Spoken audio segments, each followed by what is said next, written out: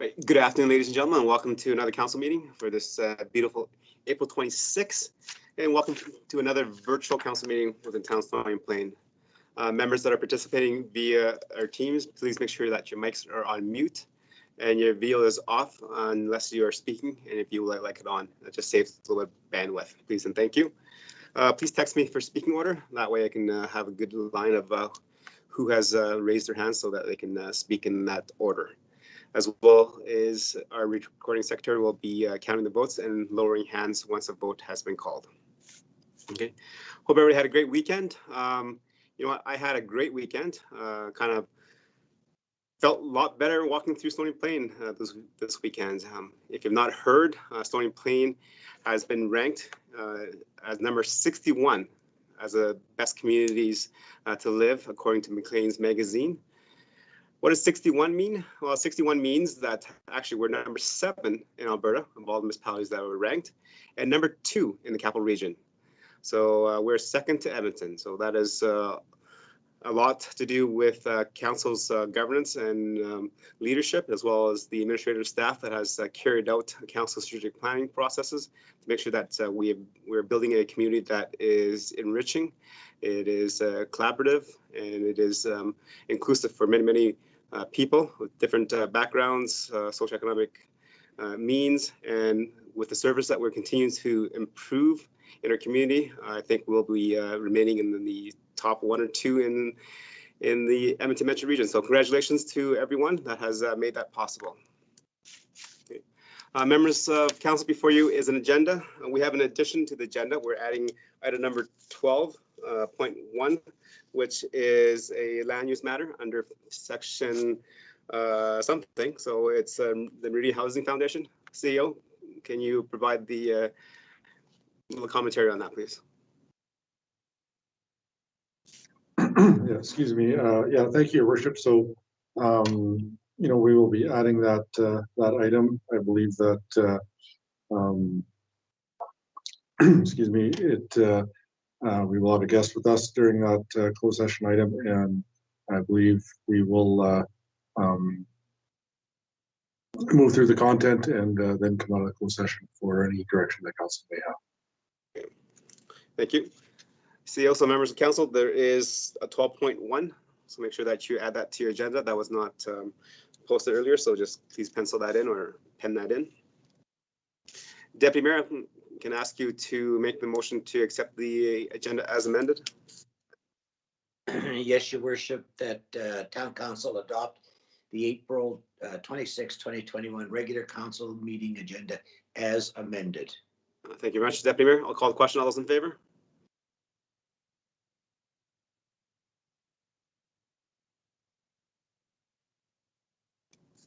Mr. Mayor, that's 7 hands in favor.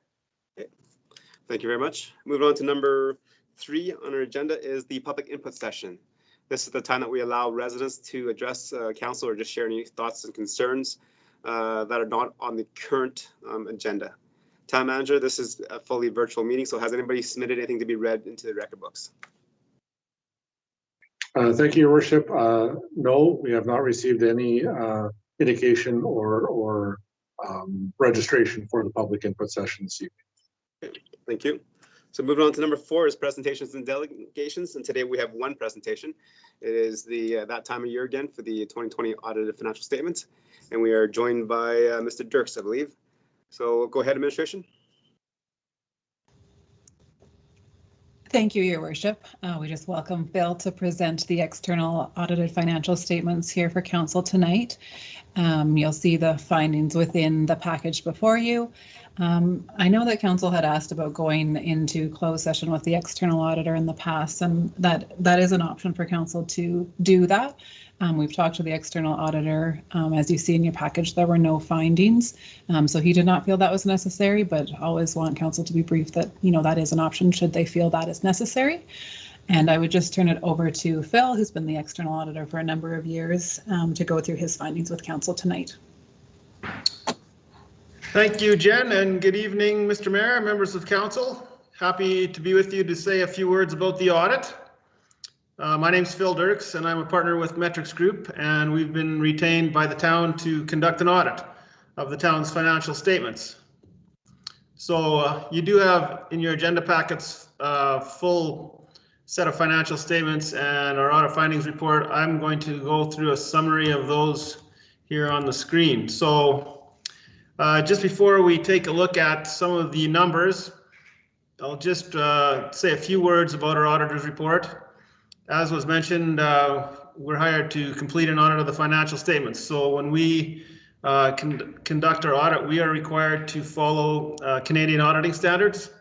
Those are the standards that all auditors in Canada have to follow when they're performing an audit.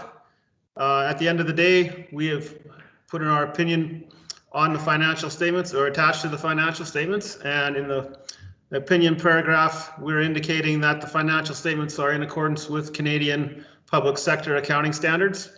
So those are the standards, again, that local governments in Canada follow when completing their financial reporting. Beyond that, the auditor's report talks about several items, but mostly just let me paraphrase by saying it gives more information about what an audit is and what the auditors do. So we did provide you with an audit plan earlier in the winter, January, I believe, that discussed some of those issues. And so I won't go into those tonight in any further detail unless somebody has questions. But again, audit went very well. Thanks to the town administration for all their help in helping us complete the audit. And we have issued a clean opinion on the financial statements. So if we're just moving along to take a look at some of the financial highlights. So just looking at statement of financial position, now I actually put these numbers in thousands if you're wondering why they look like they're missing some numbers. It's getting a little overwhelming. So those are in thousands. So again, total, just to start it off here, total financial assets at the end of the year were just under $40 million. Good portion of that was held in cash. Receivables is always a key number in any audit, and we'll come back to that in a second. The town also had investments of primarily bonds and some principal protected notes that totaled just over $15 million. This number is at cost, but the market value of those investments at the end of December was approximately $230,000 greater than cost, which was an improvement over last year where cost was actually just a little bit in excess of the market value. As far as receivables go, like I said, $10 million of receivables. Our main concern in that area is collectability. Is there anything there that looks like it will not be paid or received by the town? And we didn't have any issues with any of the receivables in that they would not be coming to fruition. You'll see here quite an increase from last year, and I'm sure you're aware, but that comes from the Stony Plains Central School Infrastructure Project. That was about $2.6 million worth of receivables there. But again, as far as we were concerned, there's nothing that required an allowance or looked like it was going to be questionable as far as collectability goes. So again, financial assets, cash or near cash in the next while, $40 million. Liabilities, town had liabilities just over $45 million at the end of the year.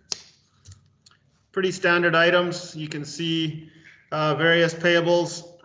The difference from one year to the next year is quite a big decrease, but it really has to do with the timing of the bills when they get paid. Our main concern in that area is completeness.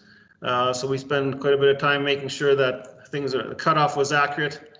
Also, as part of our audit work, we do communicate with the town's legal counsel regarding any potential claims that may require booking a liability. So there wasn't anything that required accounting for a liability, but we do make those communications. Town also has $2.7 million of deposits from various developers for agreements entered into with the town. Also, town has $13.5 million of deferred revenue on the books. So deferred revenue, just to remind you again, this is money that's been received by the town. It's been put into the bank account, but it hasn't been spent yet on various projects, primarily capital projects, that it's been restricted for.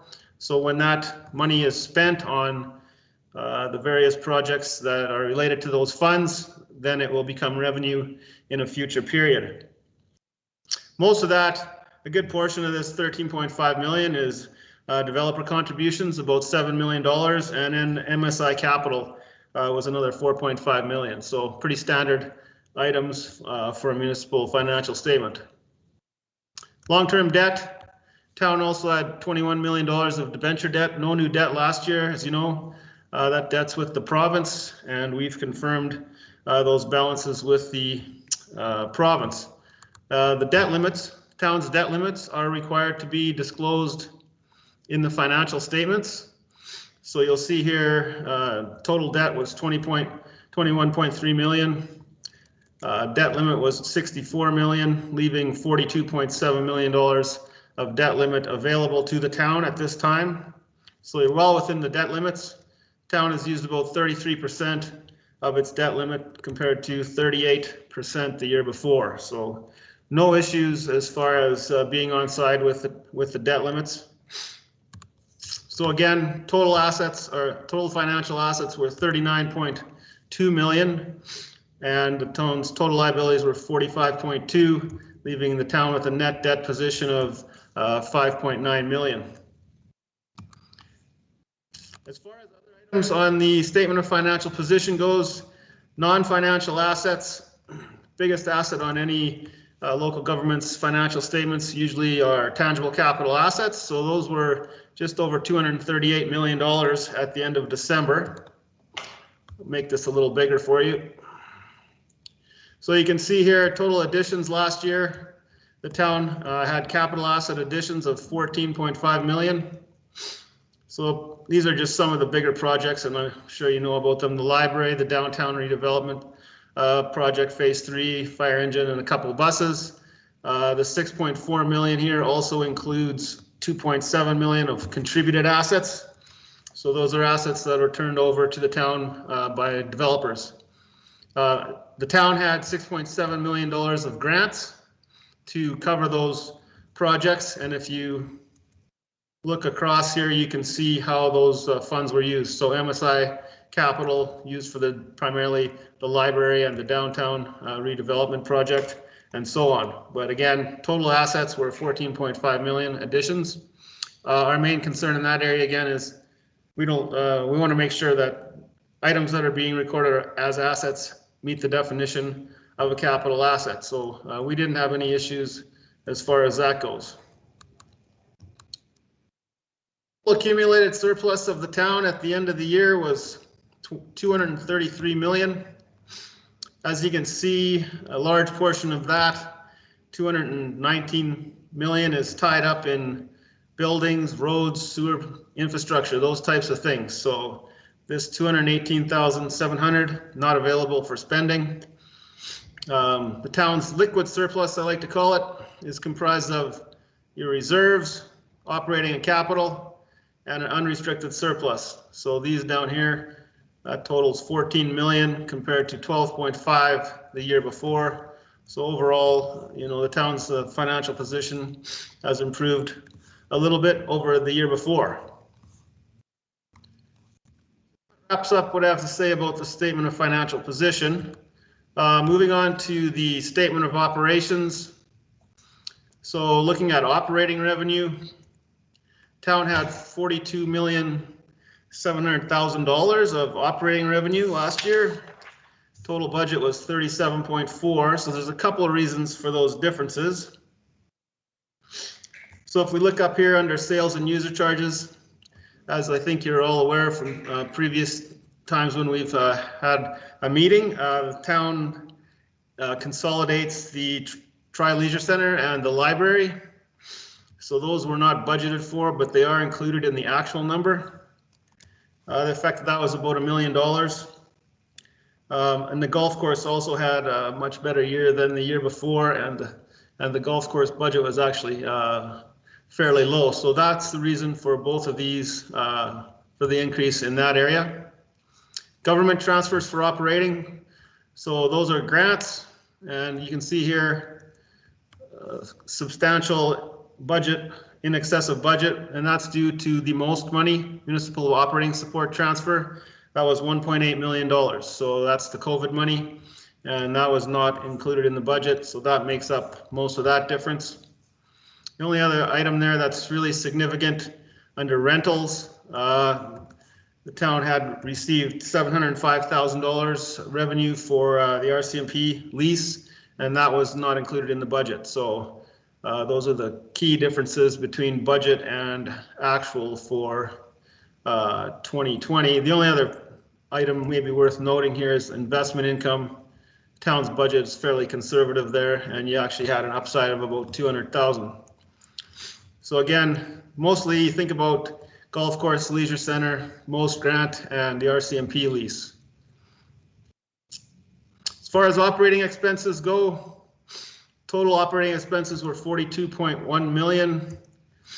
Budget was 41.5. Again, some of the same kind of scenarios as we were talking about earlier. Most of it's up in the recreation and culture. Again, that would be due to the Tri-Leisure Center being consolidated into the town's books, and that was about a $1.8 million difference. And the golf course slightly higher than budget, and the library. So that's really why there's a difference here.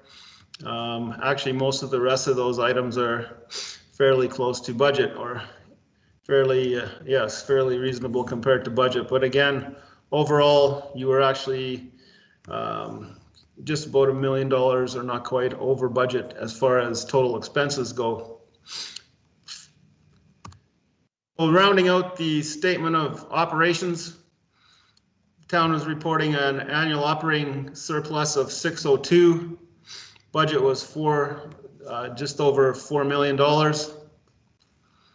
Beyond that, the town also has various other sources of revenue. So we talked about capital grants, $6.7 million. We looked at those on the previous page. So those are funds like MSI and so on that the town used for capital projects. I mentioned also contributed assets of $2.7 million. So again, just to remind you that when a developer turns over infrastructure through the town, that gets recorded at its fair market value on the day or in the year that happens. So total other revenues were just over $10 million. So when you look at your accounting surplus, or your annual surplus from an accounting standpoint, town's reporting an annual surplus of $10,674,000, which is primarily this other revenue that was for capital activities. One thing you might want to just look at, it's not in your financial statements. If we pick up here the annual operating deficit and then add back amortization, yeah, you did bring in enough money to cover the expenses and then some. Even from a budget standpoint, the budget was actually 2.7. So again, this difference here was mostly due to some of those revenue variances and expense variances that I talked about earlier.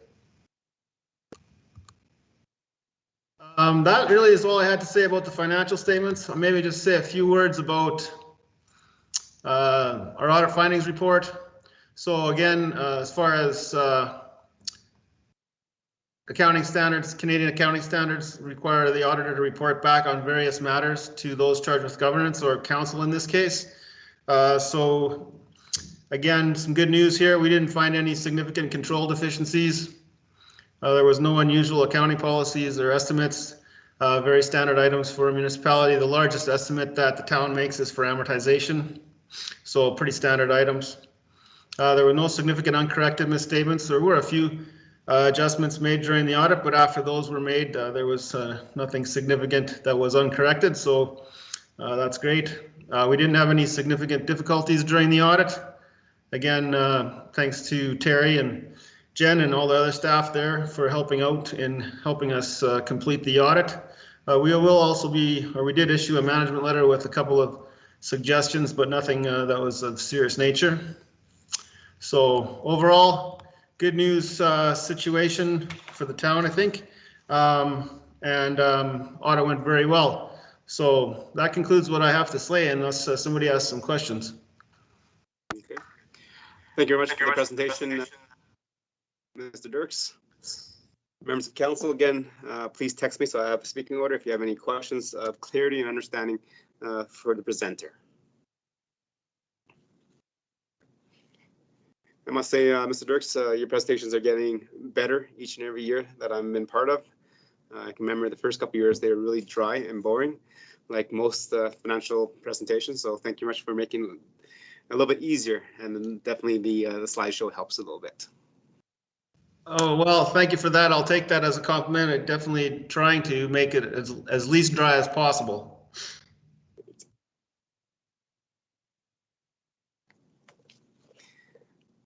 Okay. And I have not received any messages from members of council that they have any questions of clarity or understanding.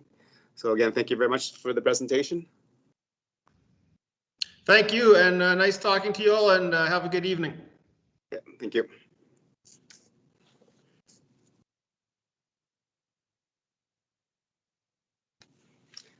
Right, council, we have finished the presentations and move on to statutory public hearings. We do not have any today. And move on to the adoption of council minutes from April 12th. Again, if I can have Councillor Lord, please. Thank you, Your Worship. I'll move the Town Council approve the regular council meeting minutes of April 12th, 2021 as presented. Thank you very much, Councillor Laurie. Members of council, have you had a chance to review them? So any errors or omissions on those draft minutes?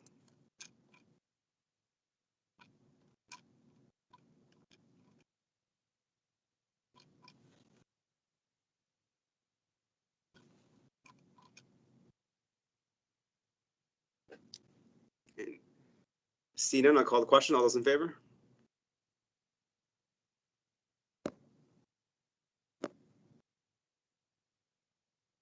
That's 7 hands in favor, Mr. Mayor. Thank you very much. There are no council boards and committee minutes to review tonight. So moving on to bylaws. And we have two that we're dealing with. 8.1 is the public tree bylaw. Go ahead, administration. Thank you, Your Worship. It's CAO. I believe that we have our General Manager of Planning Infrastructure and our Manager of Operations with us this evening to speak to this bylaw. Thank you, Town Manager. I'm going to lead off and say a few words and then pass it over to the Manager of Operations. So before us today, we have the public tree bylaw. As Council is aware, under your environmental responsibility pillar, Council is committed to protect and manage our environmental impact. And one of the areas where this is going to come into play here in the next quarter will be environmental master plan, which is coming to council in Q2 here based on public input and council input. And it does include public trees and other trees and our parks, etc. And so this bylaw is very pertinent to protecting our trees and something which council is very interested in. I'll now hand it over to the Manager of Operations to say a few words about the bylaw. Yes, thank you, General Manager, and thank you, Your Worship and Council, for allowing me to speak about this bylaw today. So with the public tree bylaw, it's the first time it's been updated in 12 years. The previous bylaw and the previous policy was in 2009. It has been significantly rewritten, but it's essentially follows the same understanding and as a similar content as the previous bylaw. It also puts us in line a lot better with our regional partner in Spruce Grove. There's a very similar bylaw that they had, and we've adapted ours to match a lot better with Spruce Grove.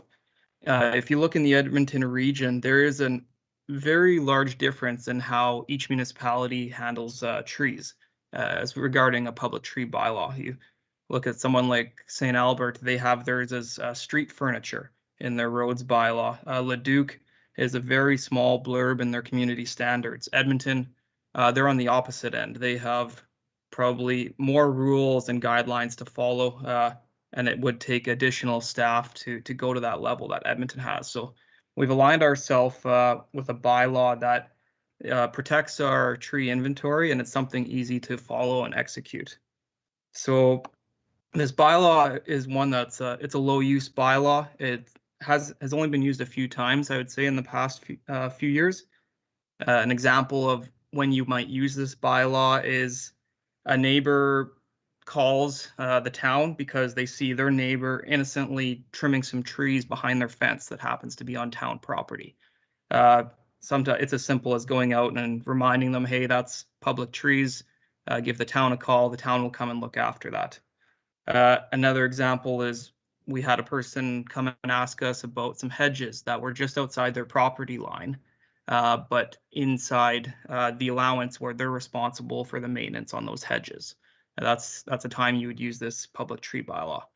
Another example is a resident decided to plant a few trees outside their fence in their backyard on municipal reserve. And our town park staff was doing their normal mowing and mowed over these newly planted trees without knowing. Obviously, the resident was quite upset, but you would refer them to this bylaw. So it's very clear on where you can and cannot plant trees. Other than that, I'm going to hand it over to yourself, your worship, and council for any questions you might have regarding this bylaw. Thank you. Thank you very much, Manager. Moving on to members of council.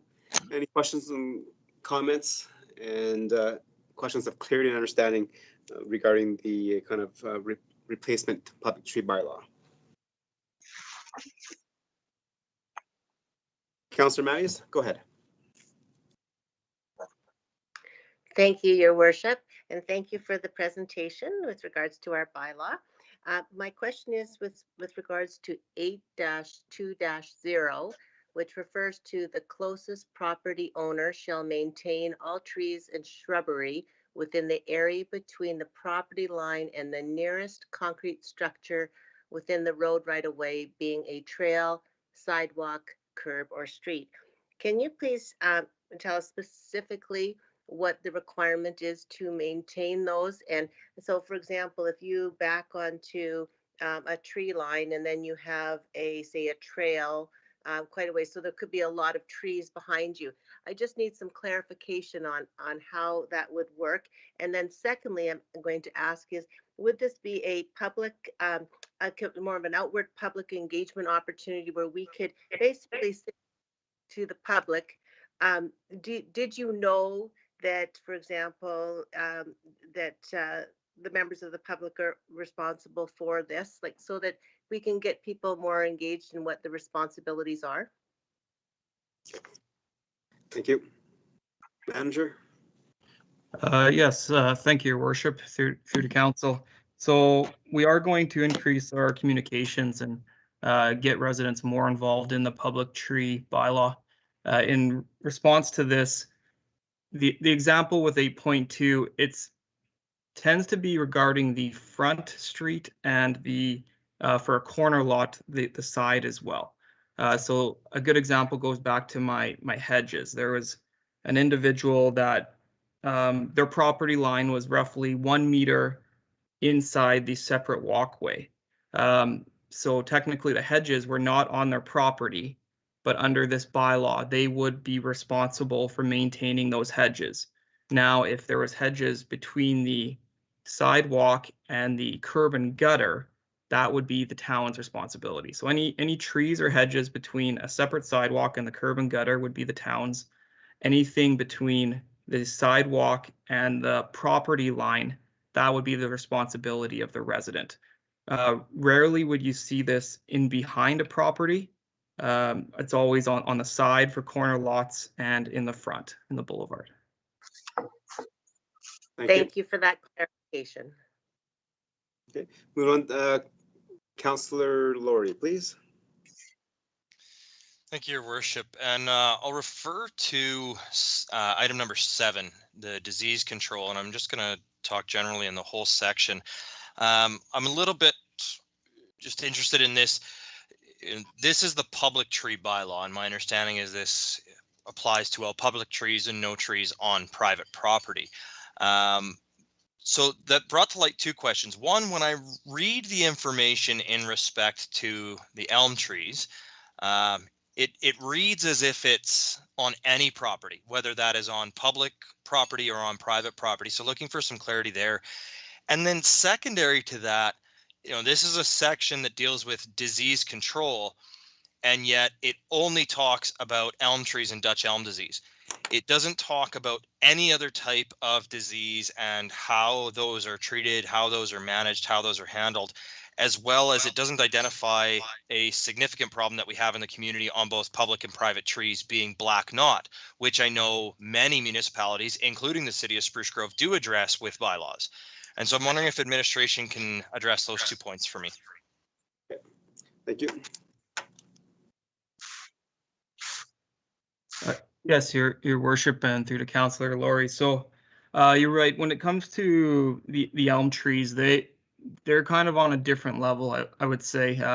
They have their own set of rules, specifically when you can prune, what you can do, controlling disease.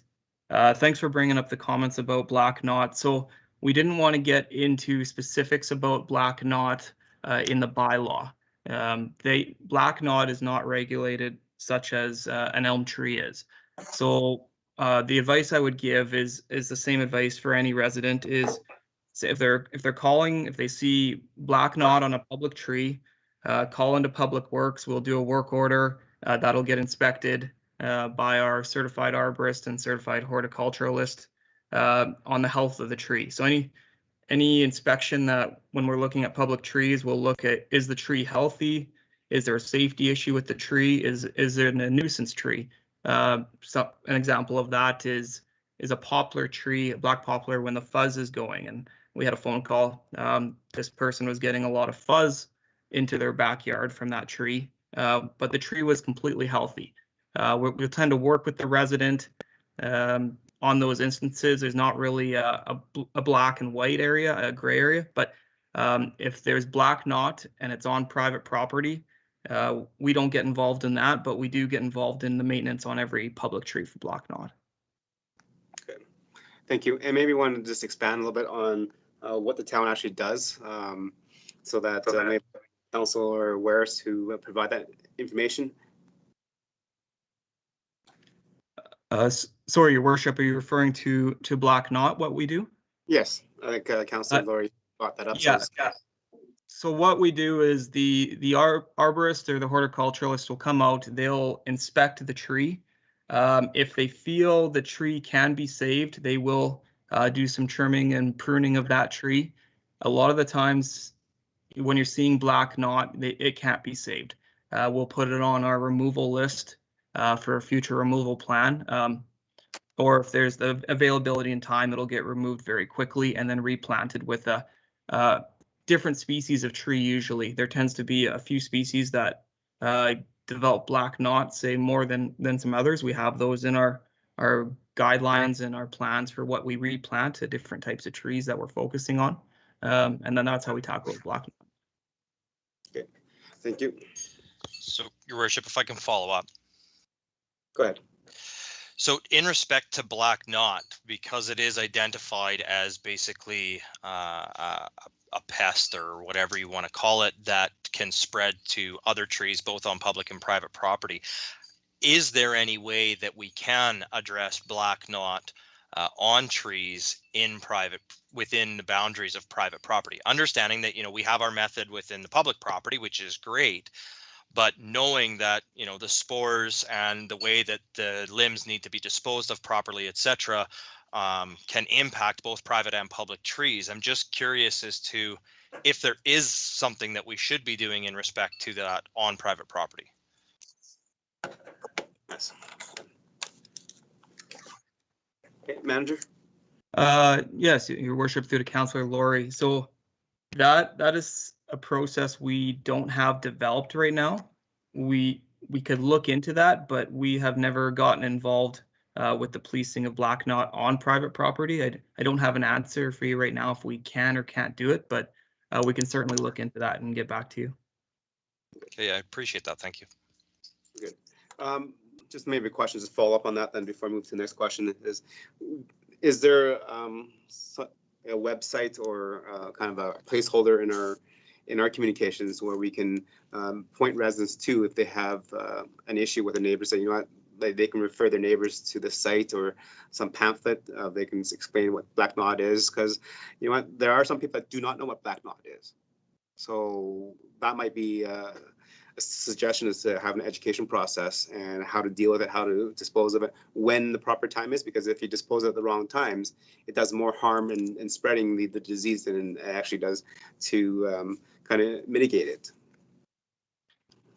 Yes, thank you, Your Worship. So we'll add that as a specific topic for improving our communication. We wanted to improve residents' knowledge on certain things with the tree bylaw, and Black Knot is a good one to focus on.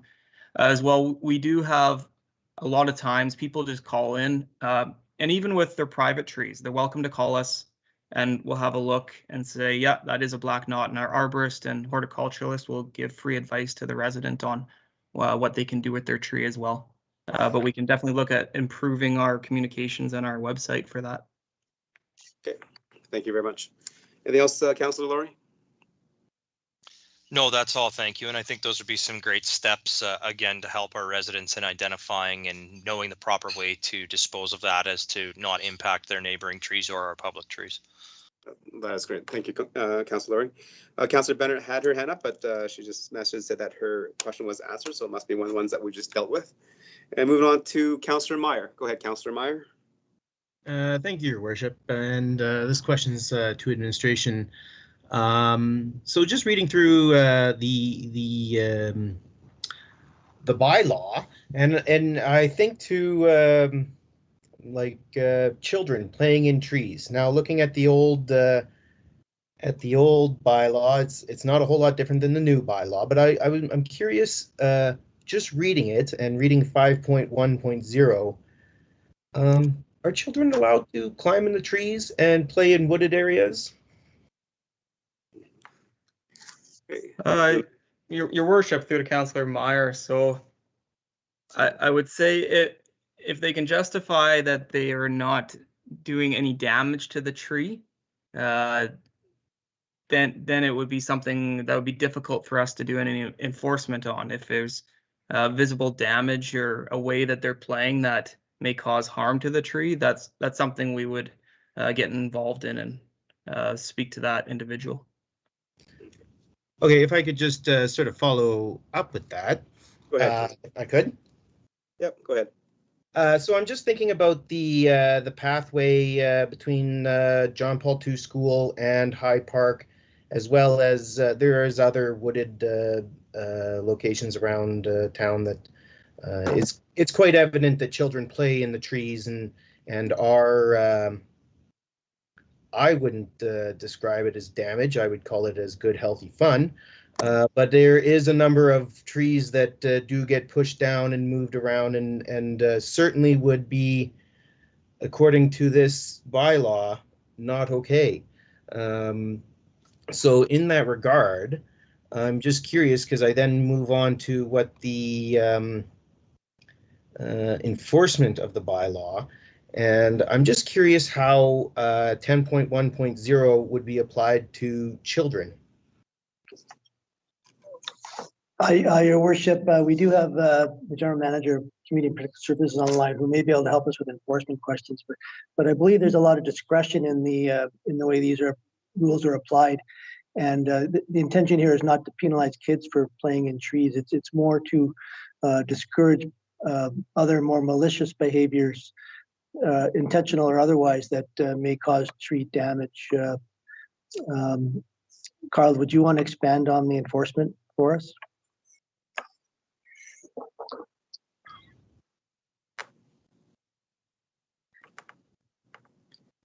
Thank you. General Manager Hill. All right, Your Worship, and through to, excuse me, Councillor Meyer. Certainly we often don't hand violations out to youth unless necessary, and often the parents are engaged with respect to those enforcement levels.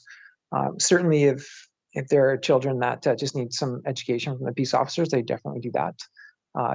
This example specifically, often if children are being a bit more aggressive on the tree branches and there is damage being caused, there's definitely a conversation that's had with the youth and certainly with the parents of those particular, if they're under 18. If over 18, then the ticket is issued to them themselves. But often we try not to exercise a ticket to a youth unless necessary, and that would be a fairly extreme circumstance.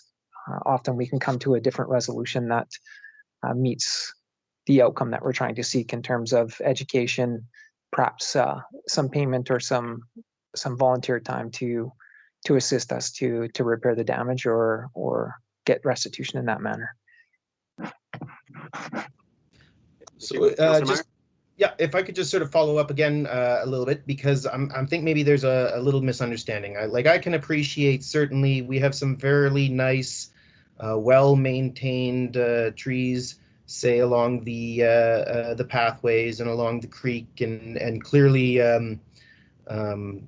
you know, they are like an asset. You know, they add to the beauty and all the rest of that. I'm talking the fairly thickly wooded areas that and I would give the pathway between John Paul II and High Park as a specific, because there's a fair amount of evidence that there is I'm going to assume children's activities playing in the woods back there, and yes, most certainly, you know, things are getting pulled down and stacked up and used, you know, like a wooded area that children would like the small little animals they are.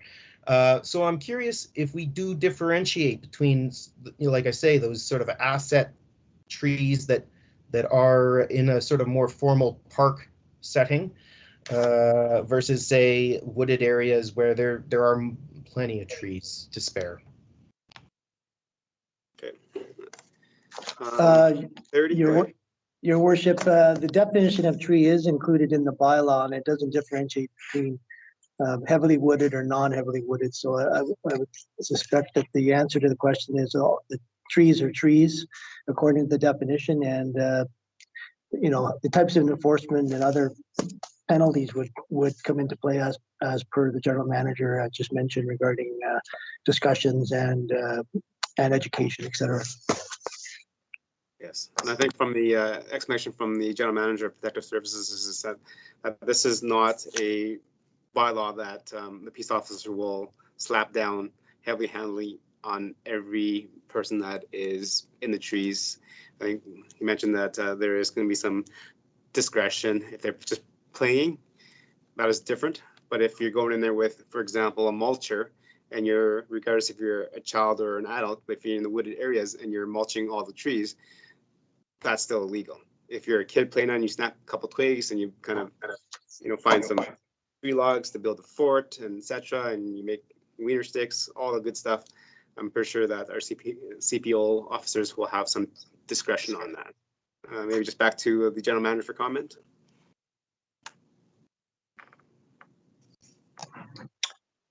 Your worship, I'm assuming you're referencing myself, but yes, absolutely. CPOs would have discretion.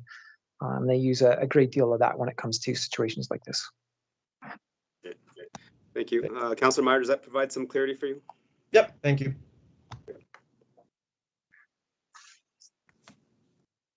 All right, and I do not see any more message in that they need clarity or answers from. So maybe just one question to our staff. It says that how do we ensure that the public does not plant trees on town-owned lands? You know, that's one of the sections that were there. And then do we get upset with people for doing that?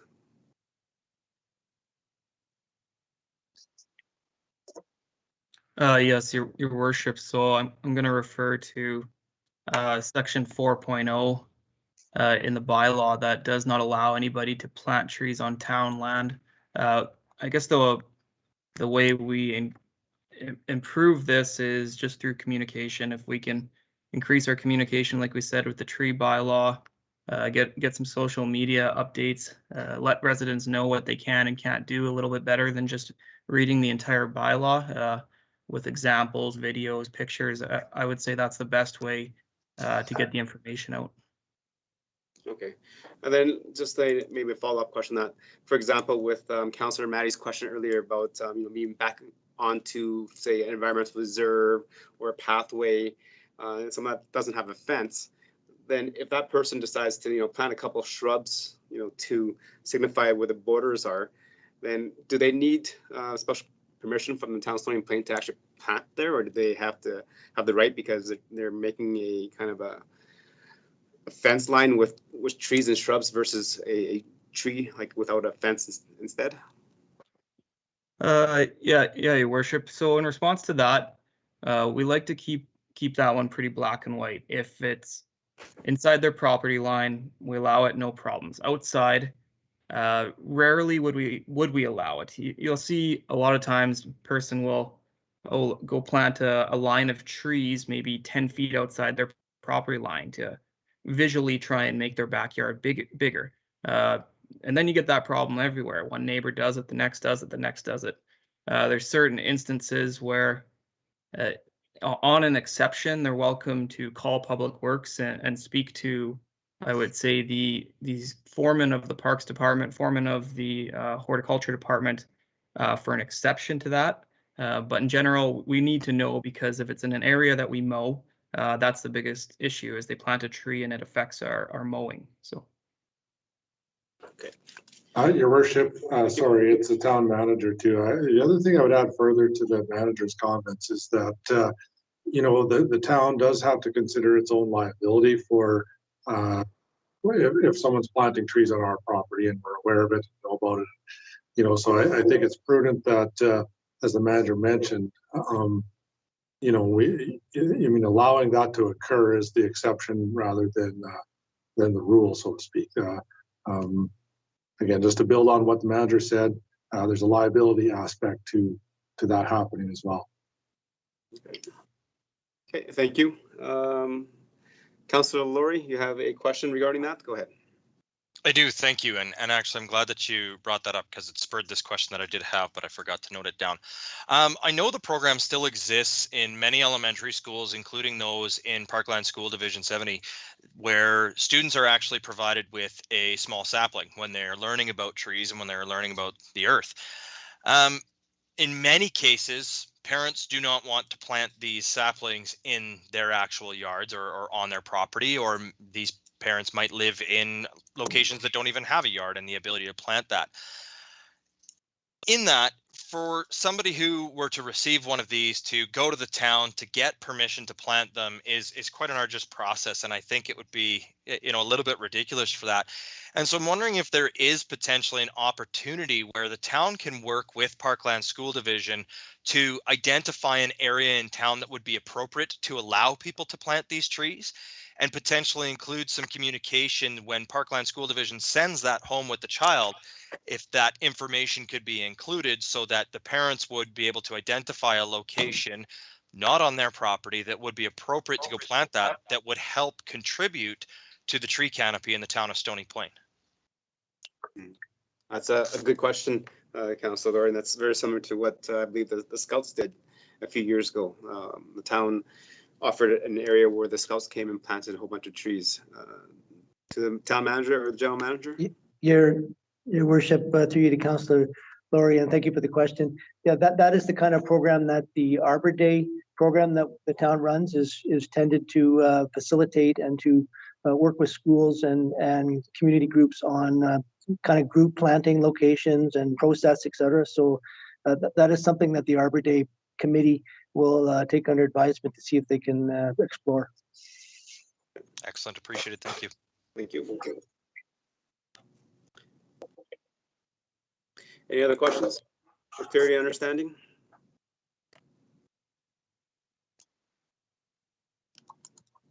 All right, see none. Thank you very much, Manager, for the presentation, and the General Manager. So moving back to item 8.1, as Council has read the agenda package, there is quite a few motions there for us to consider as a council. So the first one is for first reading. So if I can have Councillor Bennett, go ahead.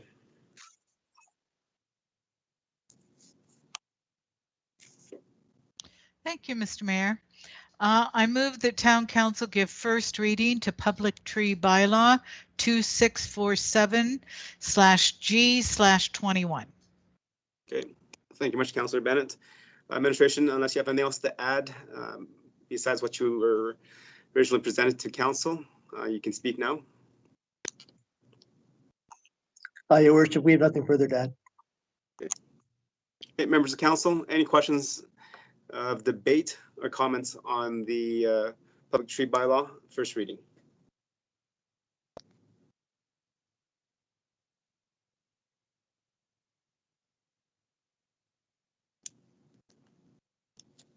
Okay.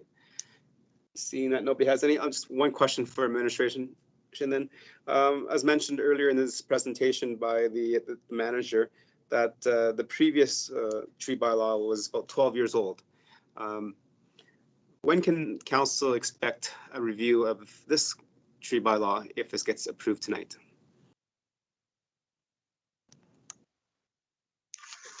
Your worship, thank you for the question. Section 12.0 says the review date will be in 2025 or as deemed necessary.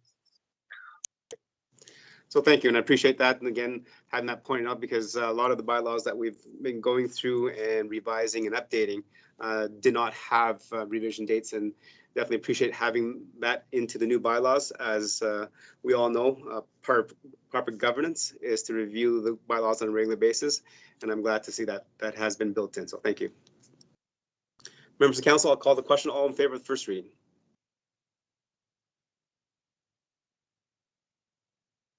Mr. Mayor, that's 7 hands in favor.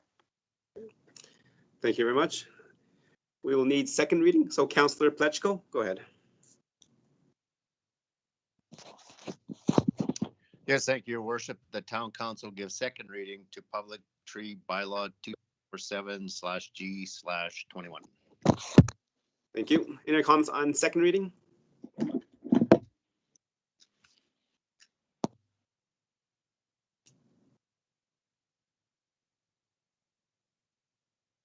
Okay, seeing none, I'll call the question. All in favor, please? Mr. Mayor, that's 7 hands in favor. Thank you.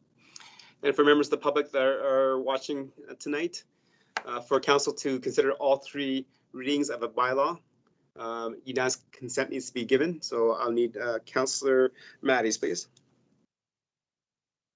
Thank you, Your Worship.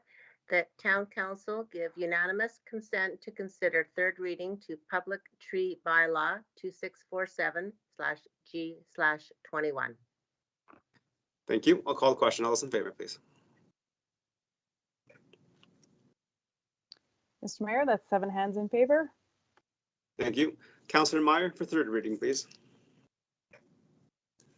Yes, thank you, Your Worship. The Town Council give third reading to Public Tree Bylaw 2647/G/21. Thank you. Any last comments from members of council?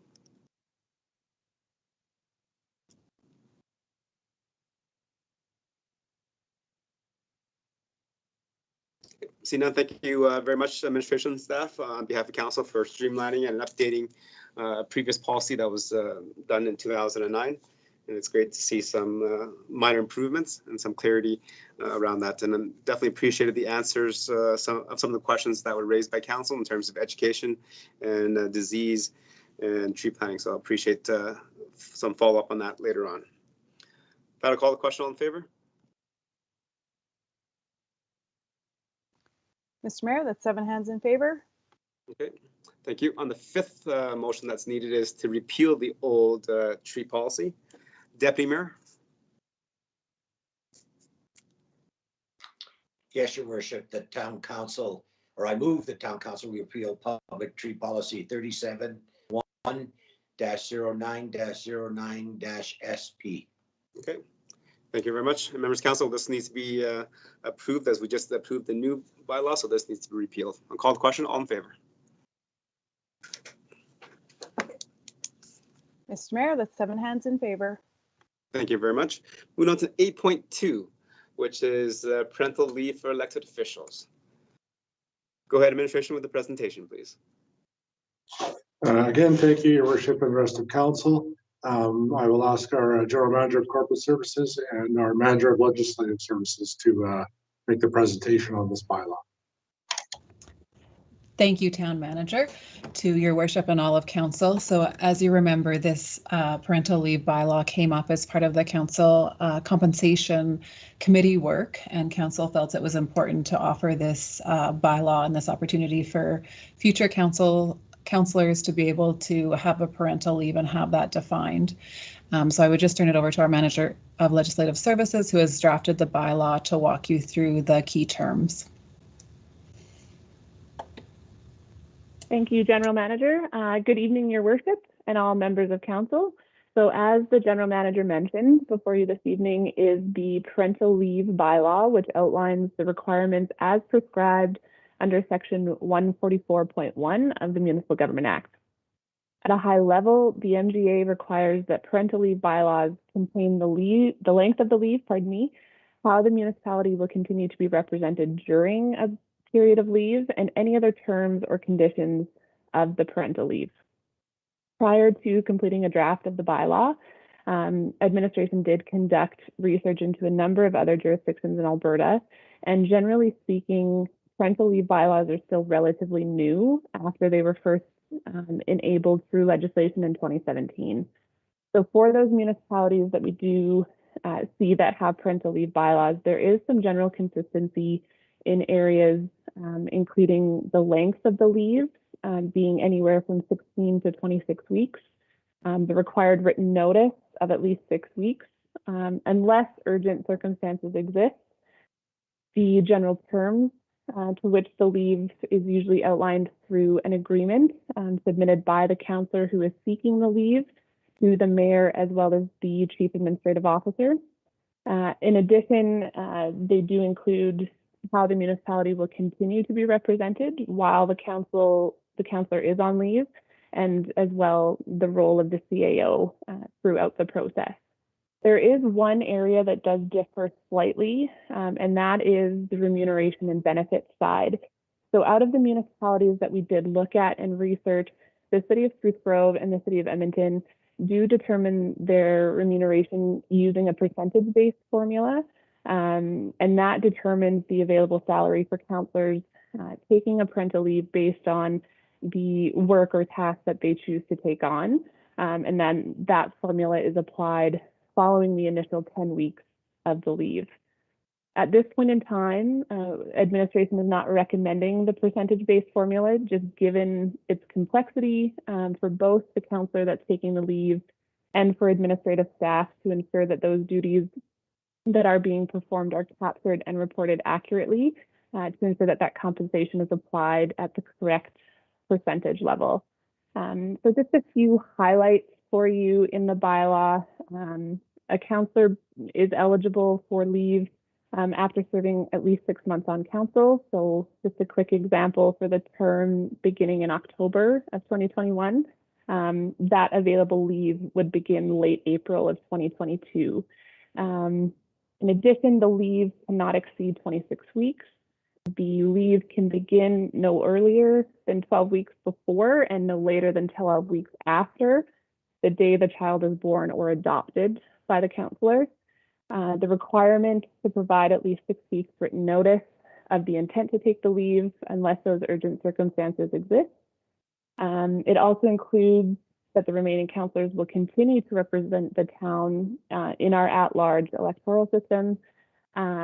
It also includes that an agreement must be provided by the councillor to both the mayor and the chief administrative officer, being the town manager, and that the councillor will receive 55% of the compensation that they would have otherwise received for that 26 weeks, and also be eligible for benefits with the town contributing 55% and the councillor contributing the remaining 45% of the total cost of the benefits program.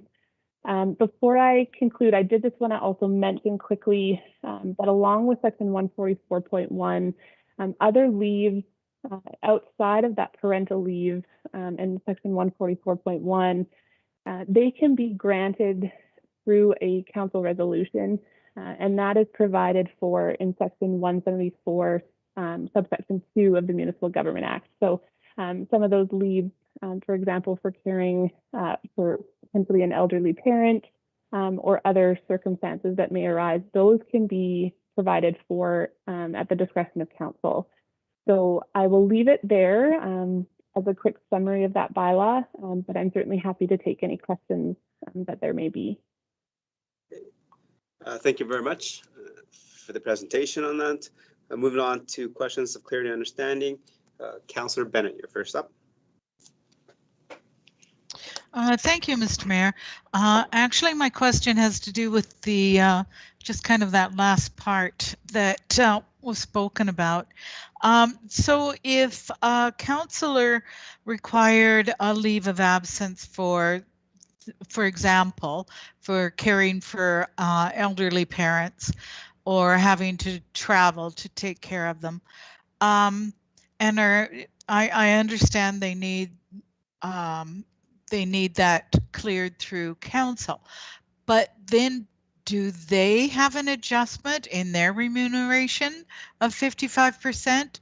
Because I was not aware that that had ever happened in the past when other councillors had taken, you know, a month or so, even a couple months to care for elderly parents.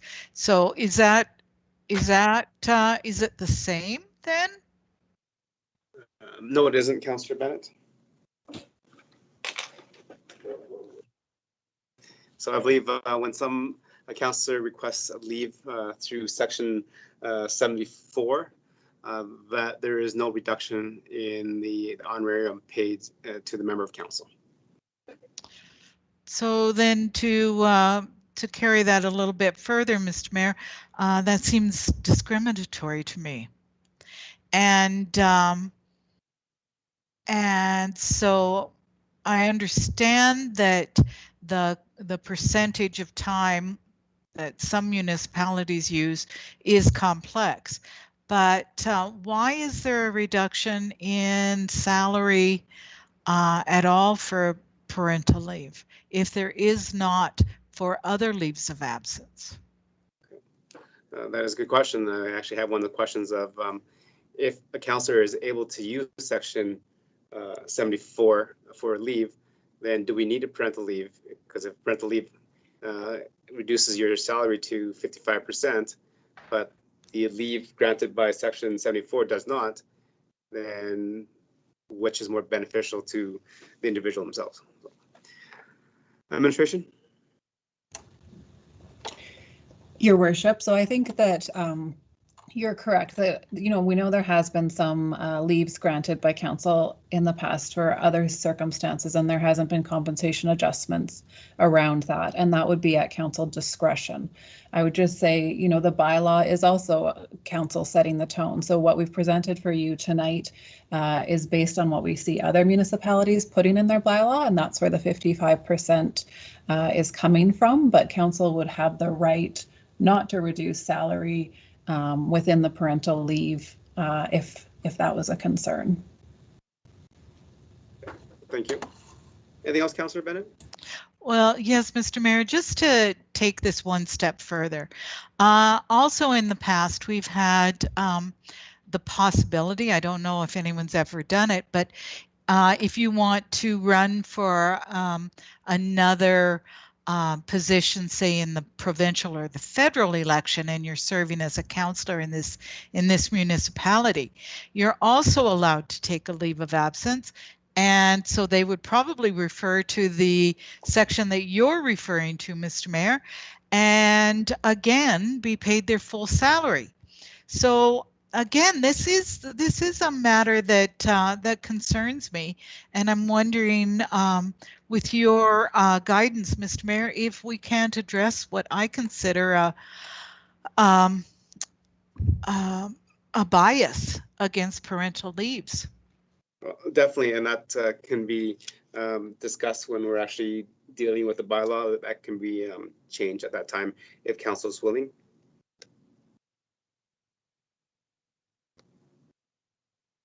Is that right, Councillor Bennett? Yes, Mr. Mayor, I will be interested in hearing my colleagues and their thoughts on this. So thank you very much. Councillor Laurie, you're next.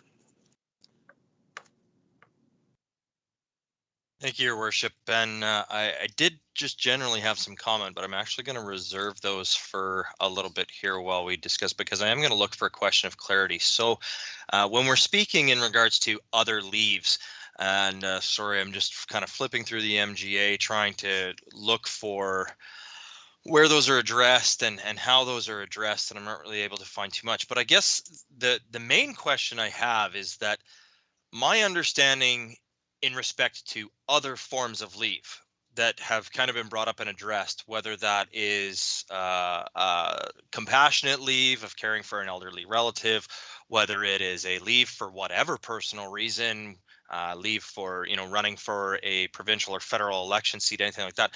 My understanding is that those are at the discretion of council, meaning that council could impose anything they so wished on that. That could include a reduction in remuneration. That could include a motion for no remuneration during that period of time. It could also actually include council denying that request. Whereas what I'm understanding from this parental leave bylaw is this essentially is providing a avenue that, for lack of better terms, guarantees a member of council parental leave. It does not leave it as a subjective item that is at the will of council, approving it at the will of council, determining whether that should or should not be paid, etc. So I'm just wondering if administration can provide a little bit of clarity in respect to leaves, what council's authority is and is not in respect to various forms of leaves, and then what the parental leave provides as a difference to those leaves, and what type of guarantees and protections it provides. Okay, thank you. Administration? Your Worship, through to Councillor Laurie. So you are correct in your interpretation of the, I think it's section 174, where council can grant leaves for a number of different reasons and with a number of different parameters in play. So they could adjust compensation there or leave it at 100%. And at that time, that would be determined and voted on and could be passed or defeated. And with the parental leave bylaw, it just sets the parameters around there that, if there is a child adopted or given birth to, if they follow the parameters within this bylaw with the agreement, that they would be granted that leave and compensated the 55%, which is currently in the bylaw. I would maybe just turn it over to the Manager of Legislative Services if she has anything further to add on helping me clarify that piece. Yeah, thank you, General Manager, and to Your Worship and to all of Council. There has been circumstances where leaves of absence are either not granted, like Councillor Laurie did mention, as well as those circumstances where leaves of absence have been granted but without pay. And those would be circumstances that are at the discretion of council at the time that the leave is being considered and requested by a member of council.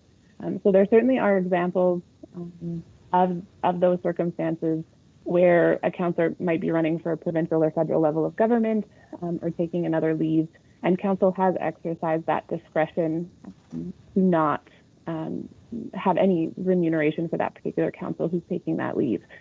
So I just wanted to add that. Thank you. Excellent. So if I can follow on that, Your Worship. Go ahead. Perfect. Thank you. So I want to speak to this in relation to the fact that, being elected officials, we don't qualify for typical programs that are included under labor law, such as parental leave, compassionate leave, and those type of things. So, I think it is really important, exactly as we've heard. Yes, council does have the option to provide an approval for a leave for any reason. But council also has the option at any given time to set the parameters around those leaves and make a determination. So, I, for one, for example, would not support any payment to a member of council who is taking a leave to run for a different position in office. I don't think it's right. I don't think it's fair. However, yes, a member of council who needed compassionate leave to care for an ailing relative or something, I think in those circumstances that should be considered. And Councillor Bennett brings up a great point. Maybe we should be looking to align more of our bylaws with the same equivalent bylaws that are equivalent policies that exist under the employment standards and under the labor laws. I think this is a fantastic first step forward. And to have something like this in place, you know, I know that this was brought up in remuneration. Originally, it was talked about that it would probably come in next term, that we would see the bylaw next term. And I know we actually pushed for this to bring forward, but this is a step towards being inclusive and ensuring that those who are bringing a child in, whether it's through welcoming child through birth or through adoption, have the opportunity to be assured parental leave if they were to take on the role of an elected official, rather than to be uncertain as to whether they would get parental leave, how long that parental leave would be, and what the compensation potential during that parental leave would be. So I agree, you know, we can always look at the amounts, and we can always discuss whether we do think it is fair or not fair. I think the amounts that we see in the bylaw are similar to what you see in labor standards law, in the approximate amount of compensation that's received through that avenue, which I'm assuming is kind of where and why these bylaws were designed in this way, was to be as aligned as possible with that. So I welcome seeing this. I welcome further discussion on it from council, and I'm interested to hear what everybody else has to say on it as well. Thank you, Ms. Councilor Lurie. Moving on to Councilor Matties, please. Thank you, Your Worship. I just wanted to comment with regards to what the then Municipal Affairs Minister, Shay Anderson, had said when he had put this amendment through, or to the government, which basically said that the MDA the amendment now enables municipalities to come up with their own parental leave policies. He said this is one way that we can encourage more women to run for municipal office. And he spoke that currently women only hold 26% of elected seats. And at some point here, we have to start understanding that we want to eliminate obstacles for women to be able to move over into these types of positions and have the opportunity to take a leave if they're having a child. They're having a child because they're the only ones that can't. You know, the men can't. So it's critically important that we do support issues related to parental leave, in particular as it would support more women moving into elected office, and also supporting the overall family unit. With regards to one question I do have is with regards to the proposed bylaw that says that councillors would be eligible for parental leave after serving 6 months on council. I'm not sure, did every other municipality have that 6-month rule? Because I didn't see that anywhere. And I'm wondering that why would we do that? If we really want to encourage women to be on council, if they had to be off, let's say it's 10 weeks or 16 weeks or whatever it is, they could potentially be on council for multiple terms, you know, in the future. So just a question with regards to that. Okay, thank you. And administration, in terms of the qualifications. Mm-hmm. Thank you, Your Worship, through the all of council. So there were a couple of the municipalities that we looked at that did have that after 6 months of service. So off the top of my head, I know that the city of Lacombe was one, as well as the town of Black Falls. And so I wouldn't necessarily say that it's across the board as something that's required in all of them, but there was a couple of them that did include that.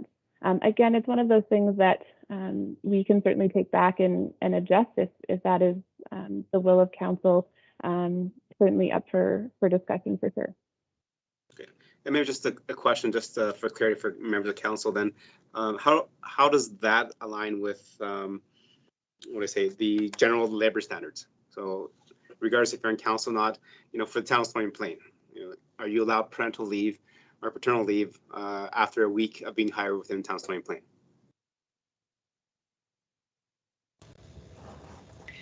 Your Worship, you are not. There's an hour requirement. I don't know it off the top of my head, but there is a certain number of hours the employee must have worked. Okay, thank you. And then is the And I guess Your Worship, I should clarify that. So they could take a parental leave. I'm more speaking to the unemployment insurance. So sorry, I may have muddied that as I think it through. Okay, thank you. And through the research on this, I would hazard a guess that because that is built in here that you recommended that is 6 months, I would hazard a guess that the general labor standards that we all abide by is typically 6 months.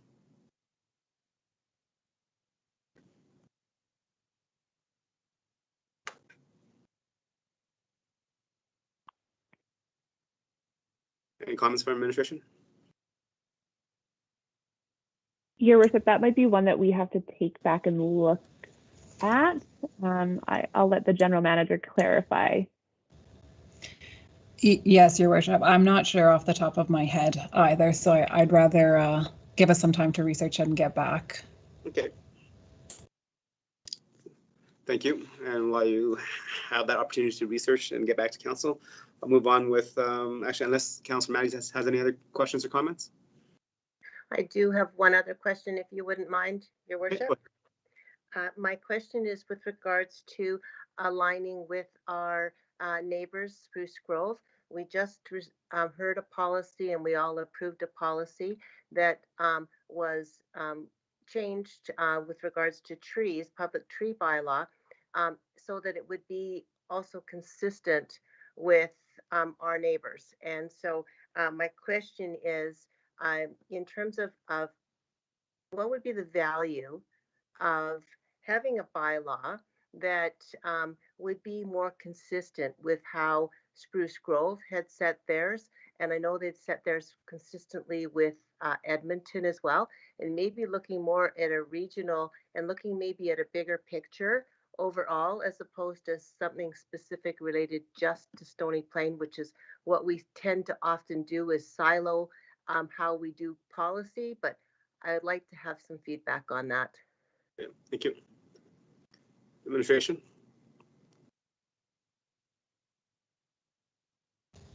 Thank you, Your Worship. I think Councillor Maddie's, and to all of council, it's a good question. And, you know, again, this is council's bylaw. And so the will of council and what they want the bylaw to be. Our recommendation or why we pulled it together the way we did was just simplicity. The manager of legislative services mentioned, you know, these haven't really been tested yet in practice. So our thought was to keep it simple, you know, similar to what we went through with code of conduct. Once you sort of get through one, you learn things from it and then you adjust the bylaw. And that's the, you know, good thing about looking at these bylaws every few years. So that was really the recommendation of keeping it simple, keeping it consistent with the smaller municipalities similar to our size, and just eliminating that complexity at this time. That's not to say that, you know, if council felt that was really important to align with Spruce Grove, that's definitely something that we could look at and write into the bylaw if that is important.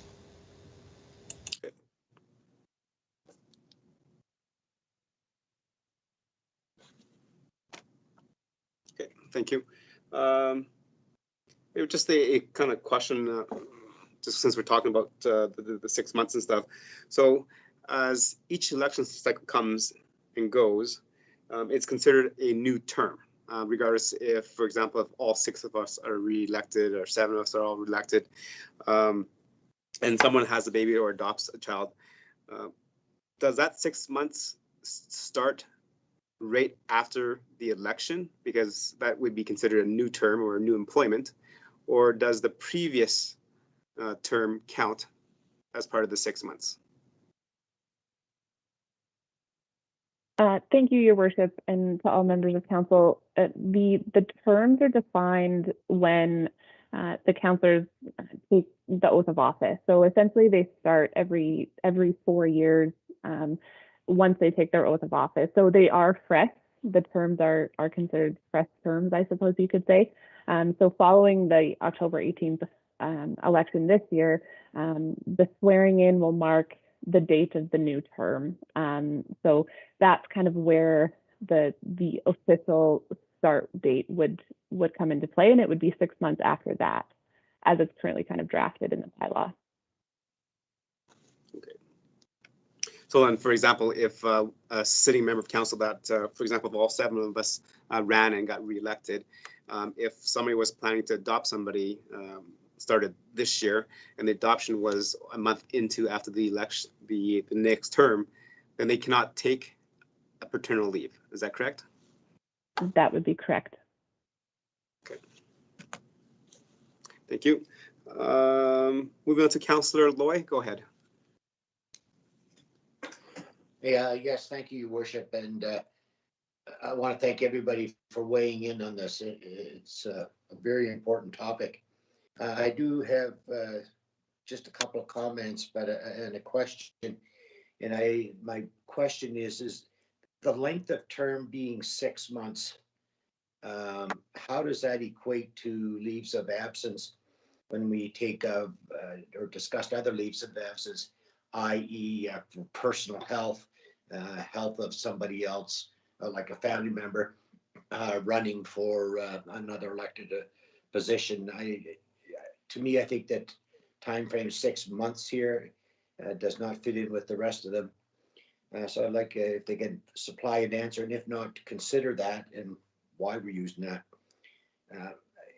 Listening to all the comments, and I really am concerned of, and I made 4 notes here, violations of people's rights. I think that has to be done. I agree with Councillor Bennett. It almost looks discriminatory. So discrimination is the other topic that I'd like to see weighed in there. Also, a better maybe look at the existing laws and standards, whether they be federal, provincial, or now we're looking at a municipal. And Mr. Mayor, I really believe this new term status that you just brought up is important. I think if somebody's has been on council for a term, 4 years, and during this term they have decided to adopt, is the best scenario. And that adoption happens before 6 months happens, they've already proven that they've been on council and their dedication to the job. So I think that there has to be, either 6 months into this term or previous service should be weighed in. So those are my comments. I thank you. And I thank everybody for this. Exceedingly important. Okay, administration, anything to comment on regarding what Councillor Loy said about 6 months? Thank you, Your Worship, and through to all members of council. The only clarification that I would offer is in terms of the other leaves, the way that the MJA is worded is it's specific to meetings during an 8-week period. So the leaves that are granted via those council resolutions and approved by council and so forth, they're specific to kind of 8 weeks at a time. So it does differ slightly, but they're shorter amounts of time unless they're revisited following those 8-week periods. Okay, and this one, Your Worship, it's. Oh, I'll step back, Your Worship. It's a town manager. I did have a comment to add to that. Well, if I just may, I de-mic'd myself, but I'm bringing it up here. We're talking half a year, and the other leaves are 8 weeks intervals. So a person would have to have 3 back to back to back leaves of absence, which is probably not unreasonable depending on the circumstances. It'd be a case by case scenario. That's why I brought up the time frame of 6 months. I think we have to look at this very seriously and craft the wording of this document, again, to provide rights, to not to be discriminatory, to encourage women to join the ranks of council. And so sorry, Mr. Goulden, I'll hear what you'd like to hear what you have to say. Just to provide some clarity and understanding here, Councillor Loy, the parental leave that is presented here is for 26 weeks, not 6 months. 6 months is the qualification to be working for the town of Stony Plain as a councillor to qualify for the parental leave. So it's not a parental leave for 6 months. Okay, excuse me then. Are they saying is the person who, let's say, is granted this leave, can they get it for 6 months or, pardon me, 26 weeks? It is cannot exceed 26 weeks. Well, 26 weeks is half of 52, and there's 52 weeks in the year, which is half a year. Right. 6 months. Which is the typical parental leave. So that. Right. Right, so I was confirming if it was 6 months, because I think 6 months we're talking about is the 6 months of service to council or to the community before you qualify for parental leave. I was talking about both. I agree with you, sir, that a person who has, let's say, been on a term and then has to, if something happens in the first 6 months of their next term, that they should not be penalized for that. So that's the 6 months I'm talking about. The other 6 months I'm talking about is that when we go for a leave of absence, it's 8 weeks. But is it because this is for a half a year or 6 months maximum that they can wish to take? Is that playing a factor in how we're writing this and determining these things? Right.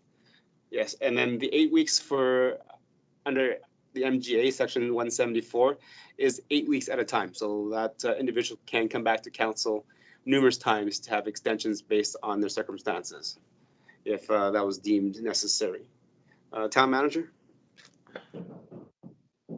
Excuse me. Thank you, Your Worship. If I'm going to ask for a little bit of leeway here, but I'm going to try to reset part of this conversation, frankly. The 8 weeks in the MJA, I think, let's be clear, and that's not a leave of absence. You know, I mean, the way it's written, the way it's understood is that in order to avoid disqualification, a council member can get a resolution of council, so to speak, to avoid disqualification. And that may sound similar, but it's actually not. You know, and when they come up, it's to avoid disqualification. What's being presented in front of council tonight in this bylaw is, you mean, a proactive approach to outline a leave of absence, in this case for parental leave. And I don't know if that's a subtle difference, but I do believe it's important. There's been a lot of reference to these leave of absence that have been granted. I think they're very limited. They can be a leave of absence, excuse me, as long as a council member is able to attend one meeting in an 8-week cycle. It's not required. I think it's few and far between when that 8-week cycle cannot be achieved. I think in the 10 years, I think it's only come up once, I believe.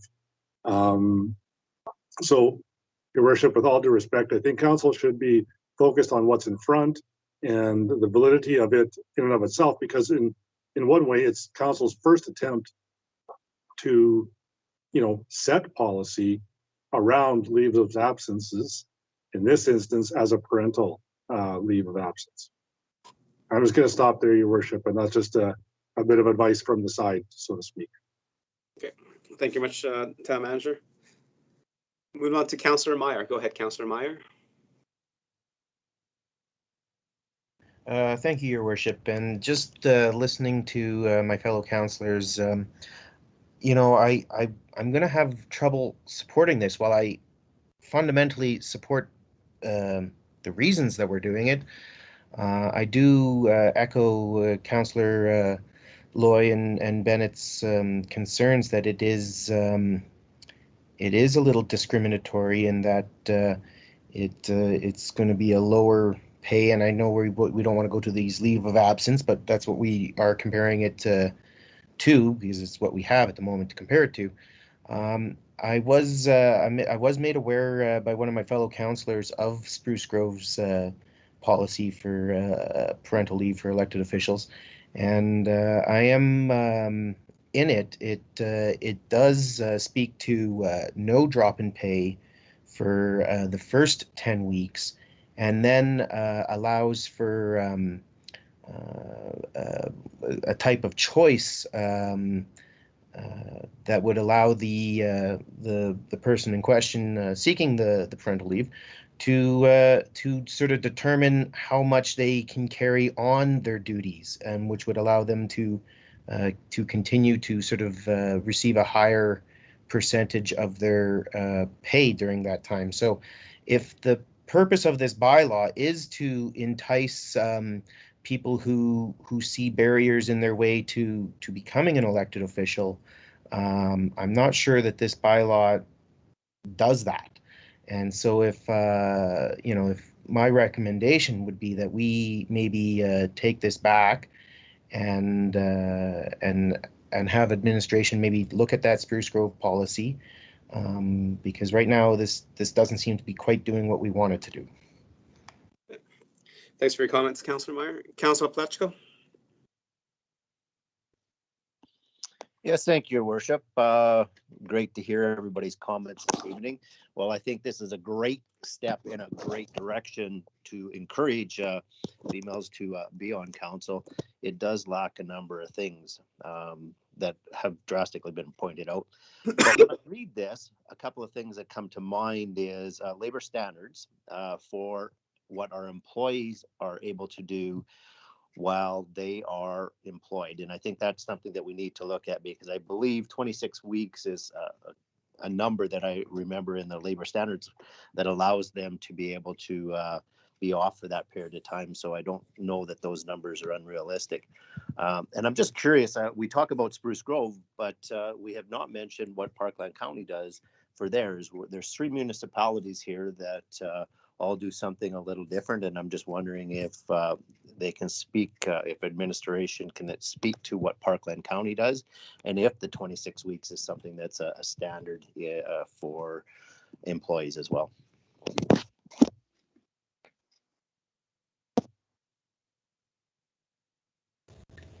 Your Worship, through to Councillor Plechko, I am not aware of Parkland County's bylaw, but I would just ask if the Manager of Legislative Services is aware. Thank you, General Manager. To my knowledge, and when we did the research, Parkland County does not have a parental leave bylaw. Thank you. Okay, any other questions, comments for understanding for members of our administrative staff?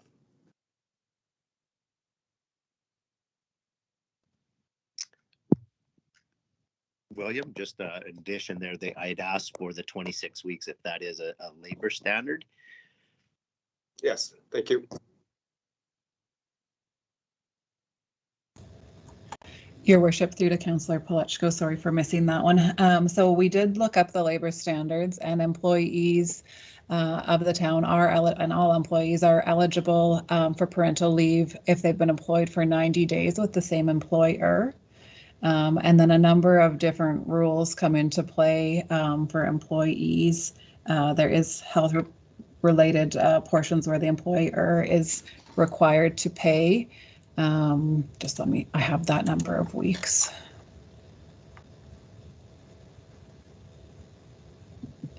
It is 6 to 8 weeks, depending on how the child is born. That they would be fully compensated, and then after that they would transition to the employment insurance plan. And I think that has now changed, and the employee can select the length of that up to 18 months. Thank you. Thank you much. Thank you for your questions and comments, Councillor. Okay, any other questions for clarity and understanding?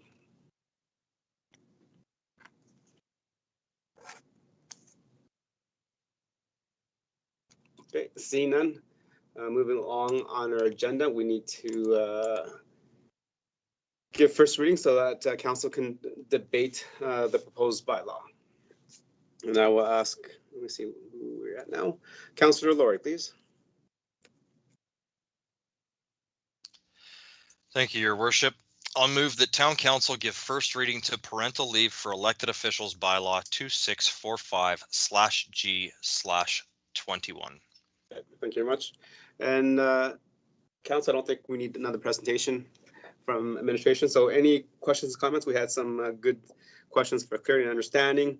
There's some angst around what a leave is, parental leave versus the section of the MGA, which is a motion to not allow disqualification. And at that point in time, I think there was some misunderstanding that that there was no reduction of salaries or honorariums, and that is not correct, because looking at it, council has that ability to impose restrictions on that individual. So it could be 0, it could be 25%, it could be 50%, or it could be 100%. So that is up to the council at that time. This policy, as mentioned by administrative staff, is coming forward because it was a recommendation from the remuneration committee that reviewed our pay and kind of the circumstances that the council operates under. And this is a good first step moving forward, as the town of Stony Plain does not have a parental leave for elected officials by law. So this could be better, could be worse, but this is the step in the right direction. Okay, Councillor Bennett. Thank you, Mr. Mayor. So in discussion, in debate of this first motion, I'll just say that I really appreciate this bylaw, and I congratulate our staff for this, as you said, first step. So I can, in conscience, vote in favor of this first reading, but I would recommend that it go back to administration after that to clarify and to correct some of the debate and discussion that we had a little bit. I mean, we were asking clarification, and no one really wasn't really a debate, but so the points that I think need to be clarified, and is number one, the 55% of their wage. I understand that council has discretion to grant more or less during other leaves, but having this in black and white that this is the amount you'll get, I'm uneasy with that. I still think that it's discriminatory. Also, the point that you have to be on council for 6 months before you're eligible for this. Again, yeah, I'm not sure that this is, that's what we want to do, especially considering that some people have served already, but at the beginning of the term, that's it. It has to start all over again. And my third point, I think, in this is a very good first start, but the other thing that I don't think it considers at all is the ease that new mothers would have in order to continue their council duties. And I'm speaking about, you know, in normal times when there's council meetings every week. So any kind of parental leave, actually, but so, you know, someone takes a maternity leave and they think, well, for 26 weeks, but you know what? You know, I can still attend council every month, or, you know, a couple times a month. So, but how do we make it comfortable for that person? In other words, you know, can the baby be in the audience? Can the, you know, like, we want to make it as professional, but yet as high standards that women and parents and dads on parental leave would need in order to come back to work earlier than that 6 weeks. So those are 3 issues that I have with this bylaw. As I said, Mr. Mayor, I don't want to repeat myself, but I am willing to accept it as first reading because I think it's a really good start. But then I would refer it to administration to kind of clarify some of those points that have been made in our discussion. Thanks for your comments, Councillor Bennett. I will not refer to administration right now. As you mentioned, that there was lots of comments going around by members of council, and some of them are conflicting. So if you send it back to administration without clear direction, which side of the argument are they coming back to present to council?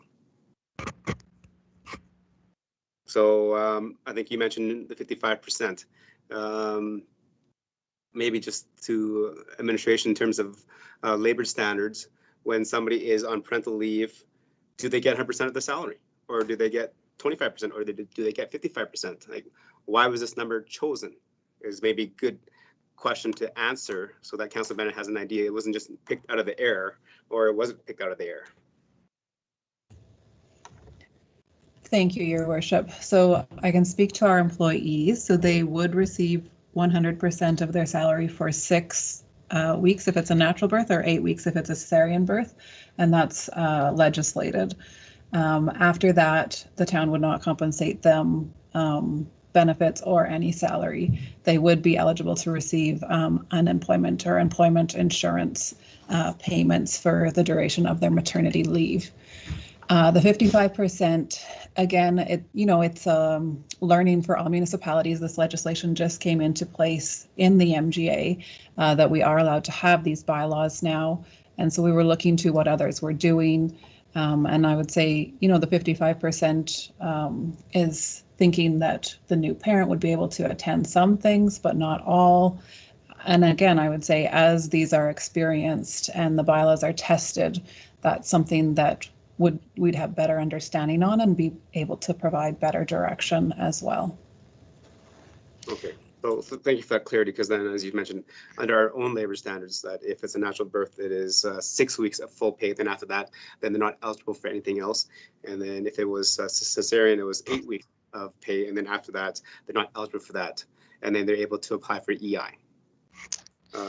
On this policy, that bylaw that is recommended is that it is 27 weeks for parental leave for a member of council, and that is at 55%,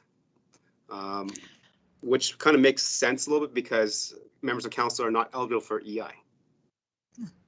So if council received the full pay for the first 6 or 8 weeks, then they're ineligible for EI for the remainder 21 to 20 weeks of parental leave. Okay. Thank you for the clarity. In terms of 6 months before is eligible, I asked the question earlier, and staff mentioned that, where's my notes? It is 90 days in terms of a policy that somebody has to be with town something for 90 days. So can administration explain the difference versus the town policy where it's 90 days for an employee versus 6 months for a councillor? Your Worship, I think the bylaw in front of you tonight just looked at the other bylaws in play for councillors. And, as you know, the role between the employee and the councillor are very different, although, it's relevant to know how each are treated in this situation. So I think the recommendation comes from those other bylaws where there was the 6-month requirement. And I would just ask if the manager of legislative services has anything further on that to add. Thank you, General Manager. I do not. I would just confirm that it was something that we looked at across the different bylaws, and certainly we can take it back and look at it. Okay. Thank you. And then I think Councilor Bennett had a third point. It's about making it comfortable for a parent to come back with a child, and I think I don't think it needs to be built in the bylaws. I think that is just a function of council and the council members that sit around the table at that time. I'm definitely for sure that it is the onus of members of council to make it comfortable for the parents returning, and to whatever degree that a new parent requires. Okay, moving on, Councillor Laurie, you're next. Thank you, Your Worship. Where to start? A couple of things. I think I'm not sure if this does or does not need to go back for any changes in order to move forward. I think there's pros and cons to a lot of the different things that have been presented. And, you know, when we talk about the Spruce Grove bylaw, everybody talks about, oh, well, the Spruce Grove bylaw allows for 10 weeks at 100%. It definitely does. But should a councillor wish to remain on leave for the other 16 weeks that they are allowed, but does not feel that they have the capacity to perform any of their functions that they would be required by council, they then receive 0% for the remaining 16 weeks. Our general manager passed a comment about the 55% being, a recognition of being able to attend some and not all of council functions.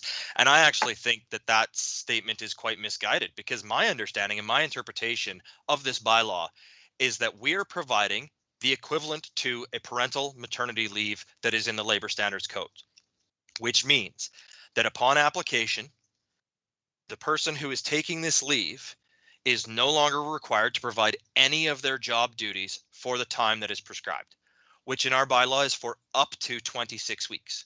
And during that time, we are providing them with a compensation equivalent to 55% of what they would be eligible for. Spruce Grove's bylaw, as I mentioned, is different. It has its advantages where for those first 10 weeks, it's 100%. But then after those 10 weeks, if you want to receive any type of remuneration while you are still on what is eligible leave, you then are required to do work. Whereas for me, if a counselor were to take a portion of leave, whether that be for 4 weeks, 8 weeks, 10 weeks, or 25 weeks, my interpretation is that when they return to their council duties, they would then be back to 100%.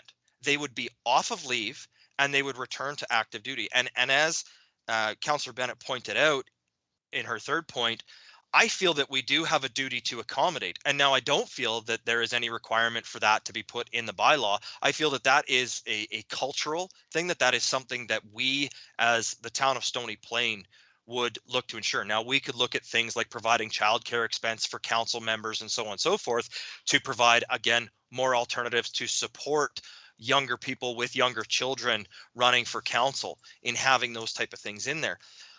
I actually truly believe that aside from the requirement of being on council for 6 months, that this is a fantastic bylaw. I think it is a great bylaw for inclusivity and diversity amongst our council. Obviously, yes, women are the primary child birthers. However, there are also men who take parental leave because the woman chooses to continue to work because their job maybe is the higher earning job, or they have a professional career and professional aspirations. We also have the LGBTQ2S positive community that experiences adding a child to their family significantly different in many ways, shapes, or forms.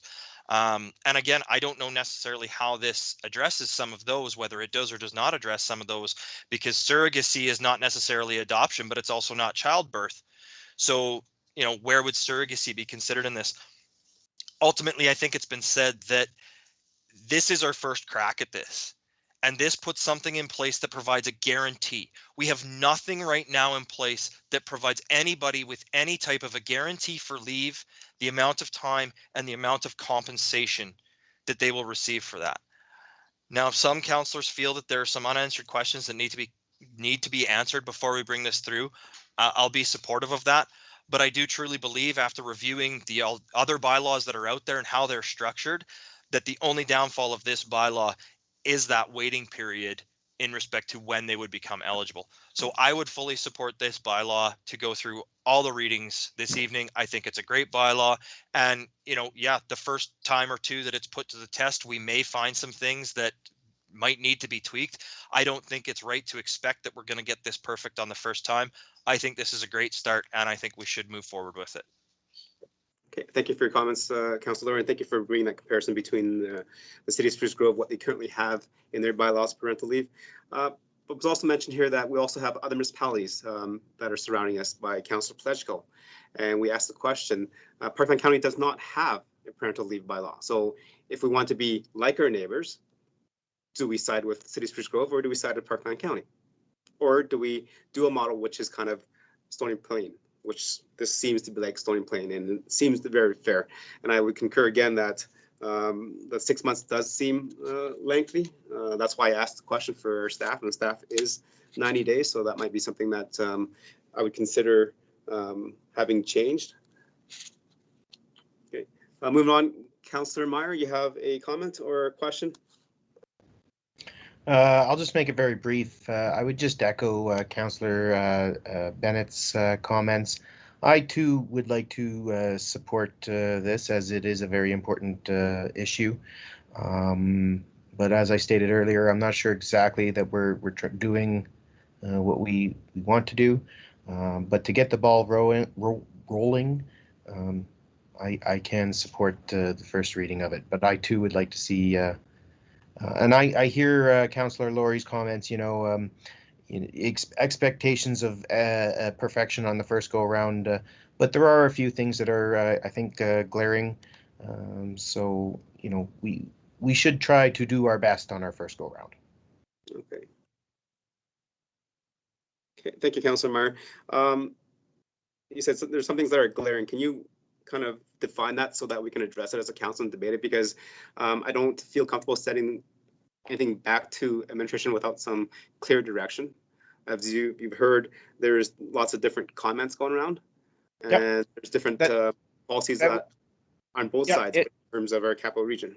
If I were to direct administration to do anything, I would say to direct specifically to address the 55%. I think Councillor Laurie made a similar comment that I was thinking. I did not read in this bylaw that there was any understanding that a councillor would continue in any shape or form. So in that regard, it's ambiguous, and so I think that's kind of a glaring hole there as well.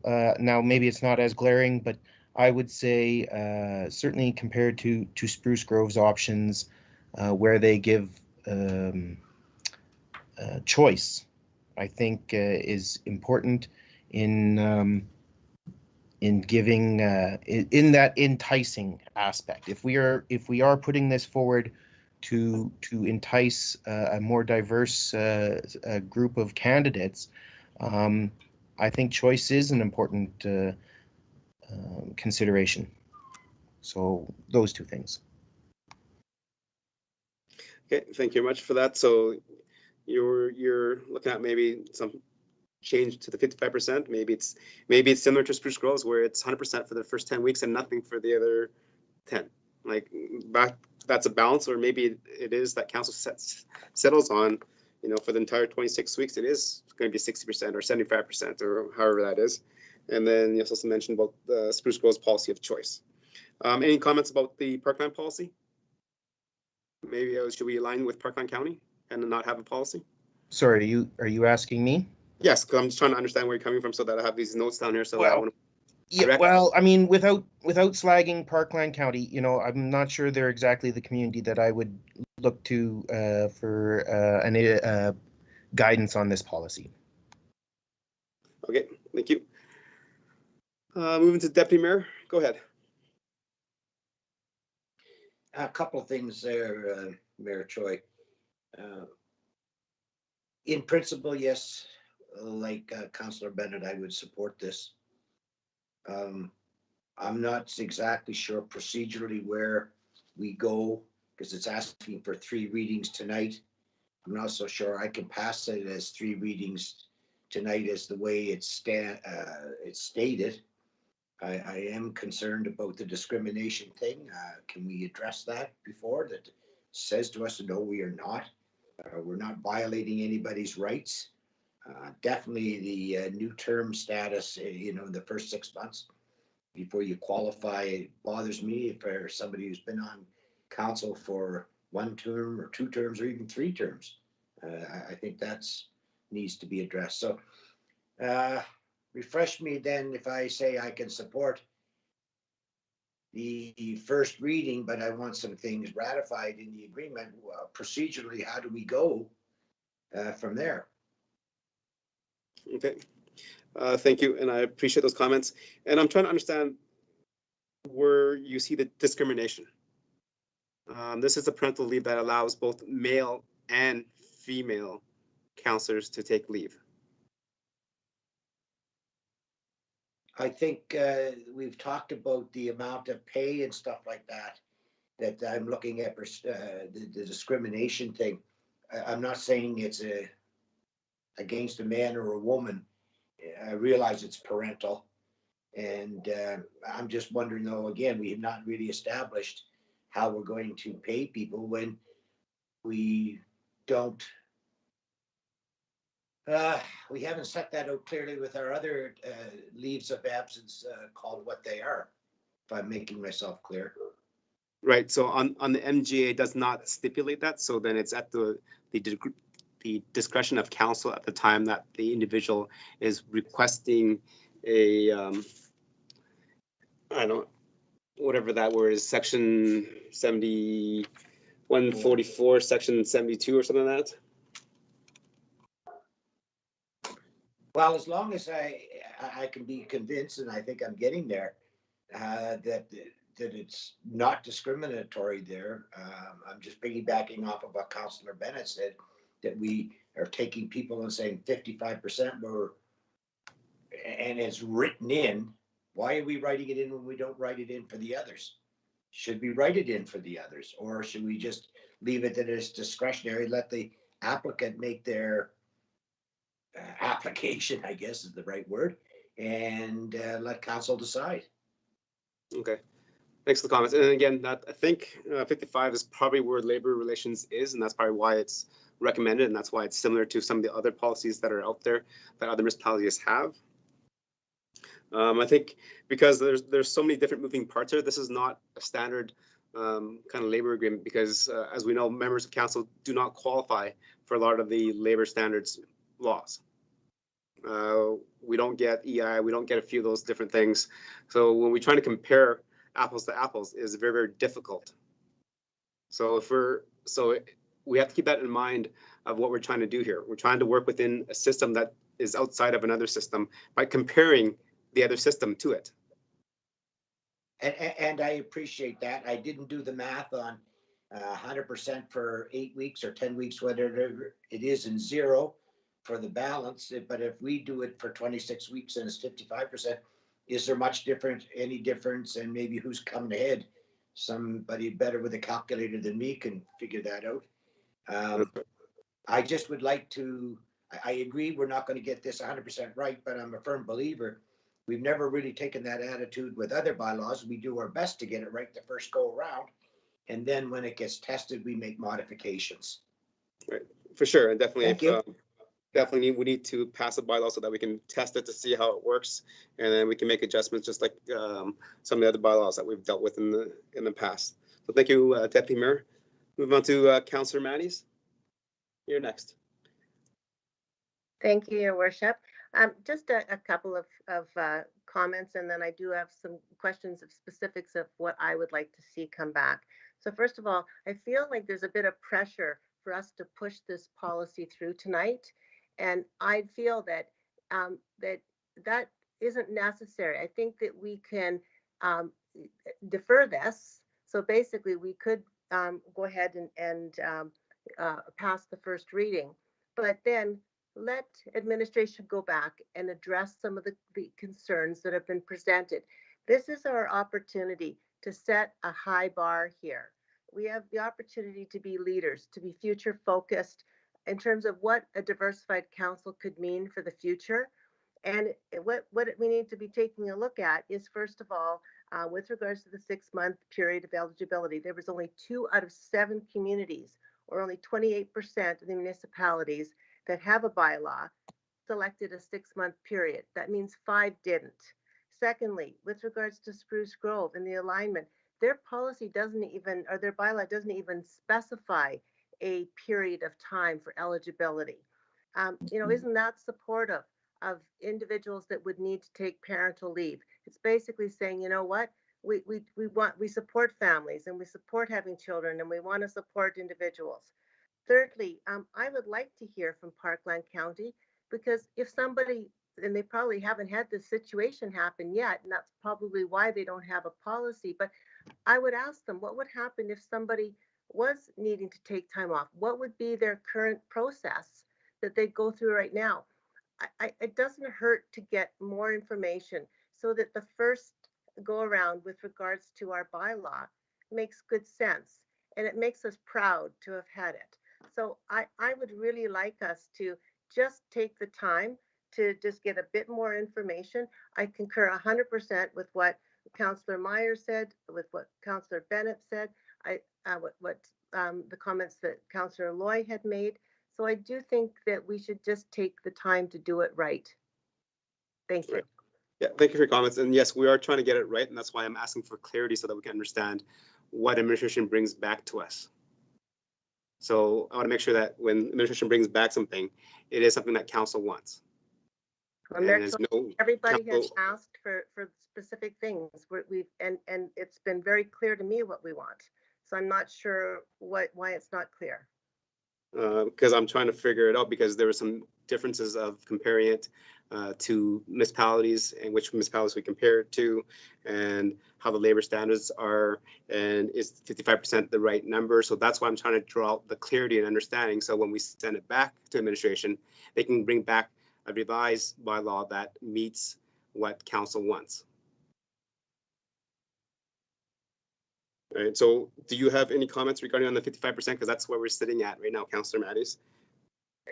I would like to see something that does provide an individual that is taking a leave some options down the road. So for example, I do like Spruce Grove's first 10 weeks or 11 weeks, I can't remember what it is, where you're getting 100% of your income thereafter, that it is dependent on what you're able to do. So for example, if you're well enough and you can attend council meetings, whether that's virtually, or you can attend some of your committee meetings or all of your committee meetings virtually, but maybe can't do the in-person types of events.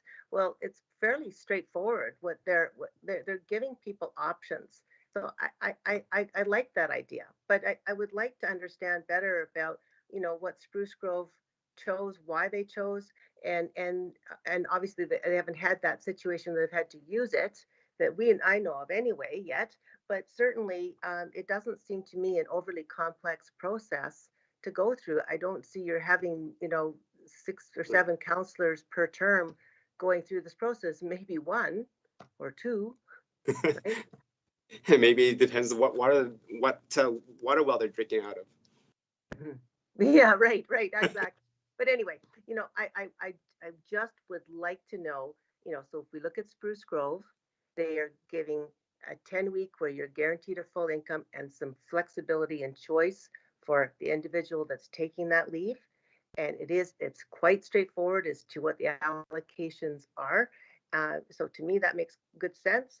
Secondly, they do not have a 6-month period of eligibility. I'd like to really understand why we chose that in the first place.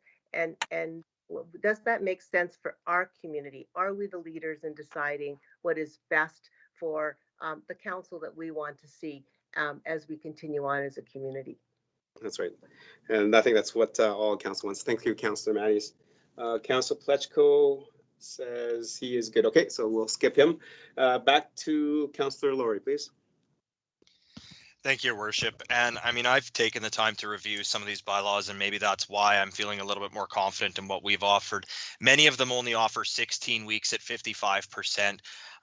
But what I'm hearing from other councillors is essentially we're looking for administration to bring us back information on the comparators that were provided on what the prerequisite for the leave was, whether there is a specific amount of time that needs to be served, the length of the leave that's offered in weeks, the amount of remuneration and the structure of that remuneration. And then I would also include benefits in that remuneration and how benefits are managed.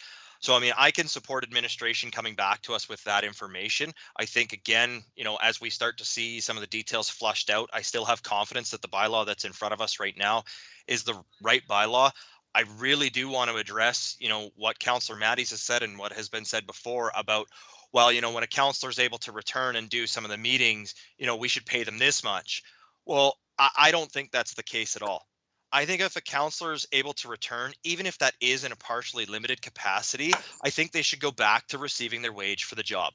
And I think any additional duty to accommodate is something that we manage through alternates, through, we know that we represent all of council when we attend events and things like that. So, I think it's very acceptable for somebody who either has just had a child or even any member of council who maybe has children who are playing youth sports or who are in any type of different activities to which might limit the counselor's ability to attend some events.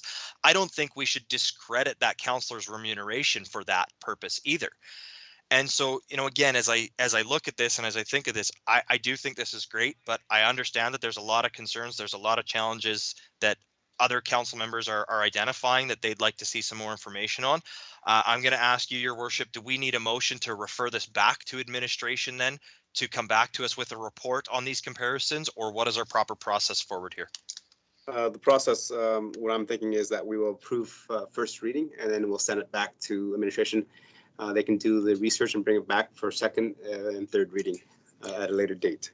Excellent. Thank you, Your Worship. I would call the question on first reading, and I would gladly make that motion to refer it back to administration. Okay. Just before you do that, because I had a couple of questions to ask to administration.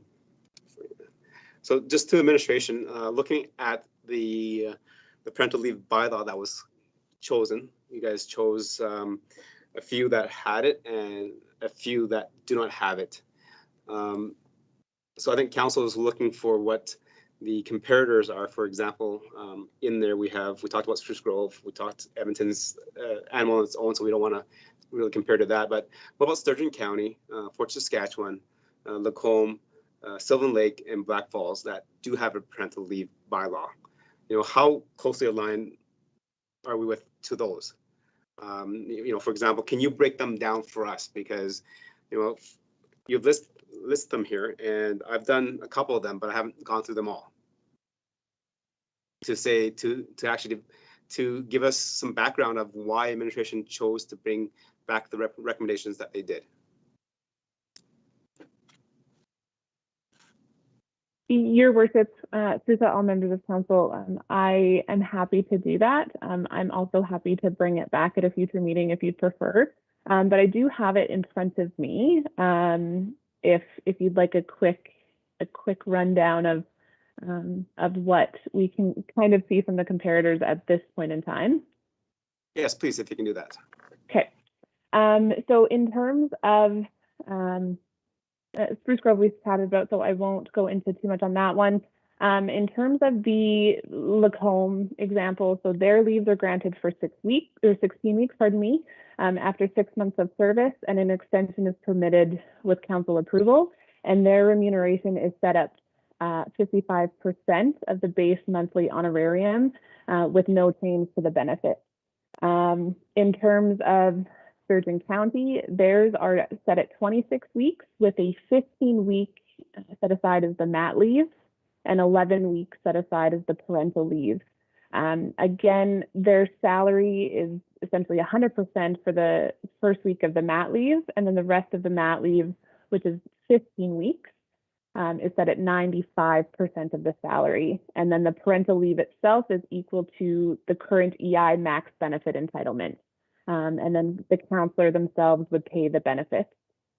So again, that one is a little bit more complicated, but that's where Sturgeon County is at. Sylvan Lake, they do 16 weeks, again at 55% of base monthly honorarium and no change to the benefits.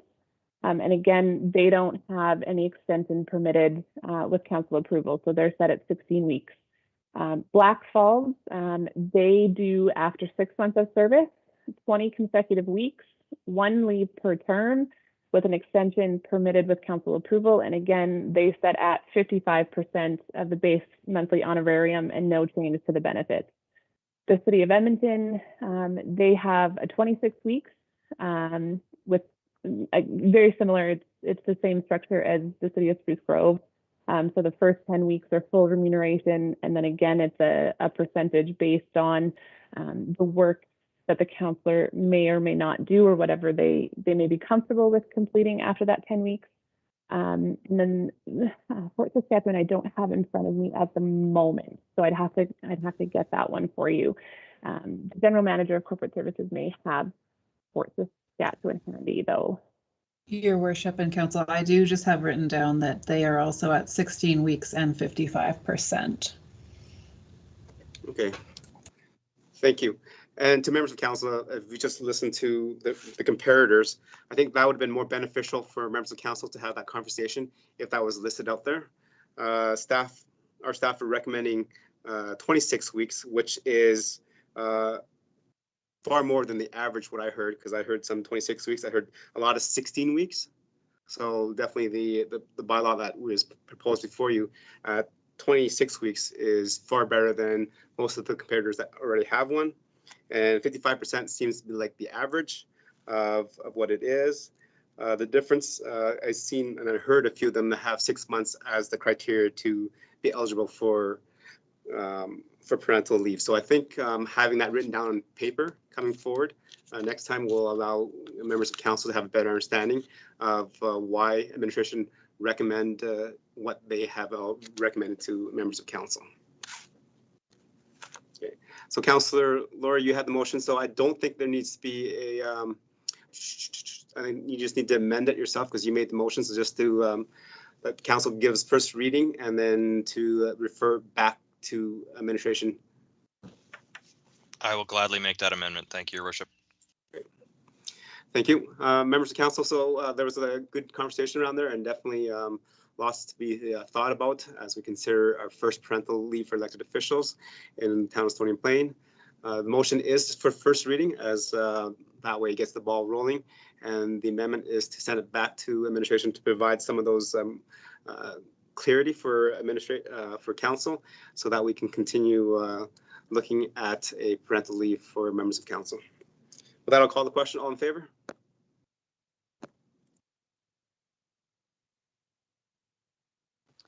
Mr. Mayor, that's 7 hands in favor. Okay. Thank you very much. And that finishes number 8 bylaw. So it's about appropriate time to take a recess. So let's take a recess for 10 minutes. Currently time is 7:11. So if everyone wants to go get a Slurpee and come back at 8:21, that'll be great. Thank you.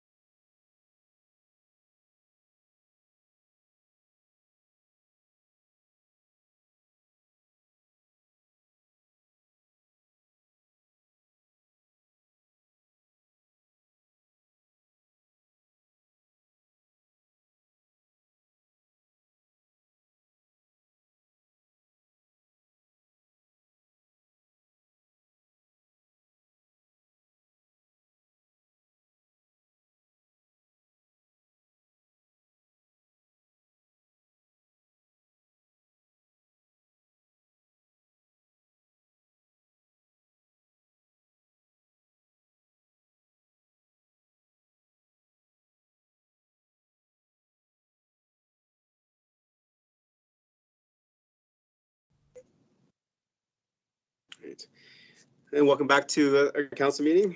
Moving on our agenda is number 9, business items. 9.1, first thing up is the 2020 Town Stony Plain audited financial statements. Go ahead, administration. Thank you, Your Worship. I know that there was a presentation from our auditor earlier in the meeting. I will just open it up for a few quick comments from our General Manager of Corporate Services, if she would like, and then answer any questions council may have. Thank you, Town Manager. I have no comments at this time, but we're more than pleased to answer any questions council has on the financial statements. Okay, thank you very much. And the motion is to accept as presented. So I'm going to ask a member of council to make the motion. So let's go to Councillor Palechko, please. Yes, thank you, Your Worship. The Town Council accept the Town of Stony Plain audited financial statements for the year ending December 31st, 2020, as presented. Okay, thank you very much, Councillor Palechko. Members of council, we had the presentation earlier by Mr. Dirks. There's no questions of clarity and understanding because he's presented a couple of times and we kind of have a general sense of what the presentation is about. And there was no glaring errors or omissions and nothing that alerted him that there might be something wrong with the Town of Stony Plain's financial record keeping. Members of council, any questions to our admin staff?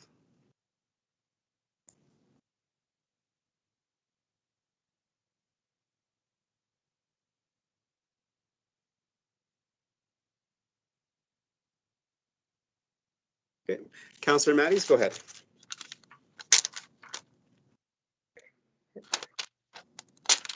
Thank you, Your Worship. My question is with regards to the library and the Tri-Leisure Center in terms of incorporation into our financial statements. And I just wonder if I could get a little bit more of an understanding of you know, basically what's changed and kind of the reasons behind it. Thank you. Thank you, Your Worship, to Councillor Matties. So what you see in front of you tonight is the consolidated financial statements, and the government entity, it's defined within the accounting standards as to what we need to present within that consolidation. The library and the proportion of the TLC that we contribute to is included because of the way that those entities are structured. So the library, you know, we have, council has full authority over appointing that board, as well as the Part 9 that was set up as a joint ownership of the TLC. And that's why those are consolidated into the financial statements. So from a reader perspective, it shows the full picture of the government to the public. So it includes the town as well as those two entities. I hope that answers your question, Councillor Matties, but let me know if it doesn't. Okay, thank you, Councillor Matties. I just wanted to know, has there anything changed with regards to the reporting, or is this the way it's been? I just can't recall. Okay, I don't think there has been, but maybe we can ask, because it's usually added to our financial statements because they're corporations that are funded by the Town of Stony Plain. Maybe asking the library representative and the Tri-Leisure Center representative, has the accounting at those entities changed?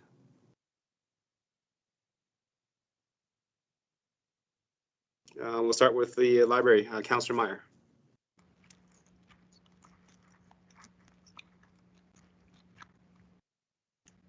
Sorry.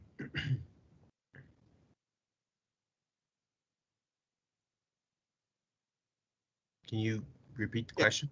Councillor Meyer, has the accounting at the Stony Plain Public Library changed? As of recently, no. We just recently received our, we don't do an audit every year. We did a review and we got a clear review just recently.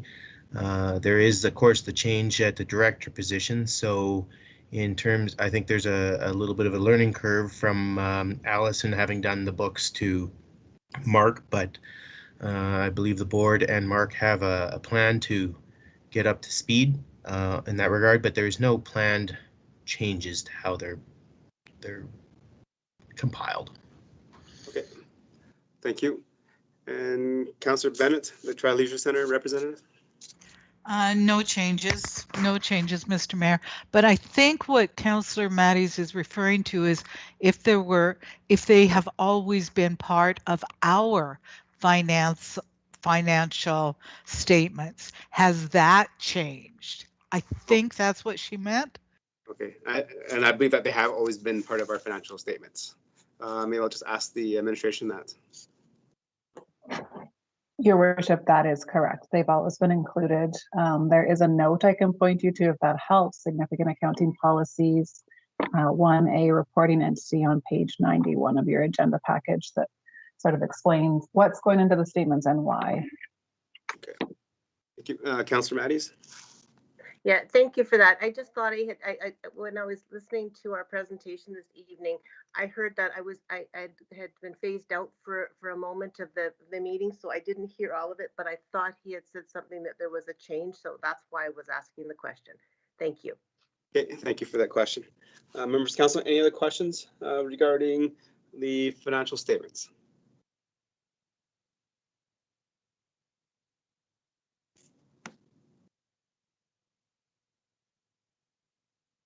Okay, seeing none, I'm going to call the question. All those in favor?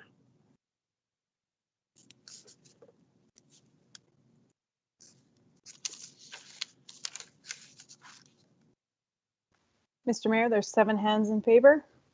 Okay, thank you very much. That's carried. Move on to 9.2, which is the Canadian Financial Reporting Award, which is excellent. This is awarded to municipalities that do a good job in their financial reporting, which makes it easy for residents to read and also makes it easy for other municipalities to take a look at. Administration, go ahead, please. Thank you, Your Worship. I will,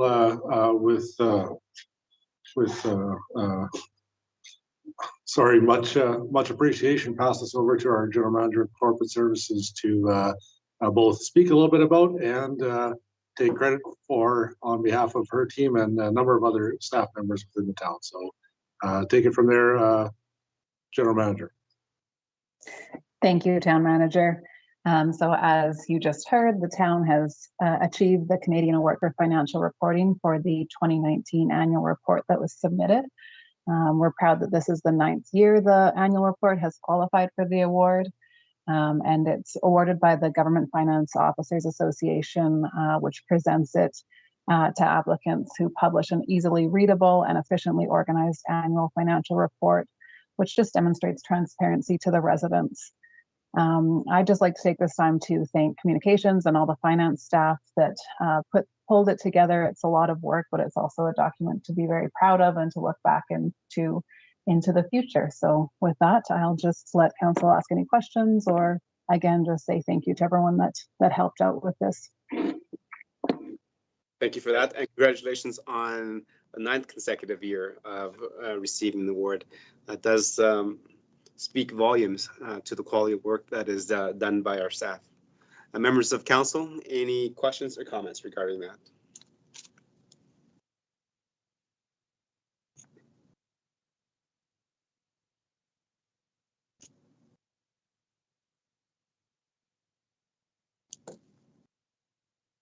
Okay, seeing none, I need a motion. So Councillor Matties, go ahead with the motion.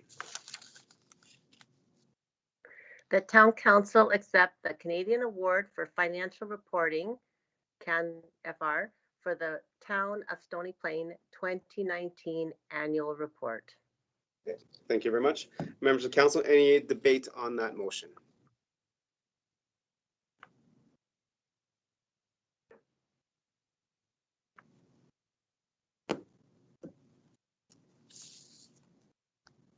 Okay, see none. Again, congratulations to our staff, and thank you for providing such a great report for council and our residents to review. Call the question. All those in favor? Mr. Mayor, that's 7 hands in favor. Okay, thank you very much. Moving on to 9.3, which is the 2021 first quarter report. Go ahead, administration, for your presentation. Thank you, Your Worship. As council has seen for previous quarterly reports, the desire here is to provide a reasonably easy report to read for the general public. Certainly, I'm sure council gets some decent information out of this as well as to numbers and some of the things that have gone on over the past, the previous 3 months to whenever we table one. Your worship, it does form part of our communications moving forward, just to ensure people are aware of some of the numbers and some of the activities of the town. There is some financial information in there as well, your worship. And you know, I will leave it at that, your worship. Certainly myself and the team can answer any questions council may have. Okay, thank you very much. Appreciate that. So members of council, I'll open the floor for any questions for clarity and understanding. And that is a good report that is presented for us. So members of council, Councillor Laurie, you're first.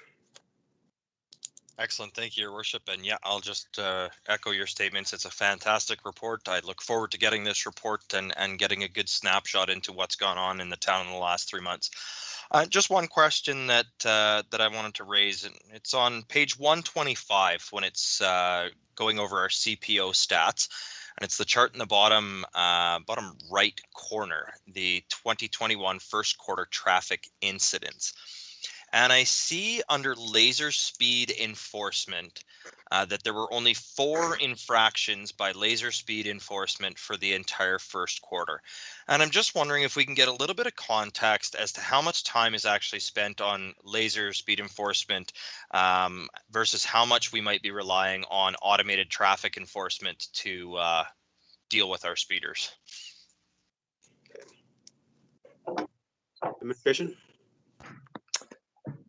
Excuse me, Your Worship, through to Councillor Laurie. So laser speed enforcement would be when the peace officers are physically out of their vehicles, set up at a location, as you can see in the picture above that particular graphic.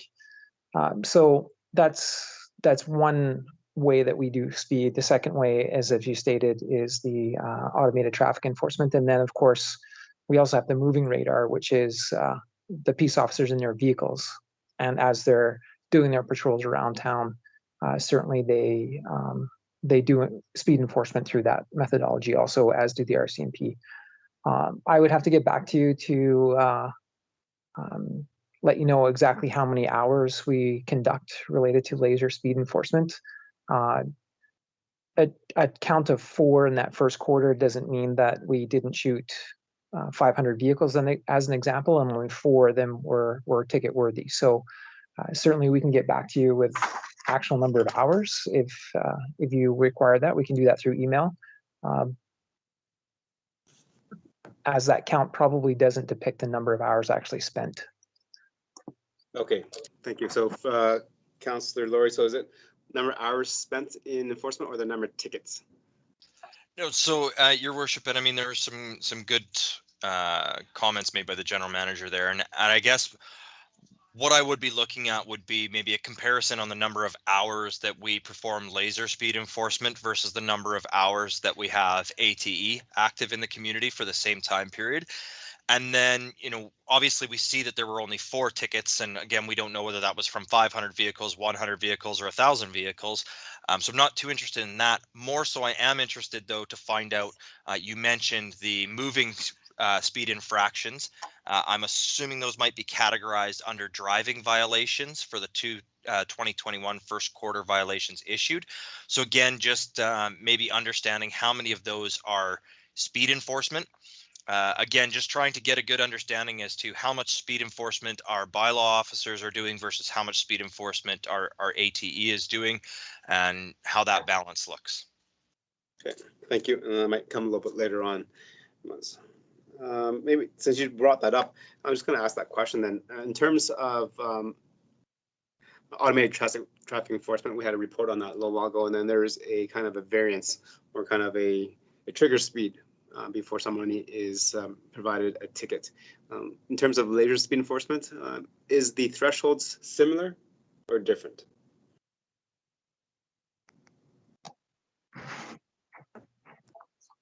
Your Worship, to answer that question,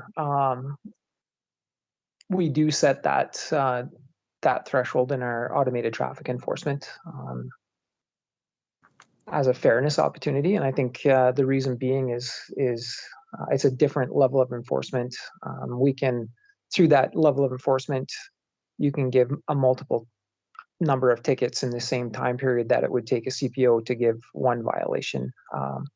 So from that perspective, CPOs typically will use their discretion when it comes to speed enforcement. A lot of times it depends on the location, it depends on the time of day, frequency of traffic, volume of traffic, and the safety concerns that exist in that particular location that they're doing the speed enforcement. So don't have a solid answer for you this evening in terms of if a ticket is issued at 1 kilometer over or similar to the thresholds that we have with the automated. Each of them are different levels of enforcement. And just as an example, a CPO doing laser enforcement, if they're alone, they would have to go out and stop the violating vehicle, write the ticket and spend the time with them. That could be a 20 minutes per one violation versus about a 20-second violation per violation for an automated traffic. So a little bit of a different way in which we do our enforcement from that perspective, so that sometimes there's a bit more discretion or less discretion with the laser operation. Okay, thank you for that explanation. Next question goes to Councillor Meyer, please. Yes, thank you, Your Worship. And just turning to the next page, 126, on the right-hand side, utilize the Tri-Region Memo of Understanding on 6 occasions. Just 2 questions, and maybe I'm wrong, but I seem to remember that number is usually fairly low. So one is, are 6 occasions higher or lower than average or the past report? And then would it be possible to know the other agencies, so Parkland counties and Spruce Grove's uptake of that MOU being used in our community?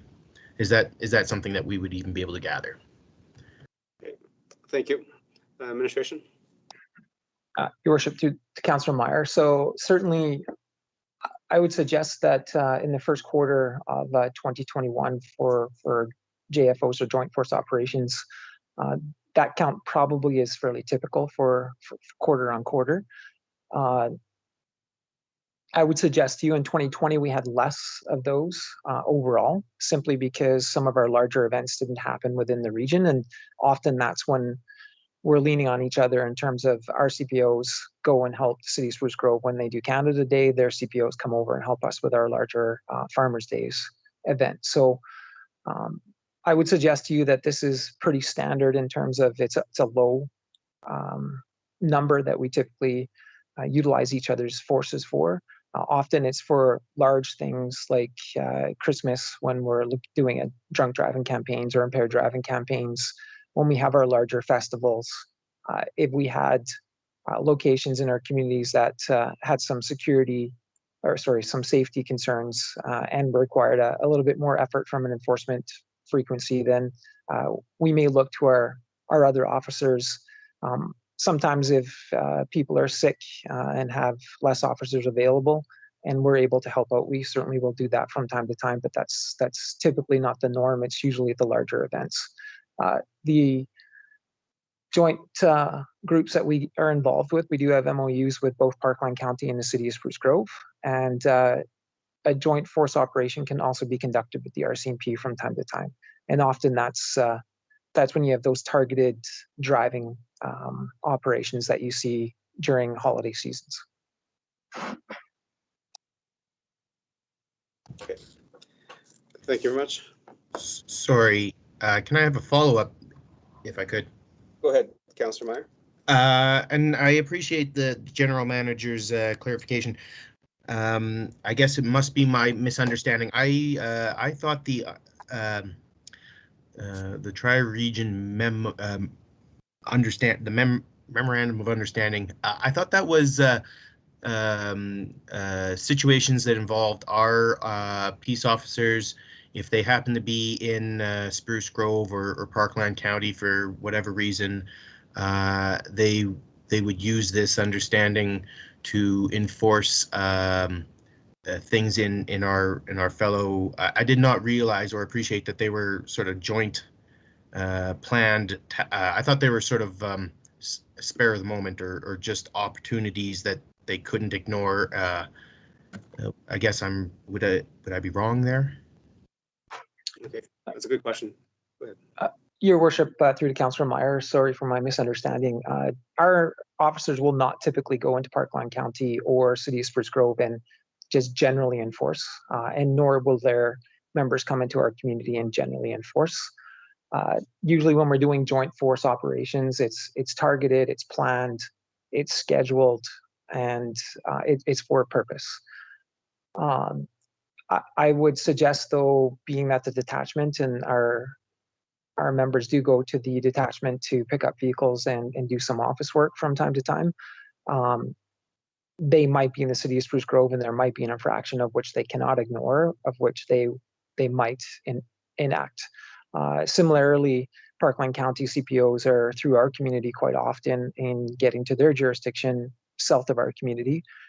So they may see something in front of them that they can't ignore either, that they might have to enforce. So provincially, they're permitted to do so. There are forms that we have to fill out when we do provide enforcement in another jurisdiction. We're not free to just navigate throughout the province of Alberta and enforce the legislations that are on their the provincial statutes that are captured within their enforcement permissions. So typically that's not the case. The case with a joint force operation is planned, targeted, and scheduled. Okay, I appreciate the clarification. Okay, thank you, Councillor Meyer. Councillor Matties. Thank you, Your Worship. First of all, I want to say that this was just an excellent quarterly report with colorful graphics, well done, full of good information. I really appreciated reading it, and I was really excited to see the economic development like a boss, animated, great. You know, it just makes you want to read it, and I just really appreciate it. So I want to thank administration for that. My question is with regards to VLTs on page 116. It basically indicates that we've been approved from the prohibition of VLTs, and now eligible businesses can now apply to the Alberta Gaming and Lottery Commission to offer VLTs. And I'm wondering if any businesses have done so yet. Okay. I don't know if the town of Stony Plain would know if they did or not. Administration, has there been any feedback? I know I personally talked to a couple of owners that were applying, so I don't know if they did apply or not, but I know that they were interested in applying. So do we have any stats of anybody that has applied? Your Worship, I'll check in with our General Manager of Strategic Services if she would like to or has any comment on that one. Thank you, Town Manager. Your Worship, through to Council, I would have to follow up on whether there has been any applications and if we're eligible to receive that information at this time, and follow up with Council. Your Worship, again, the only other thing I would add would be I know that there's some other consideration that there's only X amount of licenses that can be granted, so to speak.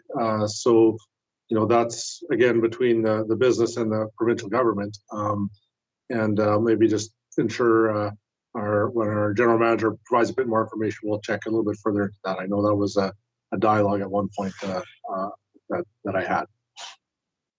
Okay, thank you. So, Councillor Matties, hopefully our staff can get some information, and then I'm guessing that would be probably provided to council in terms of an email once staff are able to find out or not able to find out. Thank you so much. Going to Councillor Plechko, please.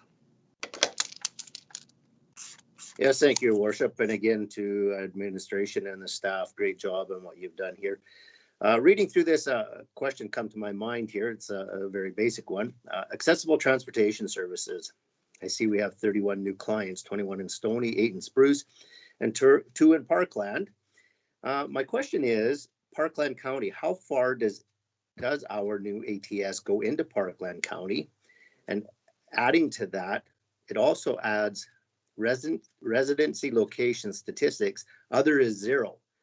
Can you explain to me where we all go with this ATS system, and is it a single fee for each individual? Thank you.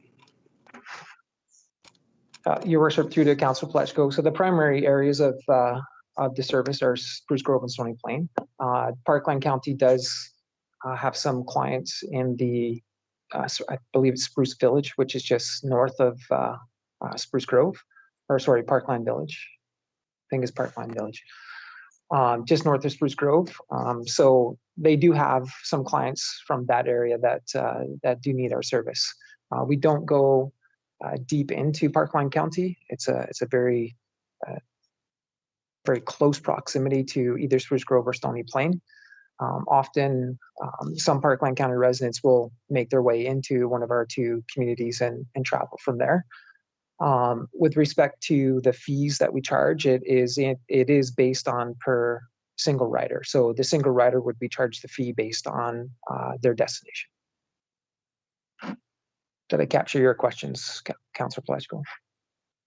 So just in regards to the fee, are you saying that Spruce Grove, Stony Plain residents pay exactly the same as the person from Parkland Village? Is that what you're saying? Or is it based on your location to the location that you're going to? Your worship, through to Councillor Pletchko. So Parkland County does provide us with some funding for this service, and that is to offset some of the fees that would be charged to Parkland County residents.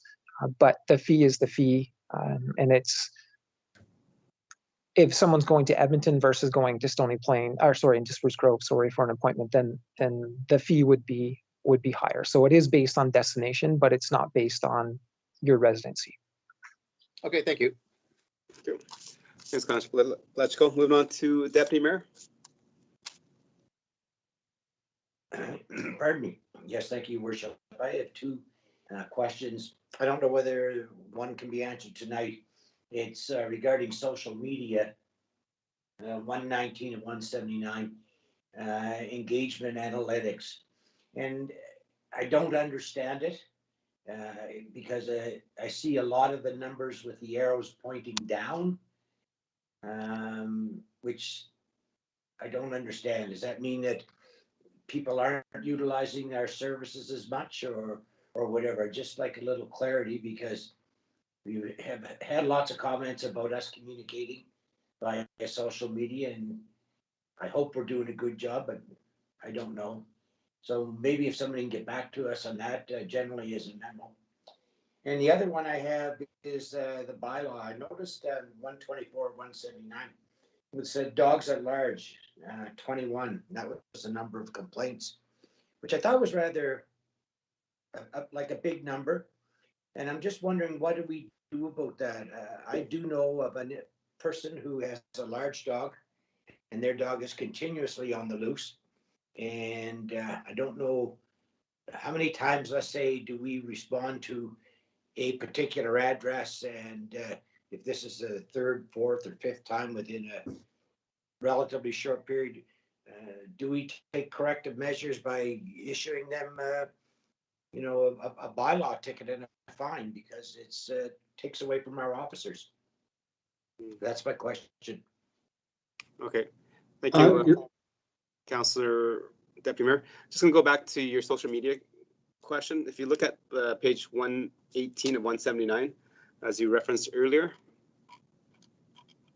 So I think the important thing that you kind of want to mention and look at in terms of engagement and followers is, if you look at kind of like the second line there, where it says fans, followers,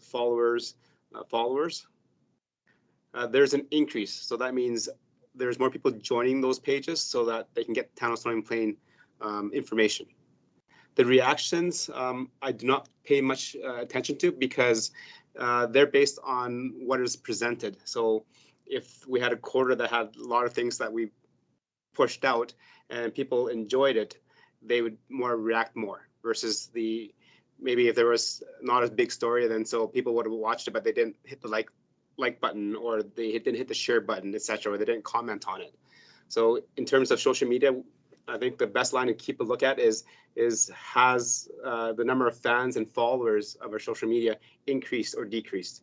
If it's decreased, then we do have an issue, because our council has made it very clear that we want to have more engagement. But if it continues to have more engagement and people joining those platforms for the town's Stony Plain information, then we're doing good. The reactions are typically based on what is posted. So if we have a quarter that doesn't post anything, then definitely the reactions and the likes would be a lot less. For example, I noticed, I've been following this for a while now, when we do posts, 2 years ago when we had Farmers Day, we got lots of likes and lots of reactions, a lot of comments, and a lot of shares, so they spiked. But the following quarter, when we didn't have something huge like Farmers Days, the reactions and comments and shares went down.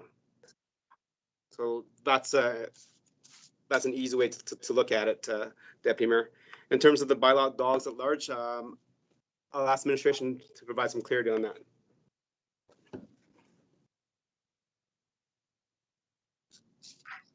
Your Worship, through to Councillor Loy, definitely if we have a repeat offender that's treated differently than a first-time offender, it would depend on the circumstances. Probably in 2020, we had a higher number of incidences because a lot more people were home to witness dogs at large. But certainly,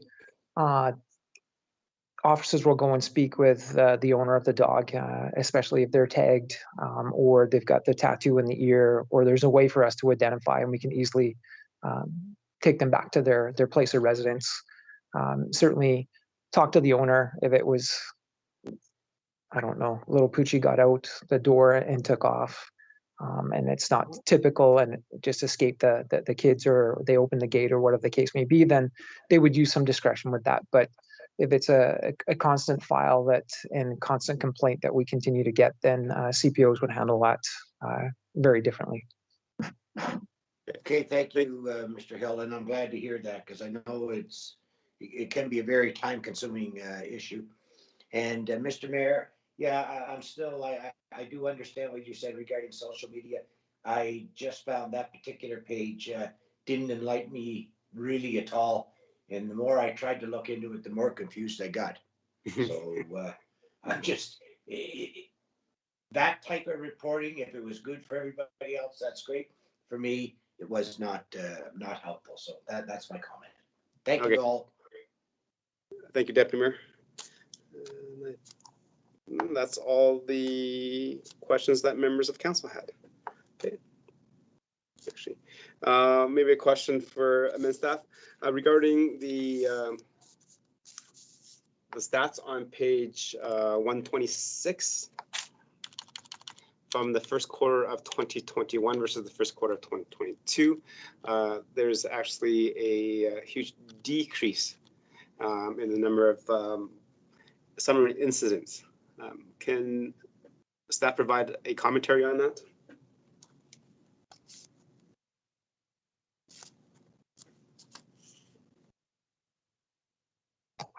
Mr. Mayor, just for clarity, you're in the first quarter summary of incidents where it says traffic, public behavior, engagement, community standards, assists and animals?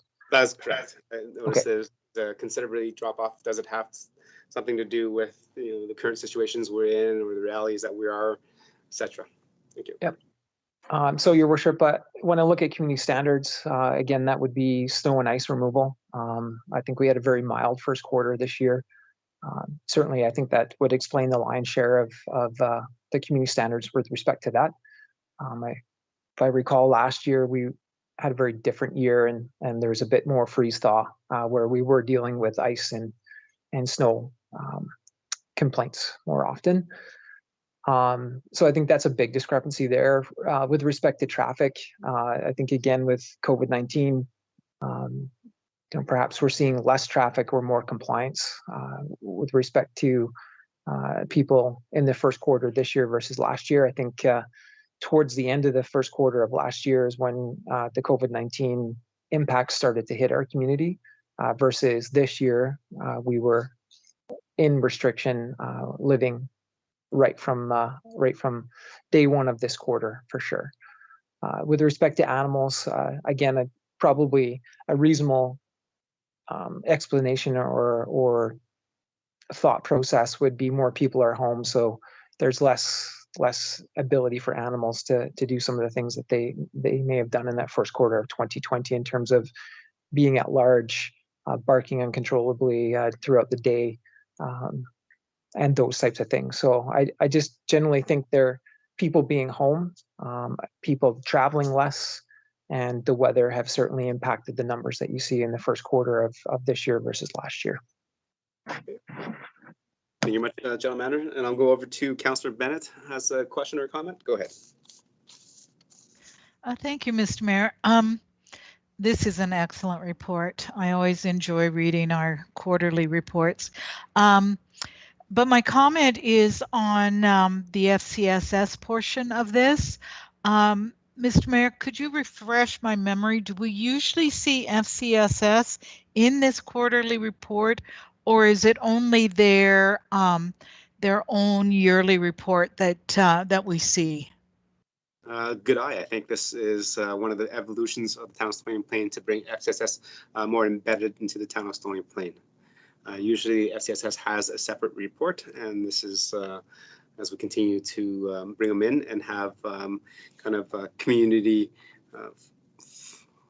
first and foremost when we talk about things. And I believe the director is on the line on the meeting today. So go ahead, General Manager. Thank you, Your Worship. Yes, through you to Councillor Bennett. This is the first opportunity that FCSS has had the chance to be part of the municipal quarterly report, and so we're working to integrate ourselves more seamlessly into town operations. And so you should expect to see more reports looking like a full municipal report. Thank you. So, Mr. Mayor, I just wanted to say. There were 6 pages in this report of programs that FCSS has been doing. So I think that it really gives us a broad picture of what our social pillar is accomplishing these days. And the only question that I have is, this was the first report, and I know they've just moved into this, collaborative, more in the town kind of structure.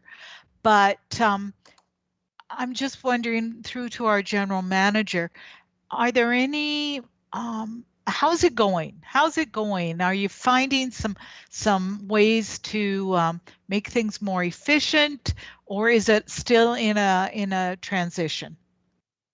Okay. Thank you. General Manager. Thank you, Your Worship. Through you to Councillor Bennett and the rest of Council. The transition is going well. There's pieces like this report that we're working to integrate. We're working closely to keep the current FCSS advisory board members involved and engaged. We'll start to see more as we move through the corporate planning process leading into 2022, and it was a real privilege and pleasure to be part of the Council Strategic Planning Retreat earlier this year, which resulted in shifting some of the community and social development priorities more prominently into the municipal strategic plan. So I'm personally quite pleased with how things are going, and I think you should expect more updates in the future. Thank you. Thank you. Anything else, Councillor Bennett? No, thank you very much, Mr. Mayor. That was all. Okay. Thank you. Moving over to Councillor Meyer. Go ahead, Councillor Meyer. Yes, thank you, Your Worship, and thank you for the opportunity to talk again here. My question is to administration in regards to the moose hide portion of the report from the FCSS.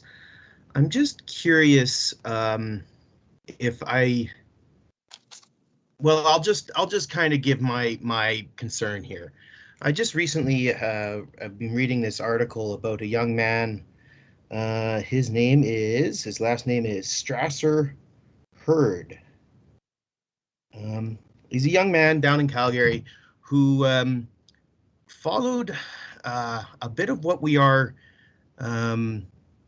pushing in this moose hide, which is holding people accountable, boys and men holding people accountable for their actions and violence against women, which is an admirable thing to do. I'm just curious, after having read this story about this young man who did just that on an evening and then was beat up and murdered, actually, and his murderer was just recently convicted, I should say. So when we are pushing this idea that we are putting our weight behind in this effort, are we aware of the consequences of what we are asking people to do?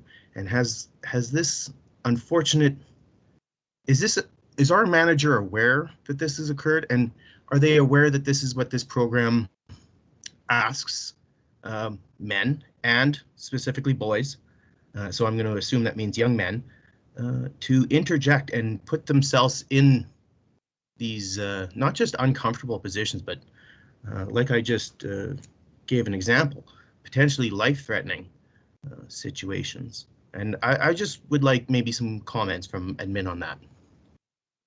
Okay, thank you, Councillor Meyer. I think it's the symbol of wearing the moose hide. General Manager? Thank you, Your Worship, through you to Councillor Meyer and the rest of Council.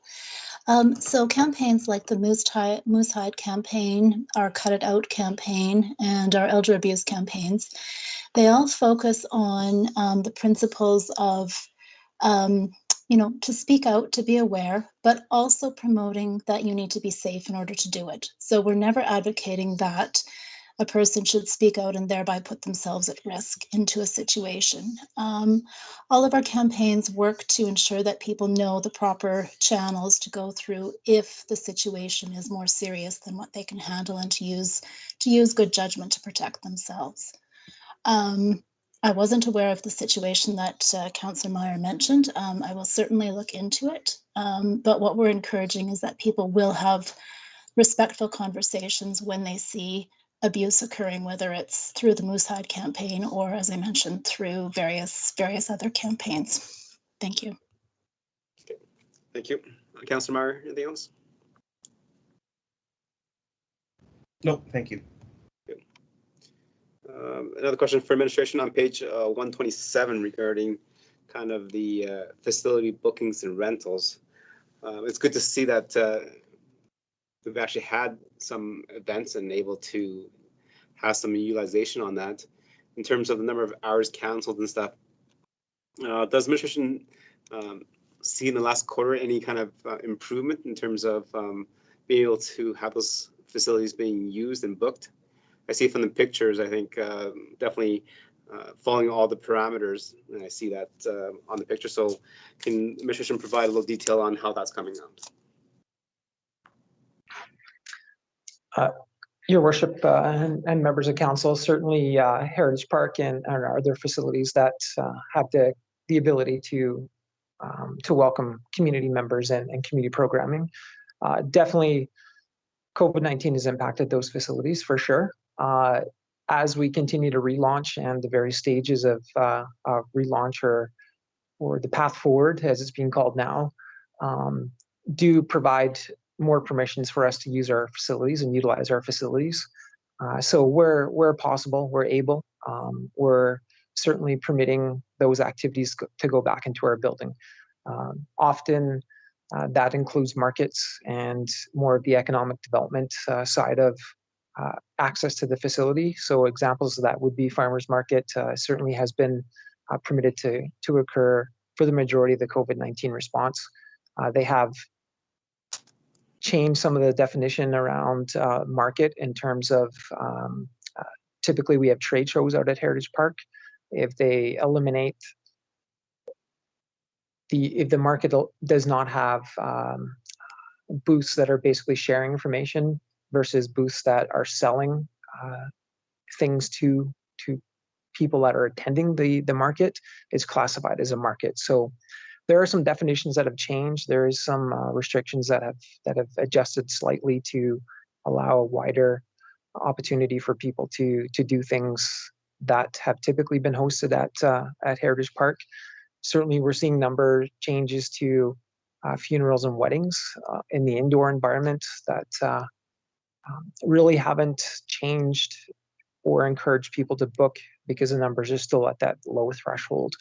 We were fortunate this year to have an oil company come in and do some training, and that was approved by the federal and provincial government in order to get the pipeline running back and everyone trained to ensure that that continued safely this spring, and through the summer months.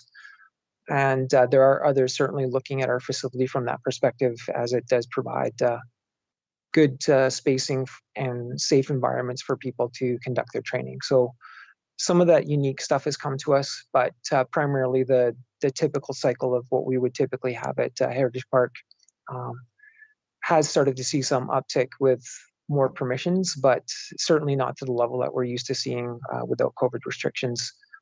And certainly with the numbers where they are today, that may trend backwards again in terms of additional restrictions added. So we might see a bit of a pause in some of those activities moving forward. Thank you much for that commentary. There's no more questions for clear understanding from members of council, so I'm going to ask Councillor Meyer for a motion to accept for information. Yep, the Town Council accept the 2021 first quarter report for information. Okay, thank you very much. Members of council, any other questions and comments regarding that before I call the question?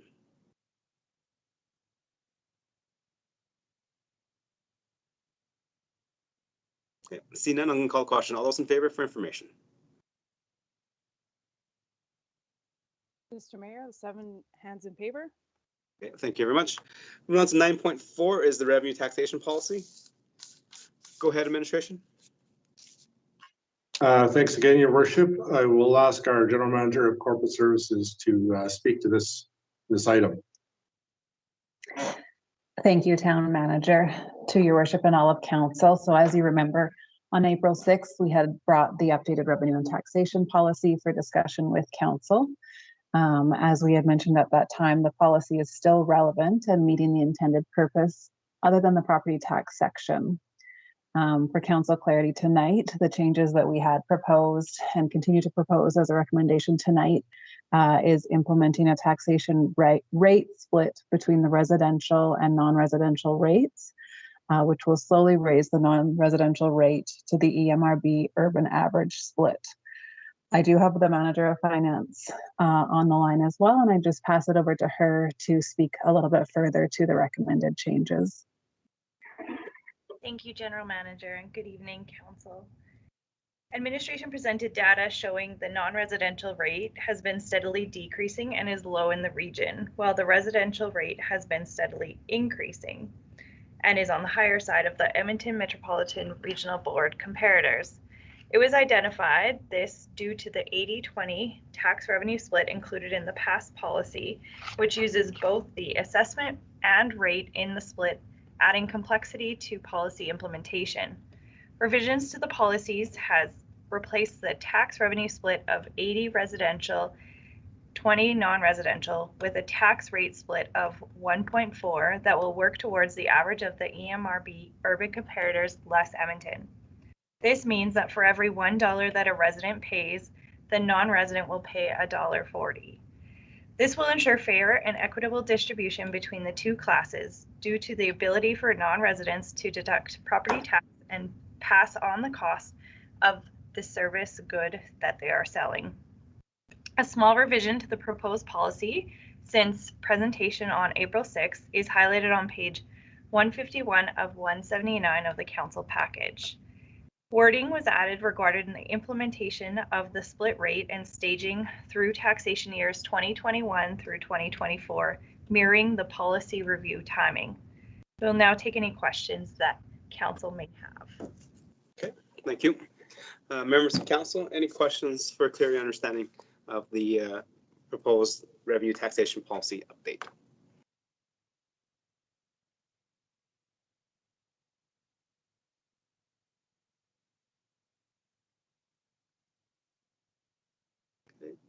Seeing none, I have a question regarding in terms of the shift of a taxation rate or policy. Is the town planning to do it over 1 year, over 5 years, over 10 years? What time frame are we looking at for the town to initiate the tax split?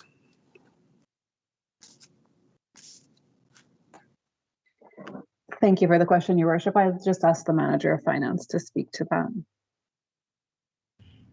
Thank you, Your Worship, through to you and all of council. The recommendation is to impose the new rate over 4 years. So that would follow the same state of the policy review. So that would be 2021 through 2024. Okay, thank you. Councillor Laurie. Thank you, Your Worship. Along the same lines as to what you just asked, it does state, sorry, I just need to scroll back down to it. It does state in, I guess that would be 6.5.2 on the tax split. It does state that it will be moved towards the 1.4 split over the period of 4 years, staged in taxation years 2021 through 2024, but it doesn't say how. It doesn't say, you know, we'll be at 1.2 for 2021, 1.3 for 2022, 1.4, you know, it doesn't state maybe we'll go to 1.35, then 1.36, 1.37. And I'm just a bit concerned at the lack of clarity in that. I'm wondering why we don't have it defined in the policy as to what the split will be for each year until we reach the 1.4 split. Okay, thank you. Administration. Your Worship, through to Councillor Laurie. We did talk about this internally as well, and we've left it open so that, you know, as the years go through, you know, some years are harder than other. Would give council some discretion to adjust slightly between those 4 years. However, the previous lead sheet that we had brought did show that we would equally split that between the 4 years. The manager of finance probably has those numbers that she could speak to directly. And essentially it was taking the number equally divided for the next 4 years. That would be the plan, unless, you know, something drastic happens in the economy or that there was some reason to adjust that differently. Discussion with council at that point and looking for direction. Otherwise, the direction with this policy in place would be equal. Okay. I can ask the manager of finance could give you the exact numbers if that's helpful. Go ahead, please. Thank you, Your Worship, through you and to Councillor Laurie and all of council. The proposed staging would be equal over the 4 years, and so that would be adding a 0.04 for the first 2 years and then a 0.05 for the last 2 years. So if I may follow up, Your Worship. Go ahead. So I think when we're developing our policies, as we kind of talked about a little bit earlier, there needs to be a specific level of clarity. And I find this lacks that clarity. And I don't discount the opportunity to potentially consider a change. But, you know, in this policy, we're talking about bringing this to 1.4 by 2024.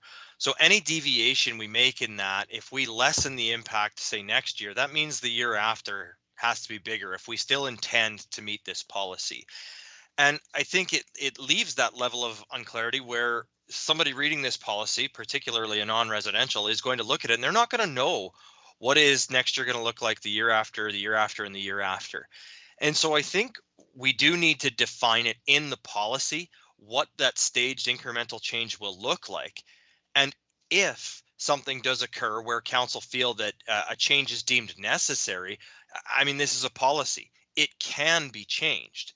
I think leaving it out for the sake of it potentially being changed just creates a level of uncertainty and unclarity. And I'd really like to see that actually defined in the policy document. So I mean, I'll see what some of my fellow councillors have to say on it, but I think it would be amiss for us not to include that. Okay, thank you for your comments, Councillor Laurie. That can be easily solved by just adding the word staged equally in the taxation years of 2021 through 2024. Thank you, Your Worship, but I think the challenge is what's the starting point, because the starting point isn't defined. So if we are going to add those words staged equally, I think we also need to define the starting point so people understand what that staged equally looks like. Okay. Administration?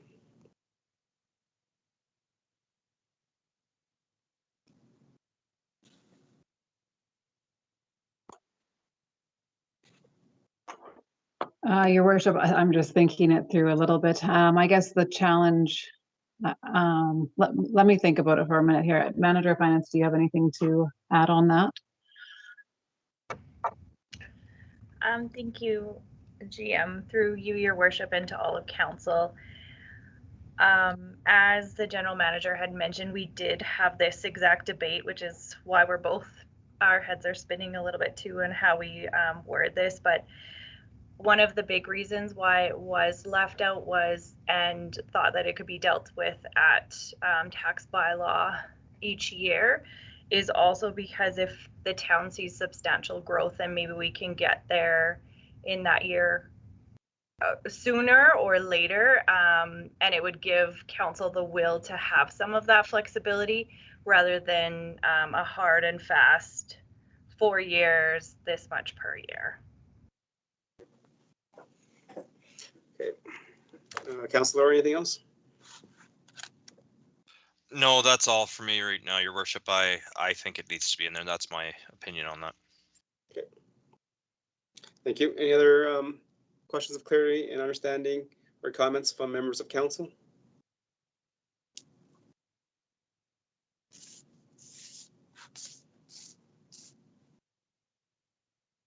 Okay, seeing none, I'm going to ask, where are we? Deputy Mayor to make the motion, please. Yes, thank you. The town council, 1, approve revenue and taxation policy C-FS-051, semicolon, and 2, repeal revenue and taxation policy C-FS-026. Thank you much, Deputy Mayor. So members of council, the floor is open for comments, debates on the policy itself.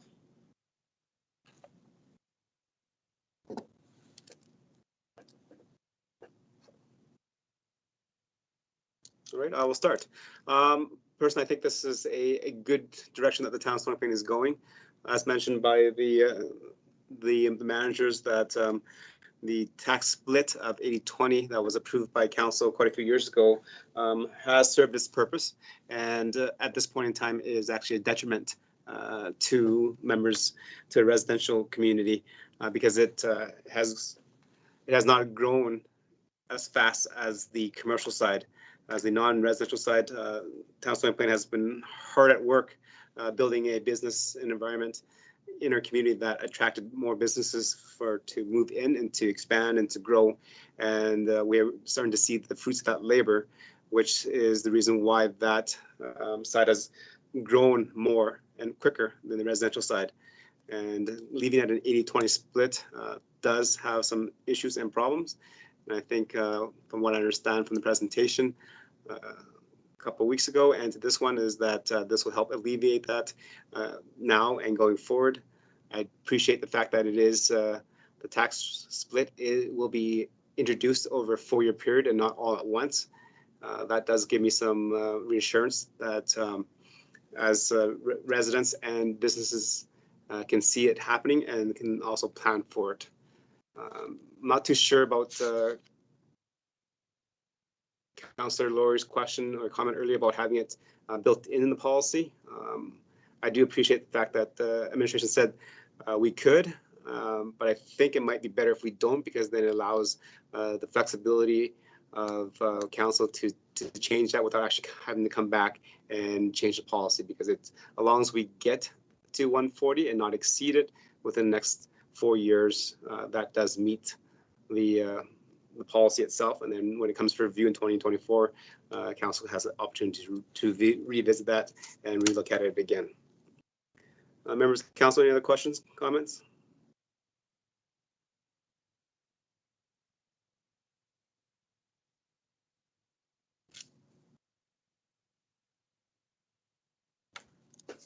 Okay, see none, I'm going to call the question. All those in favor?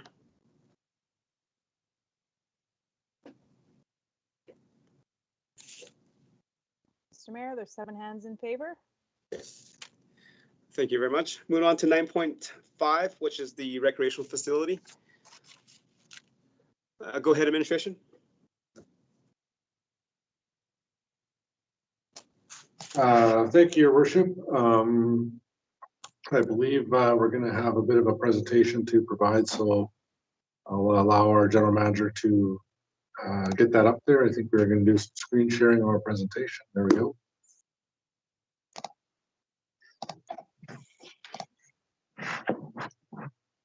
All right. Thank you, and to the rest of council. We're here tonight to talk about looking for direction and approval to proceed to detailed design on a recreation facility that we have been working on, talking about, and engaging with council over a course of the last couple of years in certain ways. I've got a few comments I'm going to make, and then our general manager is going to speak to some further specifics of the potential project. And then I believe, Your Worship, I'll have an opportunity to make a couple closing comments, and then we will open it up certainly for any questions and council may have on the presentation and the process going forward. Next slide, please. So, Your Worship, just wanted to again to walk through some of the steps taken in the last few years to get us to this point in time where we're in the chambers looking for this formal direction to move towards designing of a recreation facility. So I know council can see the PowerPoint in front of you. I believe it will be up on our public broadcast as well. There's a number of different studies. The Indoor Facility Study 2017. I know in some ways you could go back even further than that to 2009 to another study that was completed with our regional partners and engage the public quite fully in those two studies. The Old Town Community Plan, Your Worship, has some tie-in and impact to the site that we're talking about. We did work on conceptual design. We did some engagement with the stakeholders and the public. Continued to work on the conceptual design that is in front of you tonight. We spent time with some of the private facility operators to understand a bit of how they perceive these projects and the good, the bad, the ins and the outs of those aspects.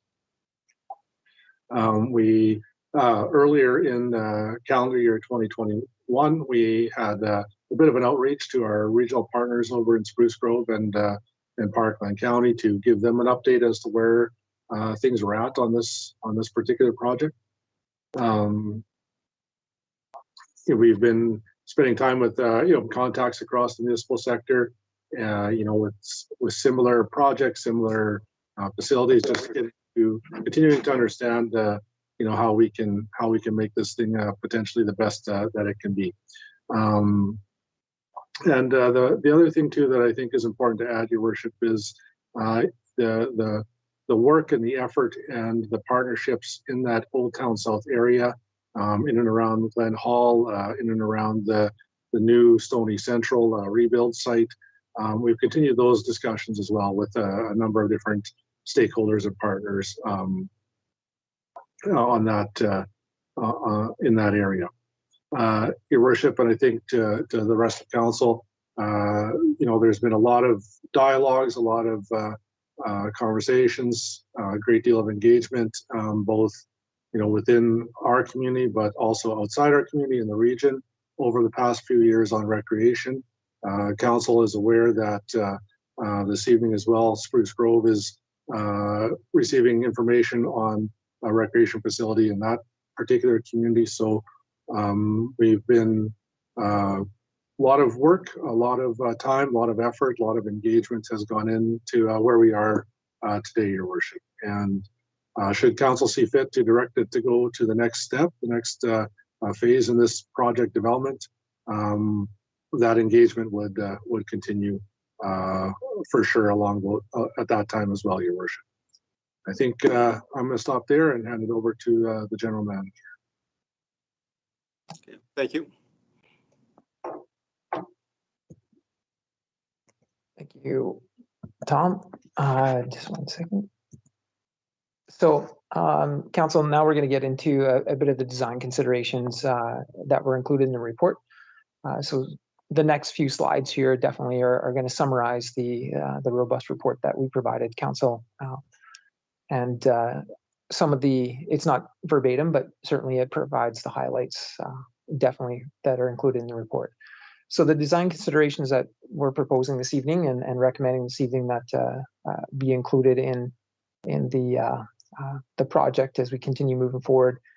We looked at the 2017 indoor facility study, which has been the most recent document that the region has looked at in terms of what are the new recreation or future recreation priorities that should be completed in the region.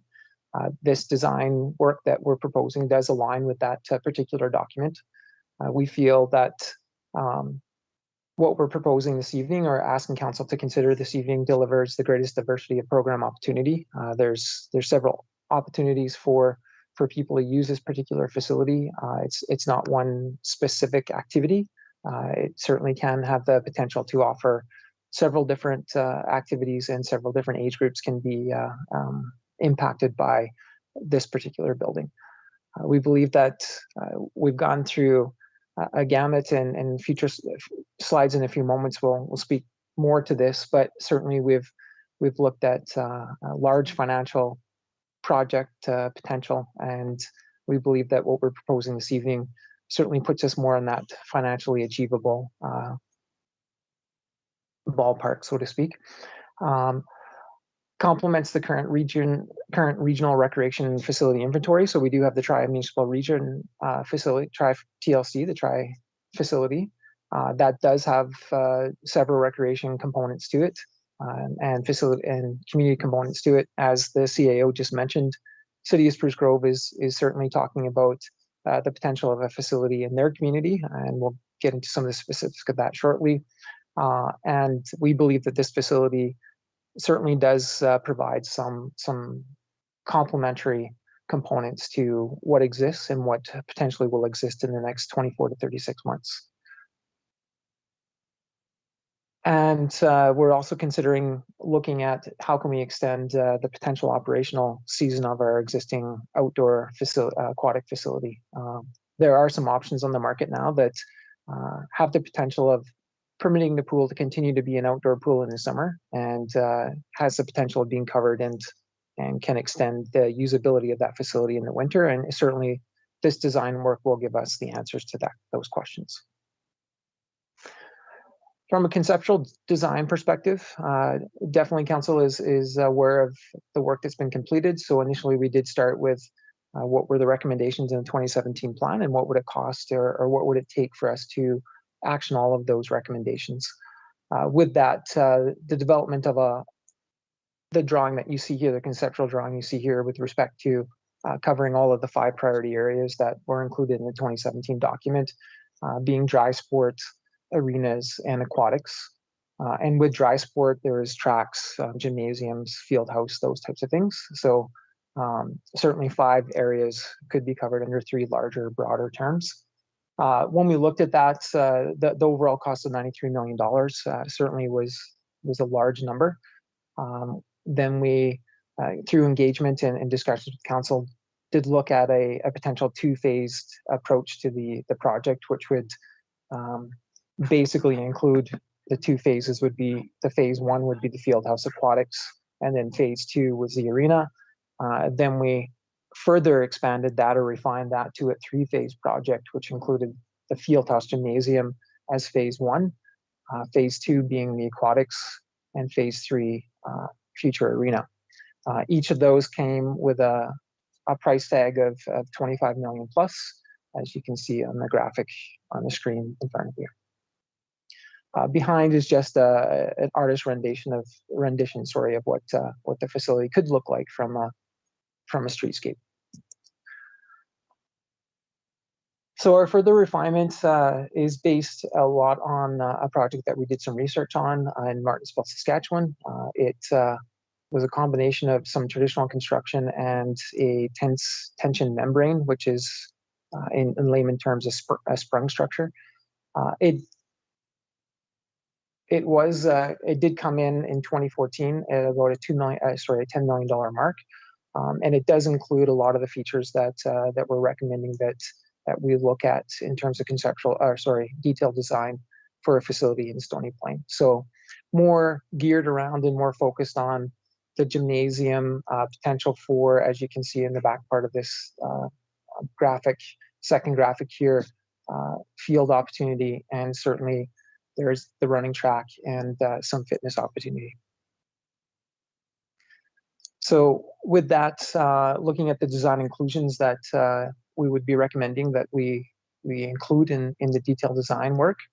So that would be gym floor, which would include racket and sport courts. So racket would include your typical badminton, pickleball. Usually there's not a lot for indoor tennis, but certainly the pickleball, badminton would be accommodated. Sport courts for volleyball, basketball. Multi-purpose community space. So that's some of the rooms that you could potentially use for art programming or youth programming, yoga, dance, performance. Definitely not to the level of which you could host a dance competition necessarily, but certainly would provide additional space for that training and refinement of skill. Potential for fitness in terms of weight and cardio equipment. Track certainly is something that we know from our experience with Heritage Park. There is a good need for people to have indoor walking opportunity throughout the winter months, as we often don't get favorable seasons where ice is not something that people have to contend with when they're out in the winter months, and also the coldness. Turf feasibility. A facility like this has the potential of providing turf, and we would just have to look at the design and to accommodate turf and the activities that come along with turf.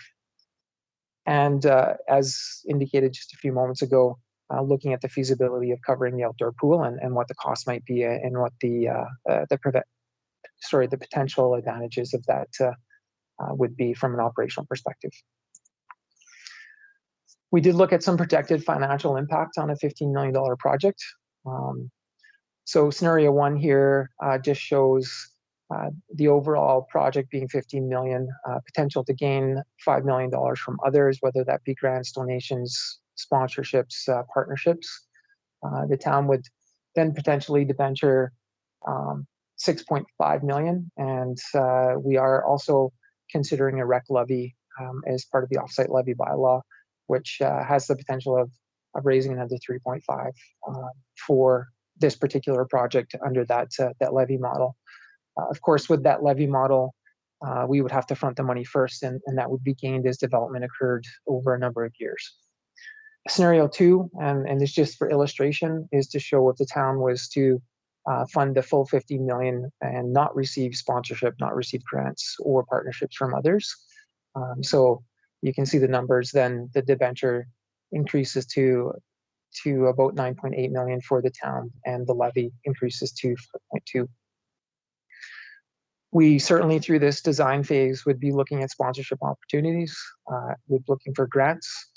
We would be speaking with impacted stakeholders and community members that have some opportunity to partake in this facility. An example of that might be pickleball.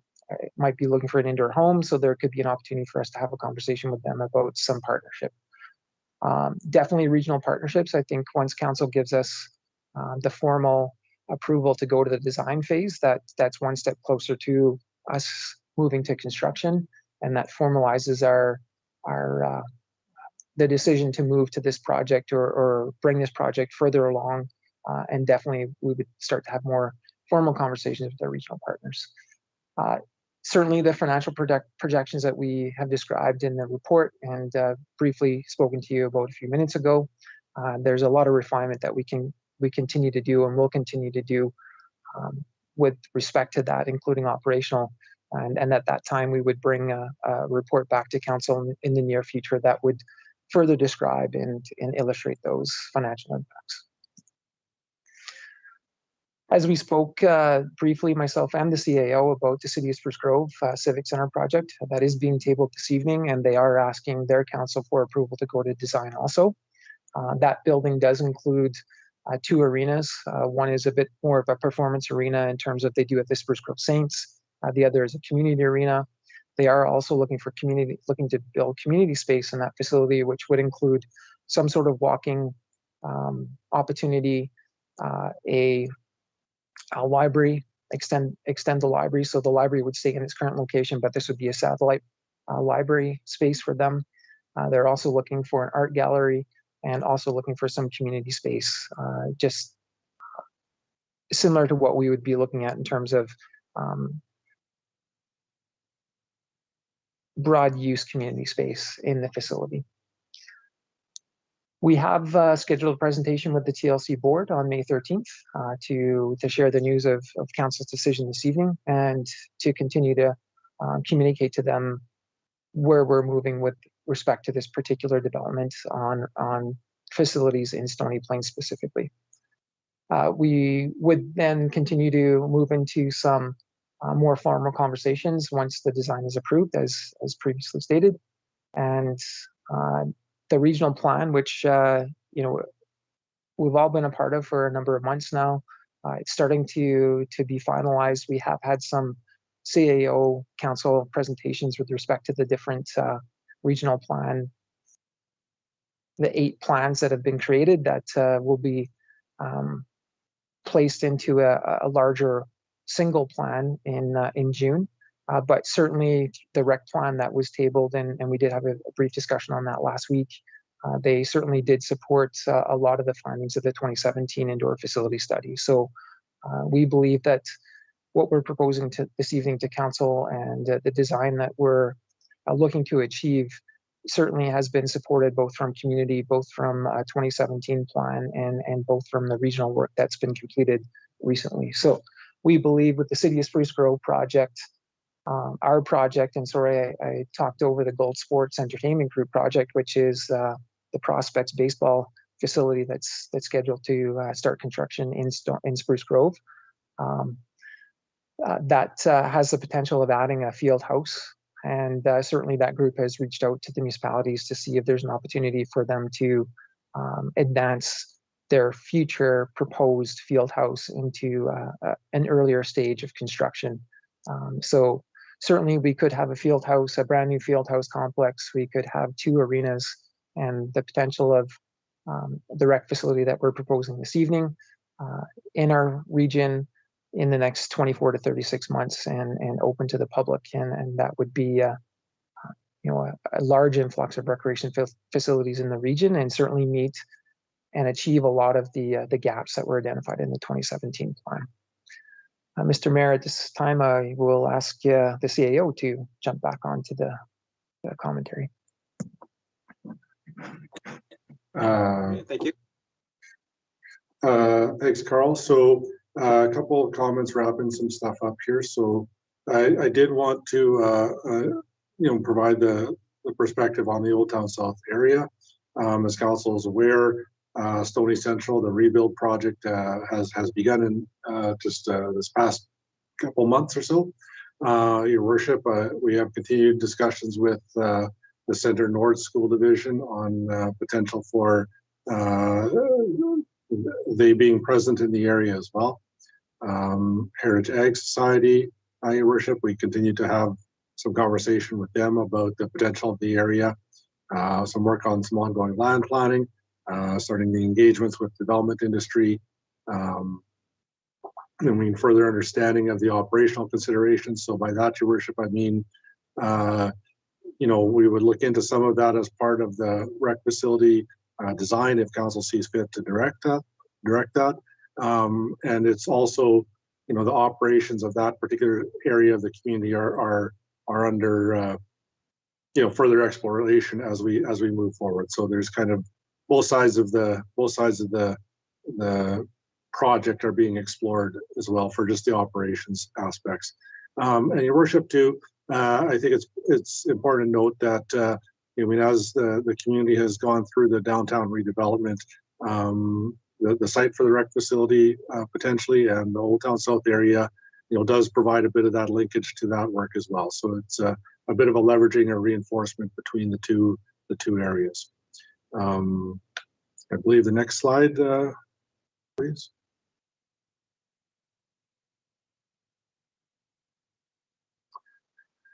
So, Your Worship, I know that the written report has much more detail in it. I know that Council will have diligently read through that, just for Council and perhaps to keep the public informed as much as well. There's the next steps, as you can see. We would be going to get the design tenders going out, looking at the construction types. We would work to engage our community stakeholders, our regional partners, working on potential sponsorship partnerships, grant consultants. And just to be clear, Your Worship, we would be reaching out to those types of entities to have them on board relatively early on so that we could get their expertise and their advice as we move forward. I mean, those decisions ultimately are made and left with Council, but we would move that process along so that we would have all of that information at any point in time when we would be back in the chambers, seeking direction from Council to move to actual construction. We'll continue to refine the financial and operating models. I mean, both on the expenditure and the revenue side. Again, we have to be clear about what we are designing before we can get really into the a good level of detail as to what those costs would look like. And Your Worship, ultimately completing the detailed design. And I think some timelines or quarterly scoped out timelines are contained in the written report. I think there might be one more slide. That's it, CAO Golden. All right, Your Worship, so we'll stop there and certainly able to answer any questions Council may have on the report in front of you and the process outlined therein. Okay, thank you much to the CAO and the General Manager. That was very informative and definitely to kind of show where the town has gone and how we got to where we currently are right now. Members of Council, any questions of clarity and understanding? First one is Councillor Bennett. Go ahead.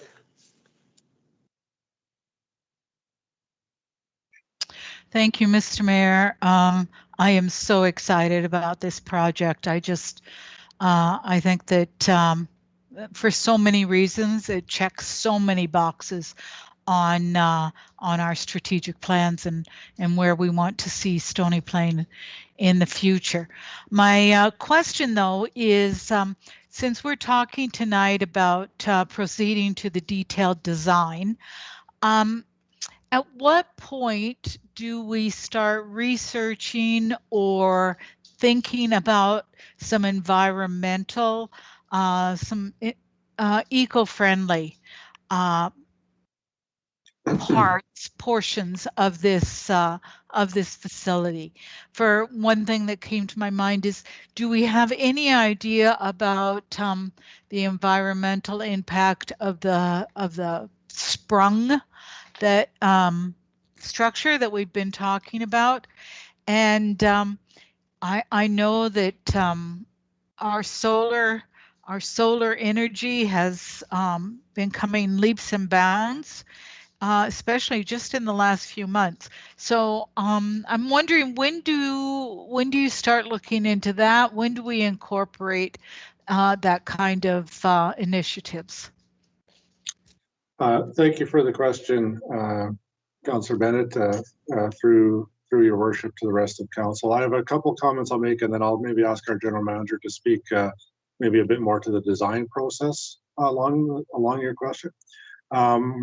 what I would like to, I guess, point out or just alert council to, I think that's part of the strength of the notion of allowing or bringing on board sort of the grant consultant from the get-go.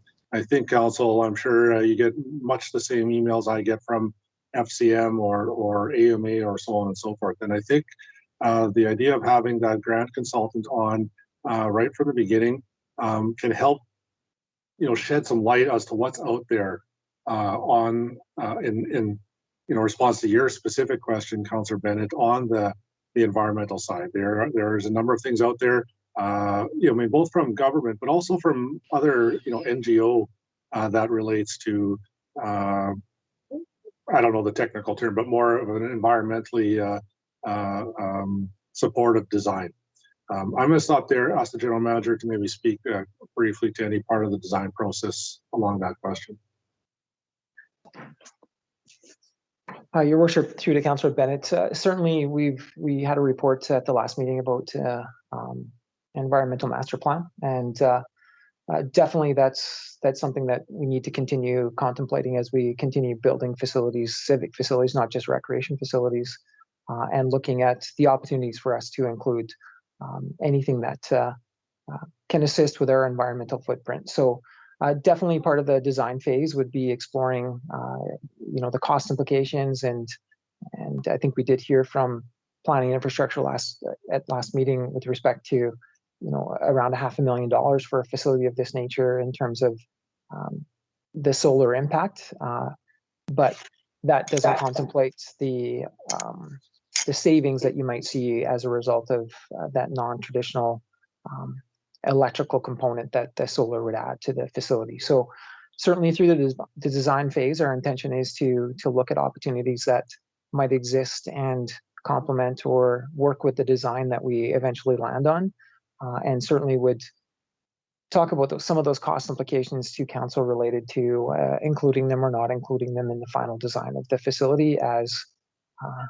As you can imagine, when you start to add solar to a roof structure or those types of things, there are some design elements that we would have to include to ensure that the facility could manage and take advantage of those types of things. So often when we do facilities like this, we do look at, from an arena perspective, as an example, you can recapture the heat from the ice plant, and sometimes that can go to heating your domestic water for showers and things like that.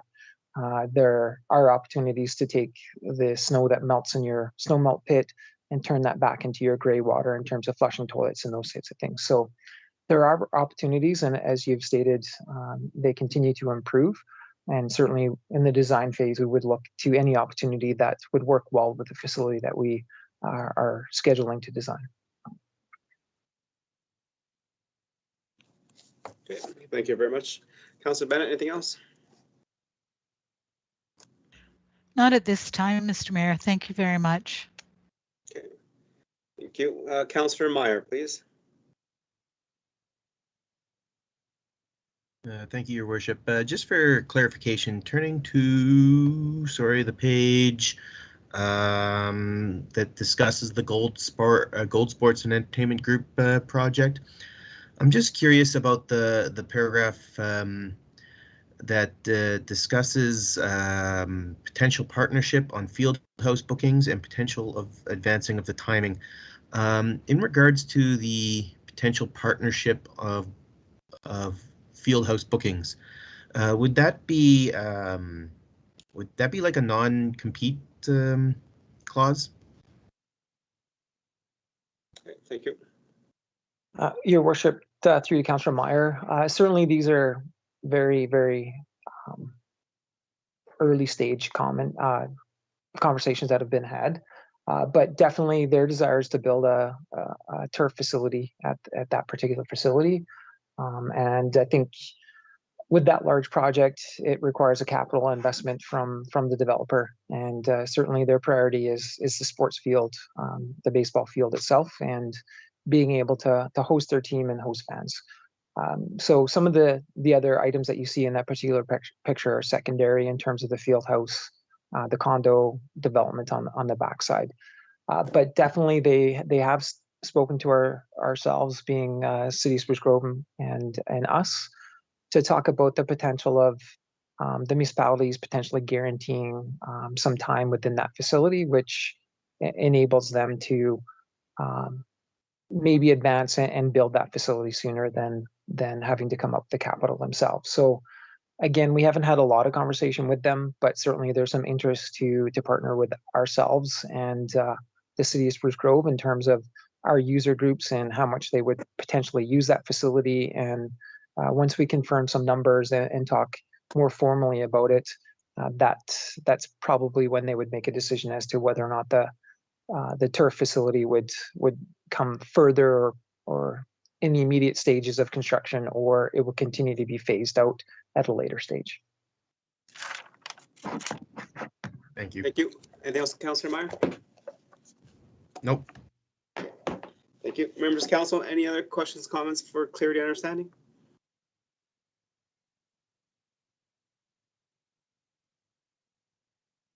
Okay, see none, I have a question just for the general manager or the town manager regarding the kind of like the business case and the scenario and all that stuff. Will that be done kind of ahead of schedule in terms of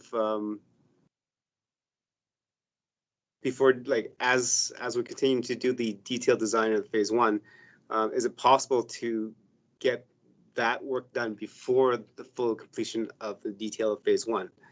That'll probably give council a better understanding of the validity, if it's warranted, if it makes sense or it doesn't make sense to complete this project. Thank you, Your Worship. I'll comment a bit on that. And I may have glossed over it in part of the comments I made earlier. So, I mean, part and parcel to the stuff that we had spoken about earlier.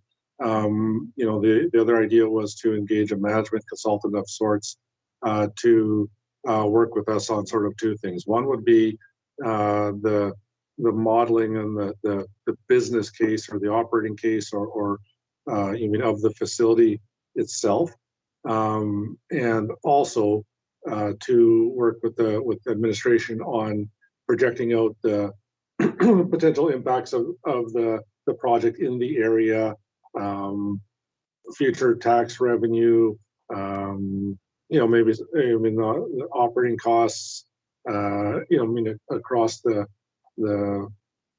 infrastructure, you know, I mean that sort of thing. So, but we were wanting that group to also be involved with the totality of the Old Town South site, so that it's not just considered as a one project impact, but you know, I mean, what will be the impact of this project? What would be the accumulation of other projects, so on and so forth. And you know, I mean, the notion there is simply to provide council with that much better, you know, I mean, understanding, you know, when the time comes for a formal decision to be made on whether or not to move to full construction. So, Your Worship, if you know the question about is that going to be done? Yes, it'll be completed as part of this work. You know, I would say it's not as I guess linear in that it would be done and then we would do X step on the design, and then we would do more. So it'll be more of a continuum of effort from, again, the you know, the day after, should council see fit to direct to do so. You know, it would be an ongoing development. The culmination of which would be to ensure that all of that information is available prior to council making any final decisions on moving to construction. Okay, thank you. Going to Councillor Plechko, you have a question or comment?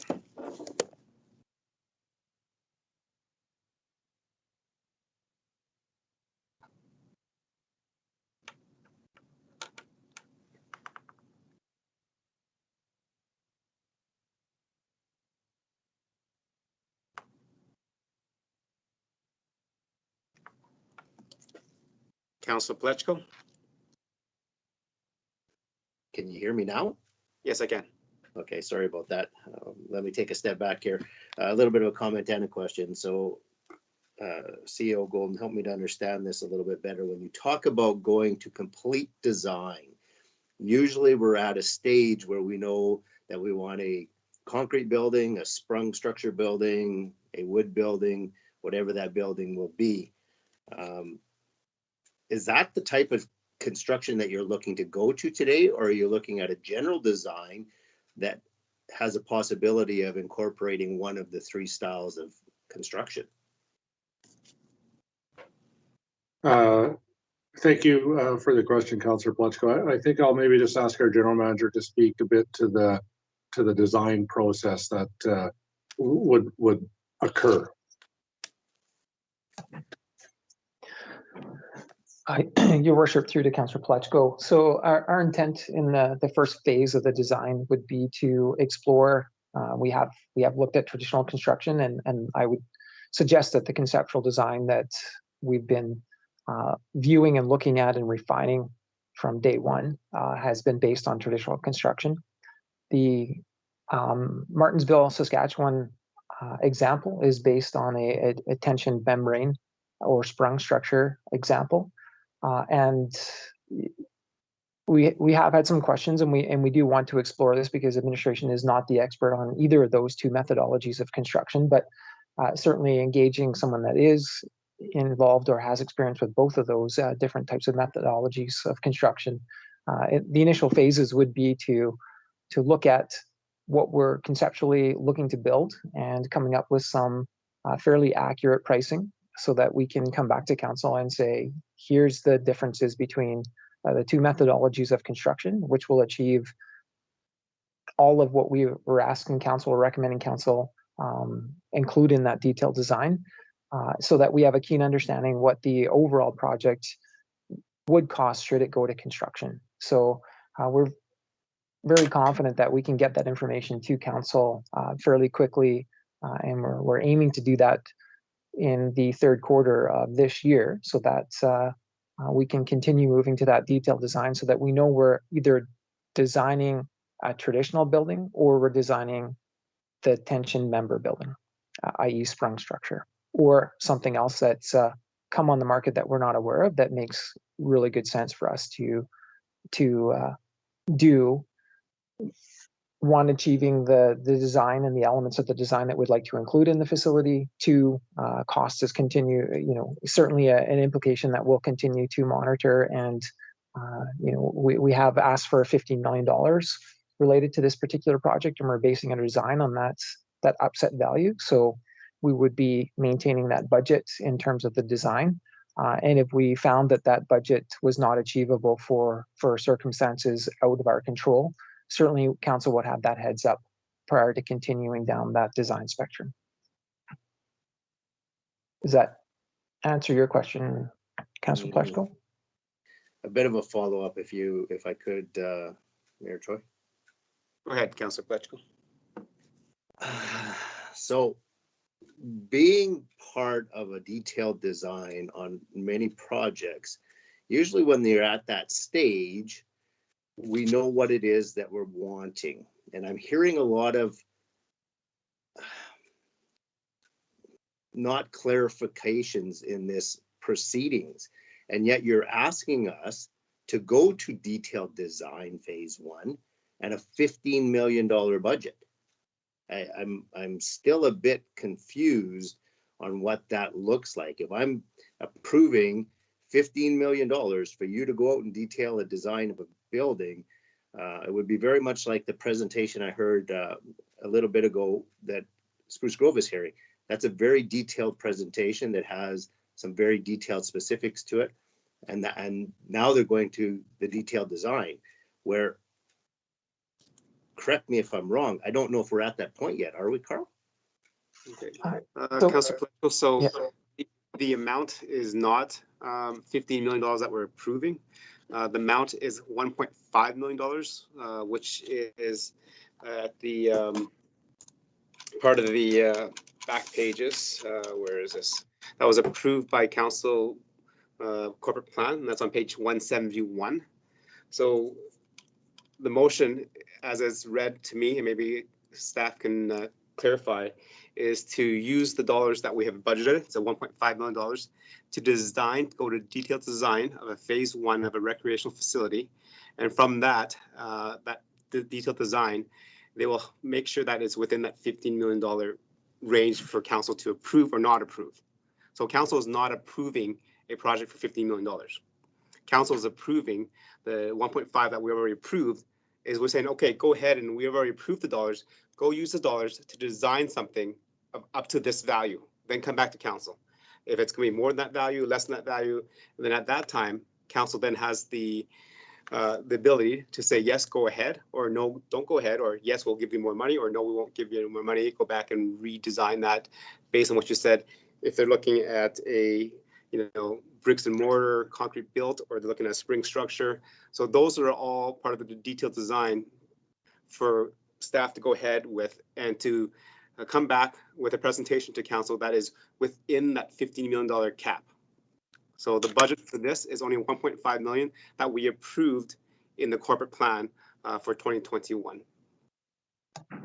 Does that make some clarity, Councilor Pletchko? It's not approving a $15 million project right now. Okay, so thanks for that clarification that you tried to give me, but that's not how this reads in the way that I read it. If that's what we're looking to, then this should say that we're going to a detailed design to spend $1.5 million. And in that design, we're looking for a construction value of up to $15 million. This is very specific, that we approve proceeding to detailed design of phase 1 recreation facility to be located on the Glen Hall Arena site at the Old Town South with a construction value of up to $15 million.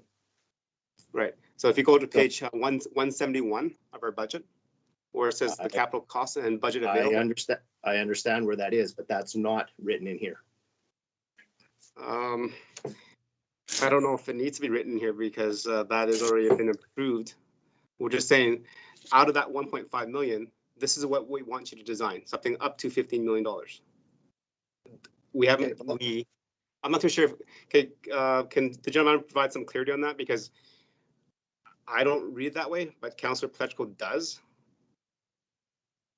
Your Worship, I can maybe speak to this and maybe just ask for a little bit of leeway, so to speak. So just for a quick clarity, so yes, there is 1.5 million approved in the corporate plan to do design. So I mean, it's fair to say, I mean, council's not being asked to allocate any further funding tonight. What I think we are asking from council, and that's why the recommendation being as it is.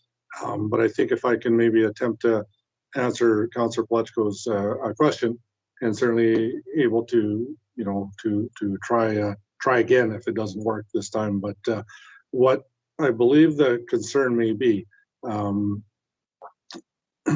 we need a little bit more focused help to help us understand the real difference between what would be a sprung and traditional build.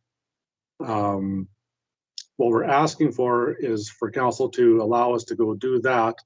There are checkpoints where we would come back into the chambers and say to council, we found this out, or we found that out, or what have you. And we would need maybe not further direction, but certainly be able to report that back. We don't feel like we have enough information or the expertise at this point in time to further refine the numbers that you see in front of you. So we are working with the overall 15 million as a spill value, I guess, if you want to look at it that way. Once we get more expertise involved on the sprung versus traditional build, we would come back into the chambers, back to council and say, here's what we found out. And we believe we should proceed with this one or that one and continue it further along. I'm going to stop there, Your Worship, and see if that maybe speaks to Councillor Pletchko's question. Yeah, Councillor Pletchko, does it provide any clarity? Because I try to understand what what's your thought process here and how you're reading the motion. I'll just listen a little bit more and see what other fellow councilors are feeling. I just feel that this is, you know, it's asking to do, we've already given you permission to go to detailed design with the 1.5 million. And yet we're asking now to go to detailed design and spend up to 15 million.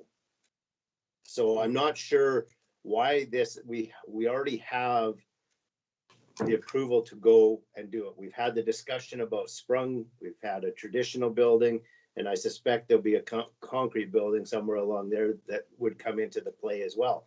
So I'll just listen a little bit further. Thanks. Okay, maybe for some kind of different thought process is, if you look at the original full concept design is $93 million, which was presented to council way back when on page 160. And if you break down the phases, like there was thoughts of maybe a two-phase approach, which phase one would be $61 million for aquatics, field house, multipurpose, and gym. And then phase two would be arena, which is $32 million. And then there's also thoughts of, you know, doing a three-phase project, which was the field house at $25.5 million with the gym, multipurpose, and field house, etc. And then phase two for aquatics would be $35.5 million, and phase three for the arena would be $32 million. So those were numbers that were kind of presented loosely based on some number crunching. But the motion here is to say, you know what, go ahead and do phase one, but keep it under $15 million. Is the reasoning for up to $15 million.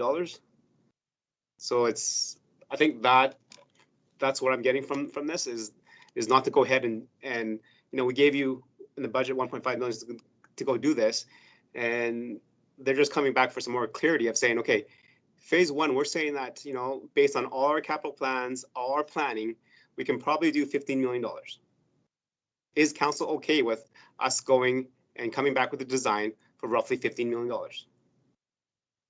If council says no, we want you to do a $30 million design for phase one, then that could be adjusted on the motion as well. Or we say no, we don't want 15, we only want a $5 million phase one. So go ahead and do that. So I think the motion is to give direction to administration to say, go do a phase one design of up to $15 million for a gymnasium, field house, etc.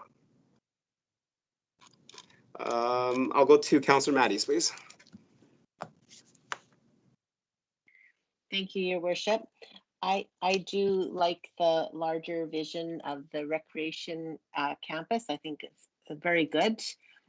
In terms of if it was eco-friendly, in terms of an eco-friendly structure, I'd even be more excited. So with regards to what Councillor Bennett had said, I'm wondering if we could, through the Municipal Climate Change Action Center, potentially get some funding support, maybe, for example, for the work on the swimming pool, retrofitting or doing something there. I don't know, but I'd like to have that explored. And then my question for tonight is regarding this offsite recreation levy. Now, it was at our meeting, the joint meeting with Spruce Grove, it was mentioned that our developers are already paying for recreation by another means. And I don't know what that means is exactly, and I'm wondering if that could be specified.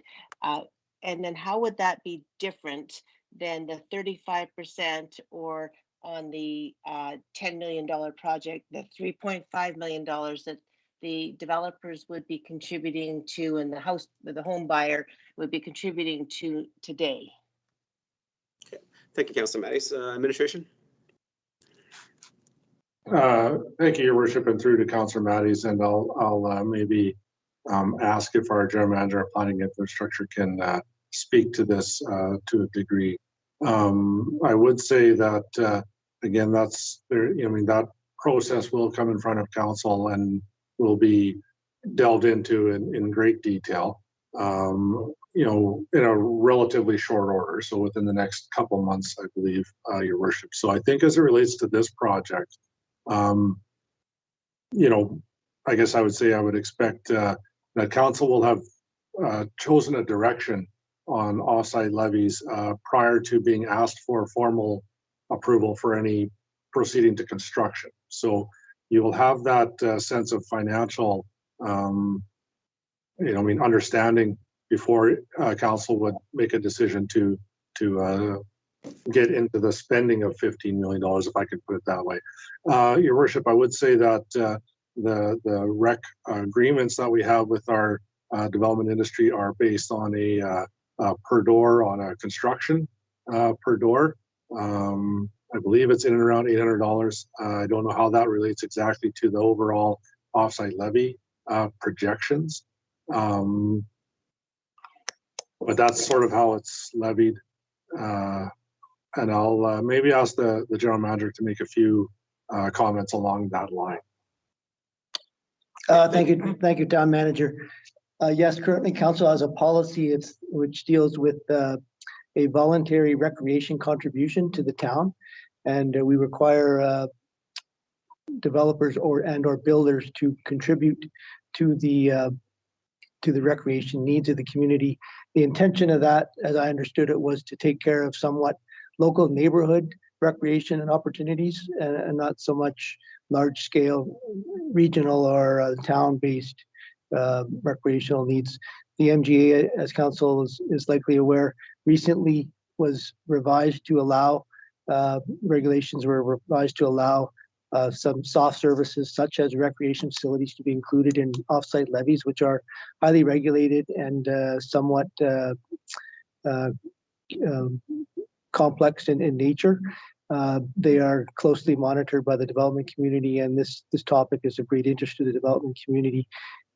So we have been working through the process to bring the bylaw, offset levy bylaw, to council. It's due to come in front of council in May for first reading, and then subsequent other readings. And in a nutshell, the money raised in the new system could be very similar to the voluntary measures which were put in by council policy previously. However, I would say that the bylaw that council would consider regarding offsite levies would be providing much more clarity and transparency as to where the money is going. Your worship, if I may follow up. Go ahead. So my question then is, if we have the policy on voluntary recreation contributions, would that disappear after we had the recreation levy? Or would they both, this be an additional charge to the developer? Your worship, through you to Councillor Matthews, the council policy would have to be repealed and it would be replaced by the bylaw. Thank you. Okay. Thank you very much for that clarity and explanation to Councillor Matthews. Councillor Laurie? Yeah, thank you, Your Worship. Yeah, kind of sat back and listened a lot here, and I think, we're ending up down a lot of different rabbit holes here, and I will start by expressing my disappointment that the process seems to be very muddy, and it seems to be taking us a long time, and I think this is an intent by administration to get things moving in the right direction at a more acceptable pace than what it has been, and I would agree with that methodology at this point in time. I think we have seen all kinds of different plans. We have talked about all kinds of different solutions. We are trying to understand what our community wants. We're trying to understand what our community partners are doing. We're trying to understand what these different things look like, and until we actually get some of these professionals in here to provide us with that information, that's not going to happen. Now, yes, we did previously approve the $1.5 million to go to detailed design, and personally, I kind of would have thought that would have been enough to get us past this point as well. However, we also did bring up some inquiries and some questions and some alternatives that we felt needed to be explored. And so I think that this is a good step by administration coming back to us to say, okay, we've heard you. Here are the options. We've found some things. This is our plan right now. So, administration is going to go forward. They're asking us for permission to go forward to determine what type of structure is going to be most appropriate for the desired amenities that we have expressed. And, this figure that sits in here right now of $15 million, I mean, we all kind of know that that's generic in the sense that it's not really going to be achievable in a traditional build. So when we're looking at this, essentially, I think administration is going to present us with the option to say, listen, this is what we can do with $15 million. It's either not much or it does meet, but we have to do it with an alternative means of construction. Your alternative is to go to a traditional construction. It's going to cost this much. I will say this, I'm not happy that we're not considering an ice facility, because the 2017 recreation study did say that the next ice surfaces should be located in the town of Stony Plain. With what Spruce Grove is proposing, we're looking at 6 surfaces of ice in the city of Spruce Grove to still having only 1 in the town of Stony Plain.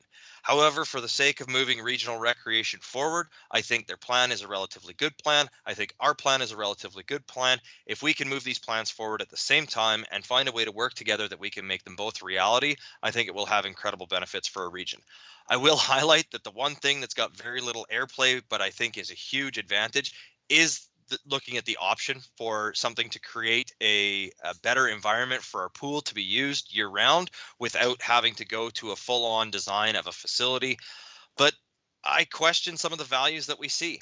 I've been doing a little bit of research and a little bit of look into the facility that Drayton Valley and Brazeau County are building, a $21 million aquatics facility that looks oddly similar to the aquatics portion that we're looking at, that's valued at over $35 million. So, you know, there are some discrepancies that I see, but unfortunately, I don't think any of these are going to get any more clear until we move to some actual detailed design work, until we can actually get some designs in front of us that show a higher level of costing than what we've been able to achieve before and understand what that looks like. So I'm supportive of this the way it's written. I don't think we need to have much more conversation in regards to funding and this, that, whatever. We're not being asked to fund the building today. We're just being asked to move forward on the next step. And as we've already said, we pretty much did approve this when we approved the $1.5 million for detailed design. This is just another step on the way. So those are my comments, Your Worship. Okay, thank you for your comments. Any other questions, comments for administration for clarity and understanding? Okay, you want to go back to Councillor Palechko. I think you had some concerns the way that the motion is written. The conversation, does that provide any more clearer sense to what council is being asked for?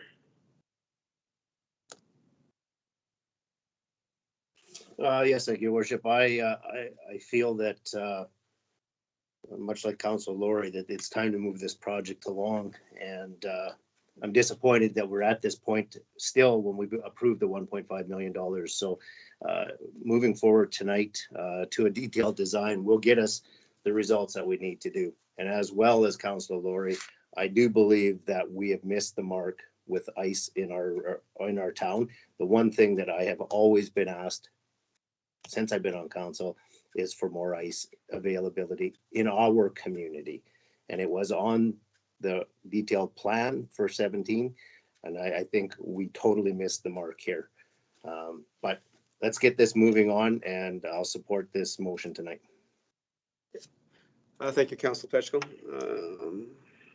Okay, I see no more questions for clarity and understanding, so I'm going to go to a motion. If I can have, where are we here? Councillor Bennett, you're up next. Go ahead.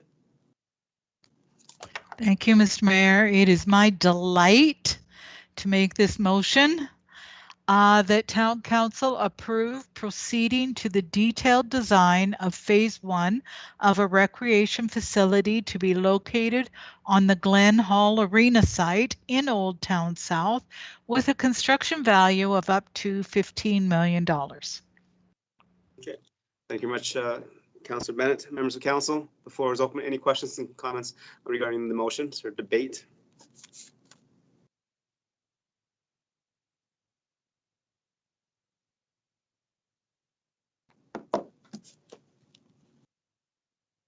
Okay, seeing none, I'll provide some comments. I will support the motion. I think it's very good next step for the town of Stony Plain, as there is lots of conversations around the table of what can be built, where it can be built, how it can be built. Going to a detailed design will allow administration to have those detailed numbers and finite numbers of what can happen and be brought back for councils for approval. I do, as Councillor Laurie mentioned earlier, appreciate the fact that even though on the phase 1 design does not have a new aquatics center, administration is looking at kind of a scenario or a way to improve the current outdoor pool so that we can extend the use of it. So if we can get an extra couple months, that is awesome. I think that will alleviate some of the concerns until we get ready and set for phase 2 and phase 3 into the future. Councillor Meyer, you have a question or comment? Yeah, just a comment. So yes, like everybody else, I think this is an important and exciting step. Moves us a little bit closer to the goal. The only thing, just in regards to my earlier question regarding the goal, whatever the name of the Gold Sports Park. Gold Sports Park. I would caution administration against making or creating any obligation or any conditions that we are obliged to use their facilities over our facilities and or not compete with their facility.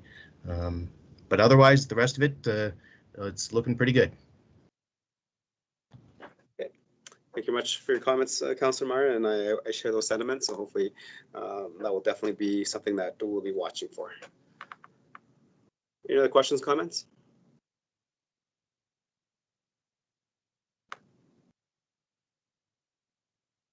Okay, see none, I'm gonna call the question. All in favor? Mr. Mayor, that's 7 hands in favor. Okay, thank you very much. Ladies and gentlemen, that ends our, no, it does not. We have 9.6. Oh, I'm just getting ahead of myself. Sorry, psych. Okay, moving to 9.6 is the reschedule of governance priorities meeting. Go ahead, Town Manager. Thank you, Your Worship. Not much to add other than what's in the written lead sheet. Just asking for a reschedule to allow the alignment of the presentation of the integration report from the regional plan the 3rd week of June to both ourselves and at the individual council chambers, Spruce Grove and Parkland County. Okay, thank you. I don't think it needs any questions of clarity, so I'm just going to ask for a motion. Go ahead, Councillor Palechko, for the motion. Yes, thank you, Your Worship. The Town Council rescheduled the June 7th, 2021 Governance and Priorities meeting to June 21st, 2021. Okay, thank you. Members of Council, let's call the question. All those in favor?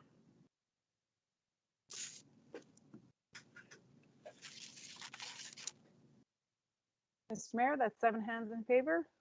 Okay, thank you very much. As we amended the agenda, there is a closed session item, so we'll go straight into information items and council discussion. Does council members have comments, questions, or kind of events that they want to share with members of council? I will start with Deputy Mayor. Go ahead.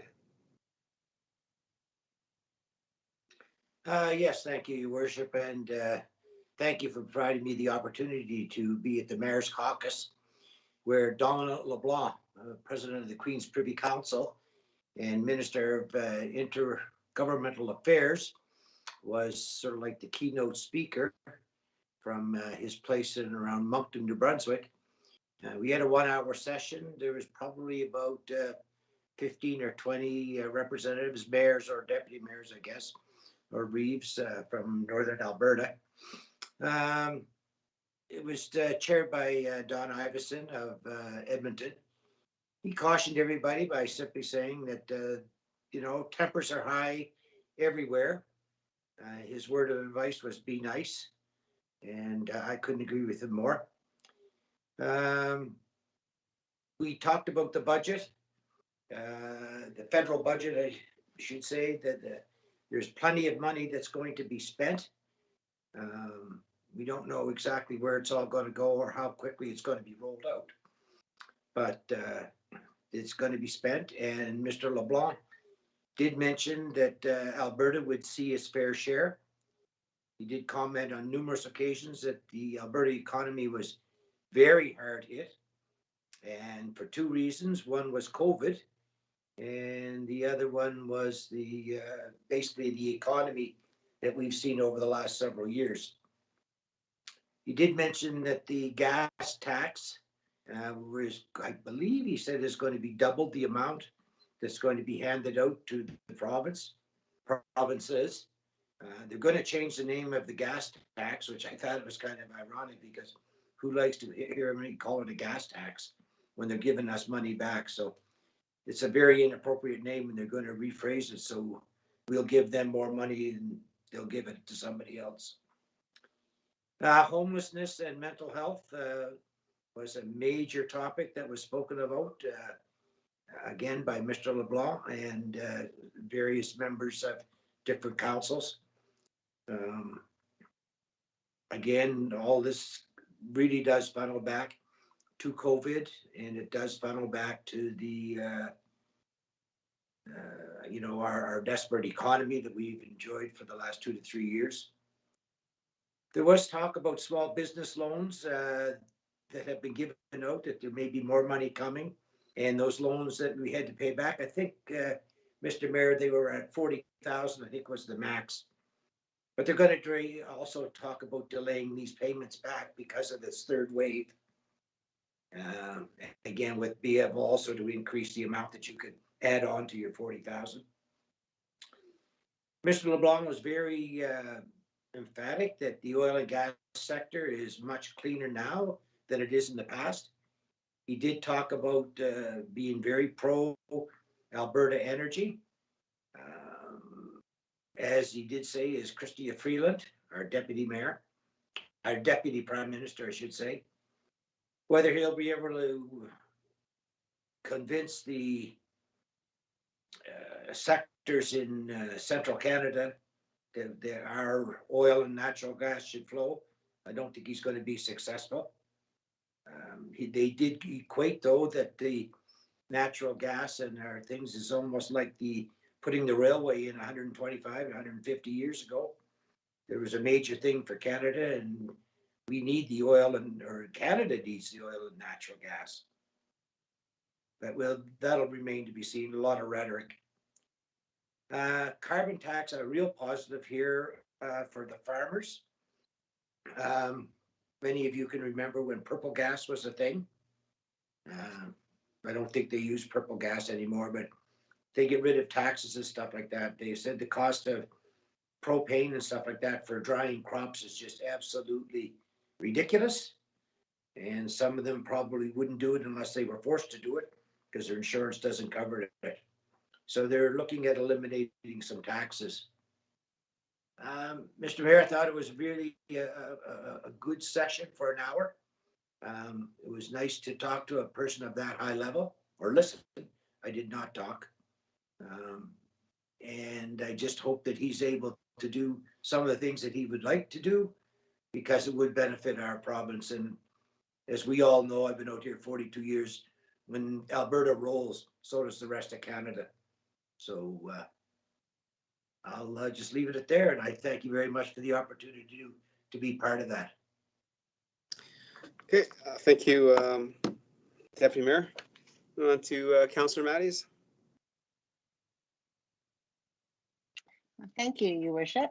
I just wanted to share with everybody that today was my first day of a course that I'm taking on future forward leadership. And this is put on by the Campus of Communities for Communities. And it's a 6-week, actually 7-week course that I'm taking 1 day a week. I'm going to be joining with individuals that are working either through municipalities or nonprofits in the Western provinces, and just a really forward thinking group of individuals. So very excited to be taking that, and I'm hoping I'll be able to share a lot of learnings with the Mayor's Task Force. So just wanted to share that today. Okay. Thank you very much, Councillor Matties. Councillor Plechko. Nothing this evening, Your Worship. Thank you. Thank you. Councillor Meyer?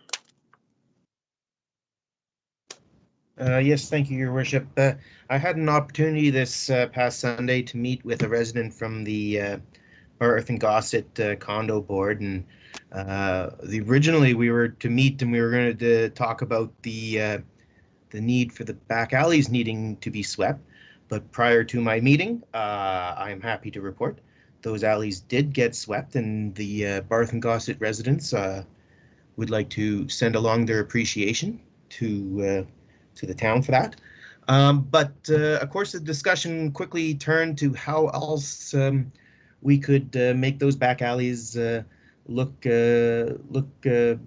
fresh and clean, and the discussion kind of centered around, well, if we are going to have more people coming downtown and the like, and we are expecting people to use those back alleys during construction this next year, the need for maybe some garbage cans back there, a bench was suggested, and I know I've spoken not to just to this resident, but to a business owner who would like to see some speed bumps, especially during the construction when we see a bit more people using those back alleys. So anyhow, just thought I'd bring those items to admin and my fellow councillors' attention.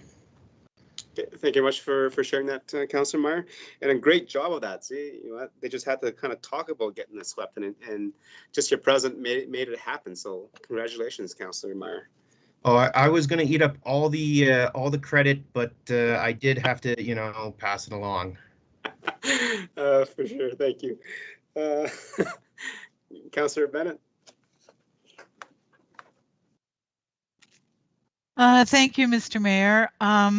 I did have a resident concern this past week about the new 3 Robins, but I've already spoken to our general manager and to our town manager, and so I'll leave it at that for this week, and hopefully that will be alleviated. But second of all, I wanted to make sure that I invited all of council to the Mayor's Task Force meeting that we're having tomorrow night, where we're having a presentation from CEIP, which is the Center for Environmental. Councillor Matthews, you're going to have to help me out here as to what that stands for.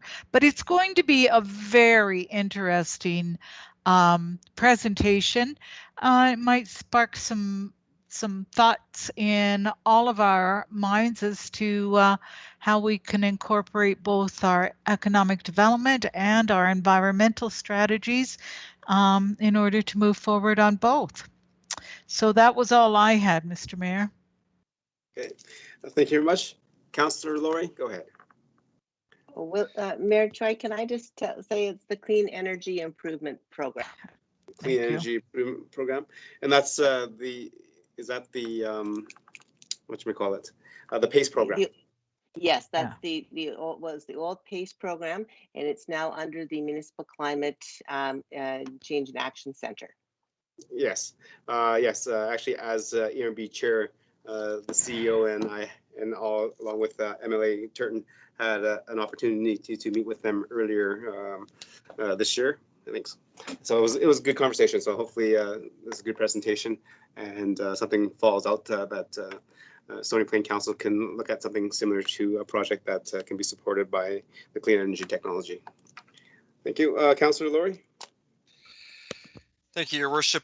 Just one quick thing. Just wanted to remind everybody, council and residents alike, that we are in the midst of pitch-in week from the 24th to the 30th. I know it doesn't necessarily look the same as it has in years past for us, but I know it's been great. I've seen a couple people out already. Personally, we were able to get some of the poop bags that were provided at the UMBAC Park and do a good cleanup there, as well as do some of the passing and around our place. So it's great to see everybody get out there and starting to help clean up and spruce up our community as we get into the spring. Things are starting to green up, trees are starting to bud out, which is nice and early this year compared to most. So very happy to see that. And I just wanted to also pass along my kudos to our golf course team.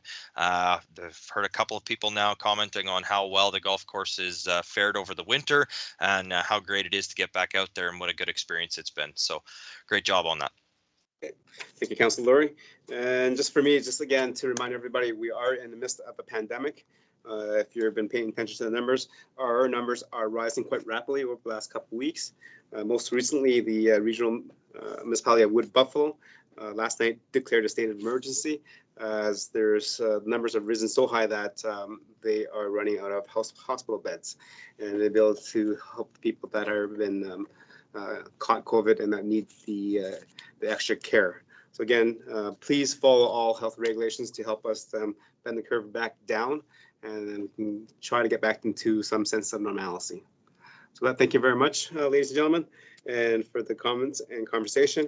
Moving on to a closed session, item 12.1.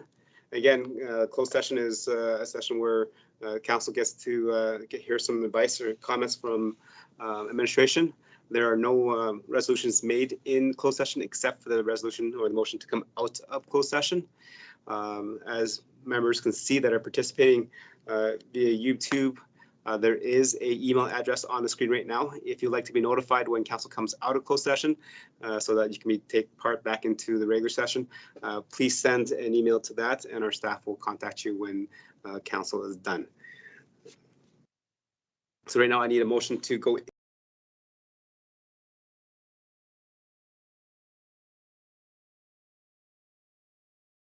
to discuss per FOIP section 16, 12.1 Meridian Housing Foundation. Okay, thank you very much. I'll call the question. All those in favor?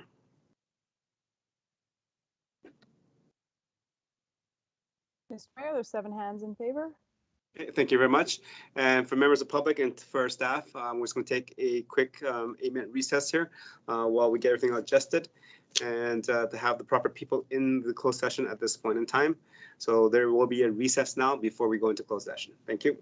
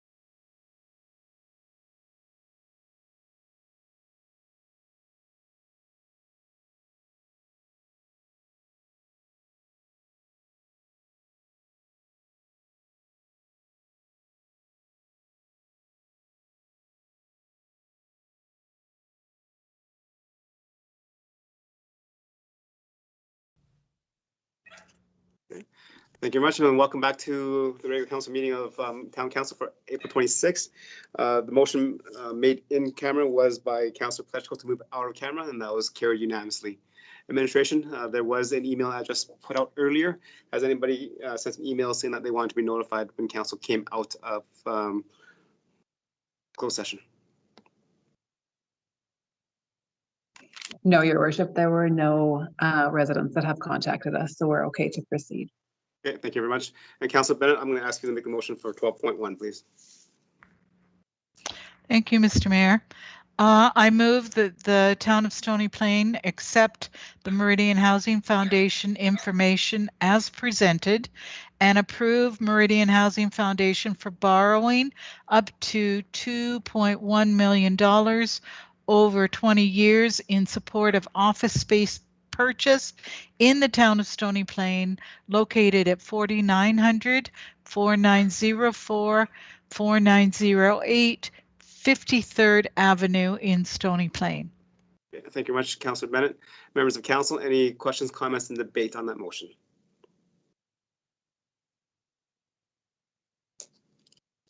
Okay, seeing none, I'm going to call the question. All those in favor?